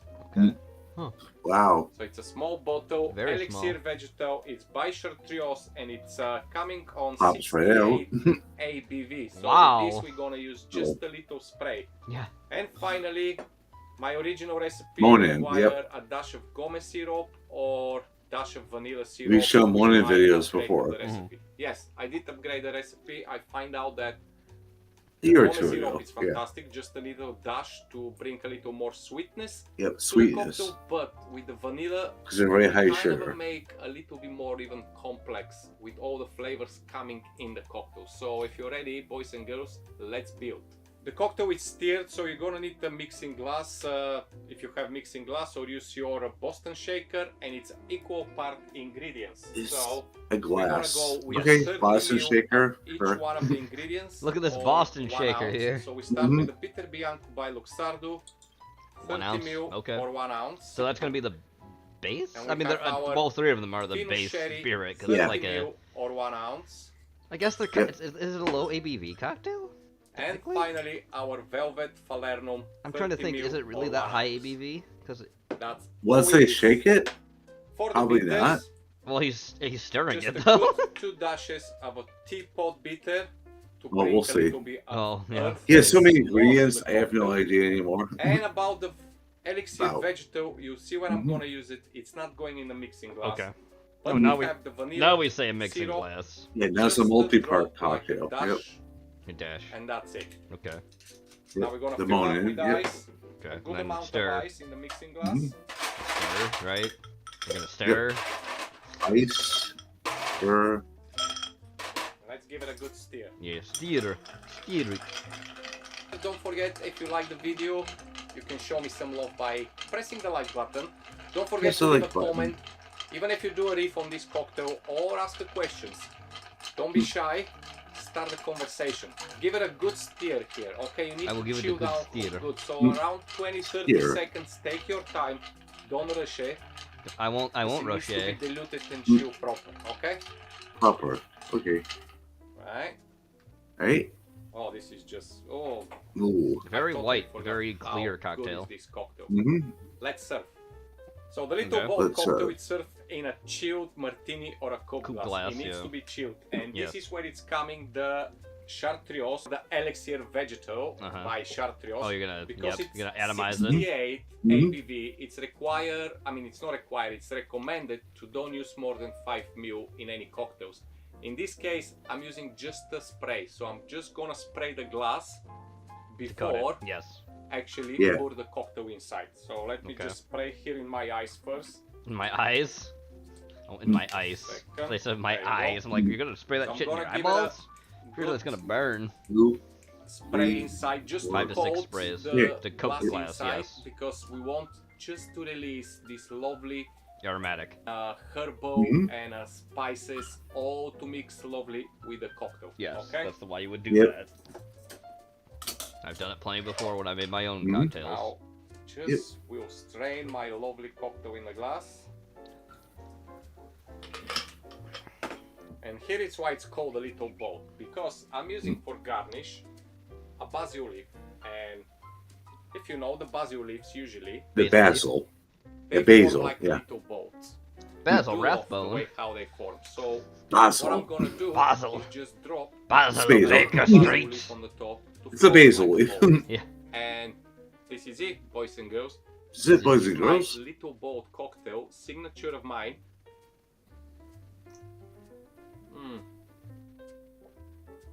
Complex. Complex. You have sweetness from the falernum. You Mhm. have vanilla notes from the dash of the syrup. Yes. You Yeah. have bitterness coming from The the stone in, yeah. bitter bianco by Yes. Luxardo. You have this warmness coming from the falernum as well. Then you have the lovely dry fennel and the earth notes and the wine notes. Fennel, and like of fennel. course, Yeah. Okay. teapot bitters, which is lovely addition to all the herbal notes in.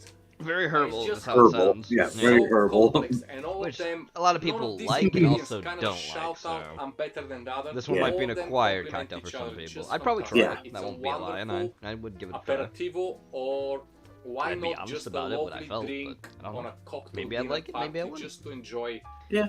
and just to impress everyone. To be Try it honest, it's a once, wonderful maybe cocktail. try it So again. It's definitely going in the book. Did I In the mention book. book? Yeah, I oh, yeah, mentioned he's making a book. We'll Yeah, that's talk right, I forgot about this that. Making a another book. time. For now, as always, I love you, and I leave you. Just like Tommy Bye-bye. Paul Bye-bye. was dropped off the edge of the earth. Oh, yeah. Well, he has his own issues. Anyway, Yep. last video for tonight. Last video. Do you like reggae music? Yep. And Here do you we like go. Bob Booze on Marley? the Rocks. My How to name make is a David Bob Edwards, and Marley welcome to Booze on cocktail. the Rocks. Today we are going to make a cocktail inspired by, of course, Bob Marley. Mm-hmm. Now, Bob Marley is one of the best known reggae singers he out of is. Jamaica. He was also a huge Rastafarian. Yes. And he gave us a lot of great songs, such Yes. as the Redemption song, which is actually my personal favorite. And whatever your favorite is, please leave a comment down below and let me know what it is. Because, you know, talking music is one of the best things you can do besides talking No, cocktails. but okay. Having said that, this is a simple cocktail. It's layered and really easy to make. So stay with me all the way to the end so you can see how it goes together. But before we do that, let's talk about our spirit, which is pineapple infused rum. Yep. It's homemade and 40% alcohol by Nice. volume, and as long as you have the ingredients, you can make this anywhere. Our first liqueur is Malibu Coconut Rum Liqueur, made with Caribbean rum. It's 21% alcohol by volume, and it's I would made use a in better, Barbados. Our coconut second rum. liqueur is Orange Curacao Dyed Blue. It's 15% alcohol by Curacao. volume and was produced in Toronto, Ontario. Now, this is a 5-ingredient cocktail that layers together. What I'll do, as I said, I'll break it down for you, but to do this, we're going to use a couple of glasses. Now, I'm using a stirring vessel because, A, it holds a lot of liquid, but mostly it has a spout on here. It makes pouring and layering stuff really easy, especially if you don't have steady hands. And, you know, if you want something like this, I'll put a link down below. But we're going to start with our pineapple rum. Yep. Now, this is homemade, and what you want to do is find a If you're looking for a good yellowish pineapple rum, though, I recommend Now, Stiggin's if you Fancy by can't find Plantation. one, you Apparently can people easily really rave infuse about your them, and own it's white really good, rum they with say. pineapple chunks in equal measures. Yeah, So, sounds for good. example, this is 5 ounces of white rum. Well, they make the 5 Plantation ounces makes a lot of good rum in pineapple general. chunks. Yeah, You they let do. it sit for a few hours, mash They make it up, one of my favorite and white then rums, the what I do is 3-star, let it sit a bit which longer, has, Jamaican, and then I filter it out Barbados, through cheesecloth, and Trinidadian then a rum. coffee filter, and you get a yellow It's a blend between pineapple those three. rum, which is absolutely does taste good. fantastic. Now, we are going to, Just however, on its own, use even though it's a really good mixing 1 rum. ounce of this, and you'll want to pour it directly into the glass here. Okay. Now, what you could do if you wanted to get Green this layer is even a what we're little bit doing. more yellow is add, say, 1 or 2 drops of a yellow food coloring. And the reason I say that, especially with this cocktail, is because we're going to now add some blue curacao. Yep. Now, blue and yellow turn to green, Yes, which they is will. perfect, exactly what we need. But we'll use 1 ounce or 30 milliliters. Yep, it's equal parts cocktail. And let's see that green. Now, it's not quite as Nope. green as I would like. However, it's partially there. Partially there. Having said that, put this off to the side now. Grab your second glass. And the reason we're going to do that is we're now going to start with a little bit of our Malibu coconut. And we're going to just use a small amount, Like I said, that's probably better coconut rum you could use. a half an ounce or 15 milliliters. Now you're probably thinking to yourself, David, why are you using so little? But you know, the truth be told, this is a low ABV cocktail. We want okay. this more for the flavor than anything else. Okay. Your next part to this is pineapple juice. And it's funny because you're using a Pineapple rum, pineapple pineapple juice, rum. yes. We're also using pineapple juice. And we're going to use a total of 4 ounces or 120 milliliters. Yeah, you usually do use a lot of pineapple juice. So the next thing you want to do is actually just sort of stir this or agitate it, you know, just whatever it is to sort of mix these up a little bit. But you're actually done with both of these now, because what we're going to do is begin building this layer. in the glass. red layer. And we are going to start with some Mhm. grenadine. Now I'm using rosé Grenadine because it's is really great. easy to get. It's what I happen to have on the shelf here.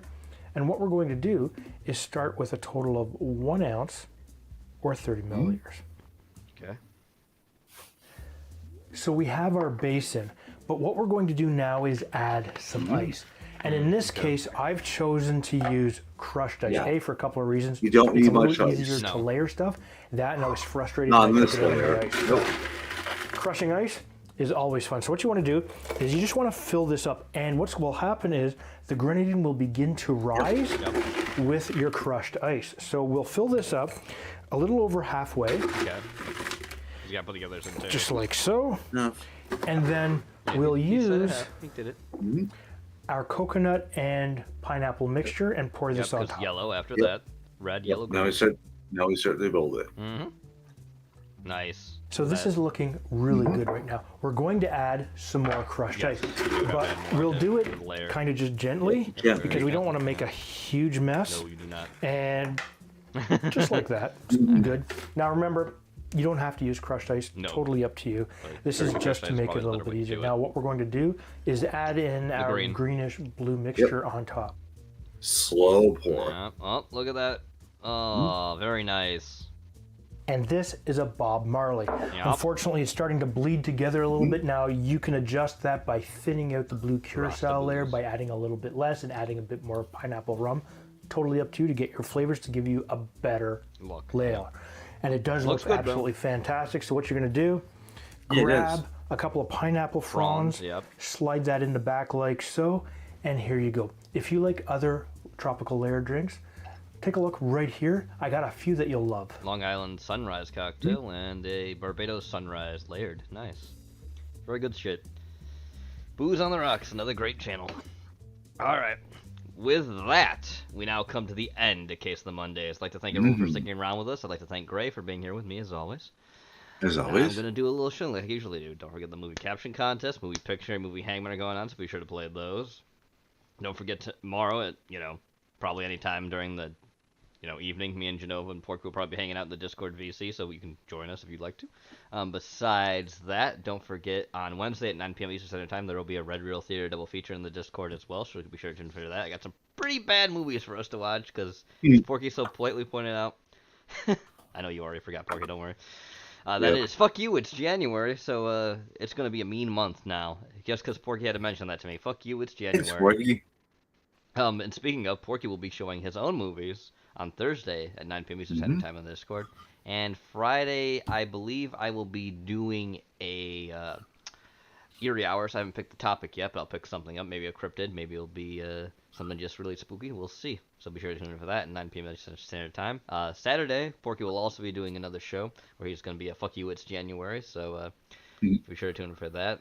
And Sunday, because I was able to talk to Weeb and DMs yesterday, he wasn't able to make it because he had to get into his work and everything else, so we couldn't do a Sunday show. So there should be a show next Sunday of Fans of Fiction back here at 9 p.m. Eastern Standard Time. Alright, that's literally all the shilling I've got to do. Hope you have a good night. See you guys later. Peace, everybody. Peace.